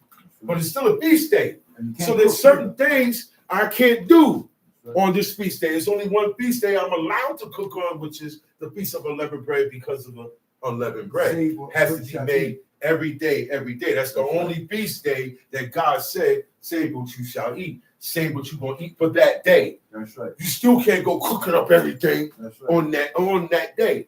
That's right. Okay? Feast of Weeks, Feast of Booths, there is no work to be done at all. And what has to be prepared is to prepare that which you shall be prepared the day before. That's right. Okay? And then when we read later on in the book of Nehemiah, the Feast of Pentateuch, right? Feast of Weeks. Right? He said, send out portions on this day. He told the people that it was a holy day because they just coming out of captivity. This is the first day that they came out. All right? So they started crying once they heard the words of the law, and they were sad. That's why Nehemiah said, don't cry. No. Today is a feast day. We need mirth. We need to have the lights. Okay? We're not going to have to send out portions. He said, today is a holy day. Nehemiah said that. And he had to do it like that for that time because of what was going on. But in the law, the only holy day is the Shabbat day. The most holy day is the Shabbat day. These other days are separated and holy too, but not like the Shabbat. Feast day lands on the Shabbat. The rules of the Shabbat don't get broken for that feast day. All right? The Shabbat is holier than any other day. The Shabbat is the holiest day. That's right. Time sheet. These are the feasts of the Lord, even holy convocations, which ye shall proclaim in their seasons. In the 14th day of the first month at even is the Lord's Passover. And on the 15th day of the same month is the Feast of Unleavened Bread. The Passover was a one-shot deal. The Passover happened when it really happened. Every year there's no death angel passing over Egypt or passing over America. Nobody's getting independence from where they at. No firstborns are dying. No plagues are going down. And none of that happened. None of that is happening. Not so now. that we don't need a Passover lamb. We don't need that sacrifice. Okay? That we don't need that. But what you need to do is have a holy convocation on the first day and the last day, and no work done at all. And bread must be made, and you got to eat bread, unleavened bread, every day from the first day to the last day. That's the rules. So, hey, I got a question, Chief Mikael. What is it? Why did the Feast of Unleavened Bread lands on the Shabbat? The first day lands on the Shabbat. Well, then we start making bread before that. We're not making it on the Shabbat. No. Nothing supersedes. Nothing supersedes. Nothing. And you're not breaking the Feast of Unleavened Bread rules because you're still going to have bread on that day. That's right. We just made it the day before, that Friday. And it's going to be a little bit harder, but so what? It's bread of affliction. It's lecamoni. It's bread of affliction. It's not supposed to be all nice and soft. Nah, cater to your taste bud. Nah. He said, so you can remember what happened. It's a memorial. These feast days are it's a reenactment of what went down. To remember, this is what we do this because this happened to us while we was here. And commemorate so you don't forget where you came from and what you went through to get here. Time sheet. 7 days ye must eat unleavened bread. In the first day ye shall have a holy convocation. You know, I don't heard Israelites, they say, oh man, I forgot to eat bread. How you forget to eat them? This is new stuff here. Dude, forget Shabbat. Oh man, I forgot it was Saturday. I forgot it was Yom Kippur. I forgot it was. Forget to go to work. What? All right, put it like this. You forgot because you forgot all the other God's laws. That's why. It's not on your mind. Forget to go to work. Oh yeah, you're gonna go to work or do whatever you got to do to take care of yourself. Anybody got to tell you that? Yeah. Time sheet. Ye shall do no servile work therein, but ye shall offer an offering made by fire unto the Lord. When 7 we look at the days. Hebrew, every time we see servile work, it says beleket aboda. Beleket means work and servitude. Aboda means servitude. Right. Serve. When I serve you, that's work. God says servitude is work. That's right.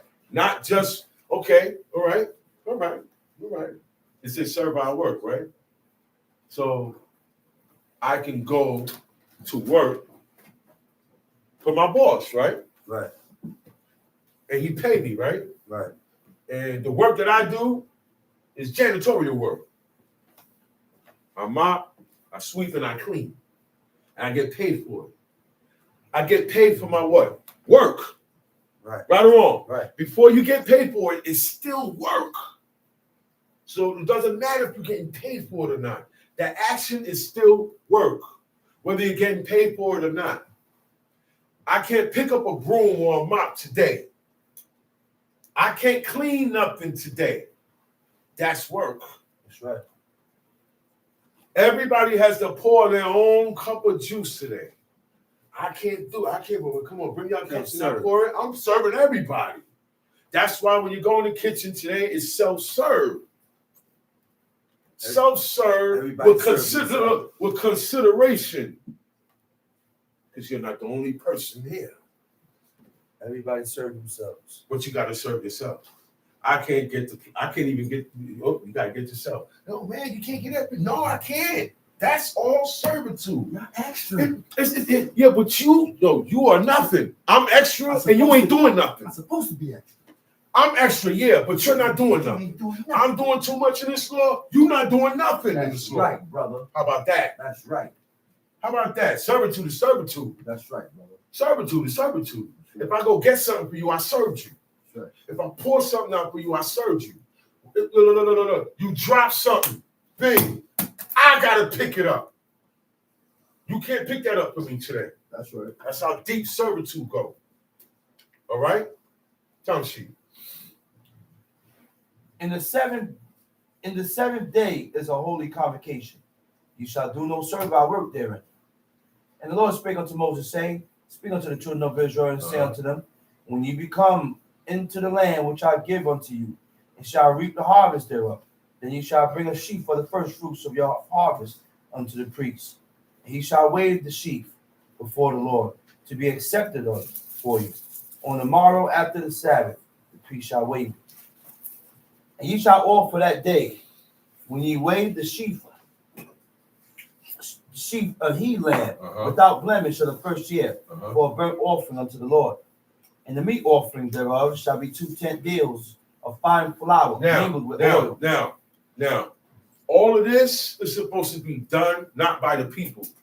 The people have a job to do on this day, and the priest has a job to do on this day. Now, God took away the priesthood. So all the offerings are taken away, right? That does not mean we don't commemorate these days. That does not mean we still don't come together on these days. You know why? Because on the Shabbat, the high priest has to send up an offering of fire. Do y'all know that? Yeah, on the Shabbat. He's the only one that can kindle a fire, but it's in servitude to the Most High. He makes an offer of fire unto the Lord. On every feast day that we come together, he makes an offering of fire unto the Lord. It can't be done now, but we still are commanded to observe these days and come together. It don't stop us eating unleavened bread for 7 days, okay? Because the priest he wasn't with us eating it. He was in that temple. He never came out of the temple. He never came out the tabernacle. So he had his job to do on that day, and we had to do a job on that day. God took that office away, but he still gave us a command. We're still under the command. We got to keep our office. Time sheet. An offering made by fire unto the Lord for a sweet Savior, and the drink offering thereof shall be of wine. See what God took away? God took away something that calms him down. You see that? God took away the sweet Savior that God loves to smell. When he smells that, he ain't mad no more. Anytime God smelled the fat, okay, because that's what it is, the fat from the animal. That's why he said the fat is mine, right or wrong? That's right. He said all the fat belongs to the Lord. You can't eat it. That fat belongs to God. God ain't eating it. He likes to smell. My God likes to smell. He has a thing for that. He likes to smell. And for some strange reason, it has an effect on God. Yeah. Well, he can't get mad at you if you smell that smell. So guess what? He removed it. He removed it. And the people eat it now. Niggas want to eat it. Nobody thinks that's gone now. There's no sweet Savior going up. There's nothing to calm God down. There's no atonements being made. There's nothing to calm God down. Beware. Beware. Beware. God took all that away. Whatever means we had to get close to him, he took it away. You got to do it on your own now. By what? Reading and believing and applying. Reading, believing, and applying. Reading, believing, and applying. Because that's what, look, Abraham ain't even had to read. He had it first up. God tell him what to do, and he just do it. Mm-hmm. There was no book. That's right. He didn't need a book because you don't need a book You got a made up mind. when you got a made up mind and you believe God. You believe anything God says. Because I don't need to study nothing. He didn't need to study nothing. Today we got to study. Because we got to know things, or the origin of things. A lot of Where it came customs that we got to know where it comes from. Our forefathers knew they didn't have to go into all of that. Mm-hmm. So it behooves us, and when we find discoveries, when people are going to find discoveries, hey man, we got to stop eating this product because they put this in this product. Whole Israel should be listening to that. That's right, brother. This is it's taken, the rules is being taken very lightly. Very. Very, very lightly, man. Very. I'm at verse 14. And you shall eat neither bread, nor parched corn, nor green ears. You see what they ate? Okay. You see what they ate? Even their diet was different. Like I said before, what we eat today, what they ate today, were two different things also. That's why we have to prepare our food. We don't have food that we can just go open up, back up. If that's what they had. Mm-hmm. The only thing they had to prepare was bread or flesh if they wanted it, and it was prepared the day before. Everything else was fruits and vegetables. That's right. Shalom Aleichem. Shalom Aleichem. I hope you got what was brought earlier today by Chief Shama and today by myself. And we're gonna leave it on for a couple of minutes. Any questions? So Feel free to ask. I'm gonna ask the same question over so you can explain it again. Sister Rofenuya Yehuda, she said, what if you have a child who is unable to help themselves?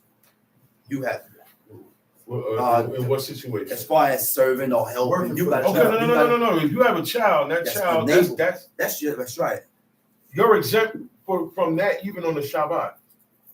The mother is not mentioned in that part because the mother has to take care of the son, you got to take care of the baby's child. Right. The child can't do for themselves. Child can't do for The themselves. mother, only the mother can do for their children. Another right. mother can't take care of that.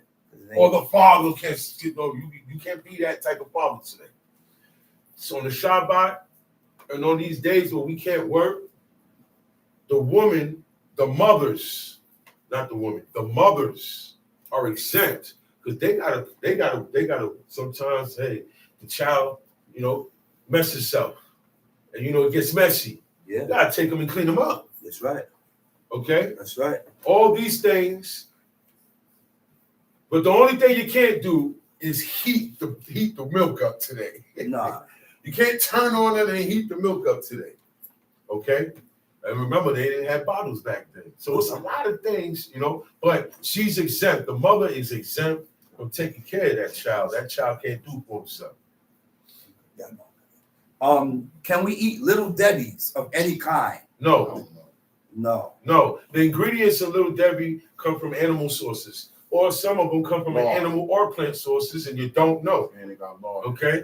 And some of them got lard. See, the brothers say got lard in it. Well, Little Debbie's. 50 years ago. Let's stop eating that. Early 90s. But Little Debbie cakes are no good. Most all those cakes in the stores is no good. Follow not the ways they eat. All those cookies and cakes in the stores no good. All the candy bars, all of that stuff in the store. Follow not the ways they eat. Okay? First of all, it got milk in it. None. And milk companies, eggs. and it got It's mixed with eggs. eggs. Okay, but yeah, some Israelites eat eggs. Some Israelites eat So eggs. it's okay to them. Yeah. But we're not supposed to eat eggs because the eggs, I ain't hear nobody The eat eggs in unhatched here. chicken. Number one. Number two, right, is the eggs of a chicken. And they didn't eat chicken in the Old Testament. That's right. Chicken didn't come into Israel and imported into Israel until after the time of Nehemiah. That's right. After Nehemiah and Ezra died. That's when rice and chicken and turkey and all types of other imports started coming and going all the way around the world. Okay? Eggs, they didn't eat eggs. Eggs is an embryo. And that, all right, say a woman is pregnant. Say a woman is pregnant.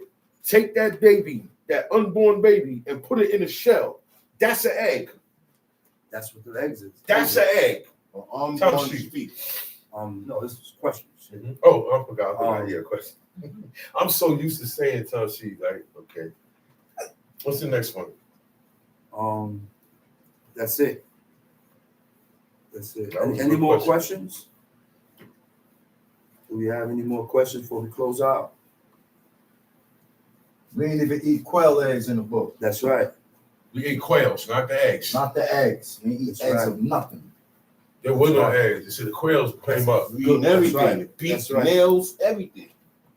Common So sense. look, And look, a lot of times you're gonna Brothers? hear that you gotta stop eating or doing something, and your wicked self is gonna tell you otherwise. Extremists. now, according Okay. now, cow's milk, we shouldn't be eating nothing with cow's milk in it Nothing with cow's milk. because the cow's milk has pus and blood Blood. in it. Pus and blood in it. They use a machine called a rape rack because it rapes them. What it does is it surrounds their Suction cups nipples, that go on their nipples. okay, and it's like a vacuum and it pulls. It's Suction very is too strong, much. very strong, very strong. And after a while, there's no more milk coming out, and it's still pulling, and it starts pulling blood Blood and pus. and pus from inside the animal. Okay, so products that have milk in it, we don't mess with because we don't know. We're not sure. When you're not sure what you eating or drinking, you should leave it alone. That's it. Any more questions? Mm-hmm.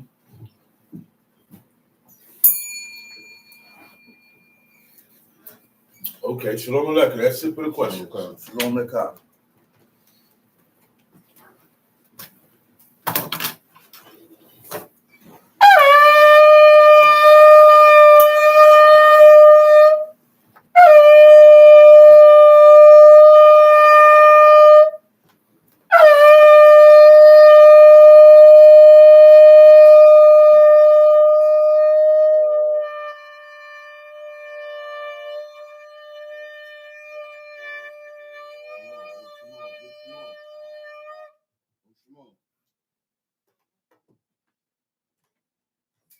Liven up, Israel. Yeah, It's a Sabbath.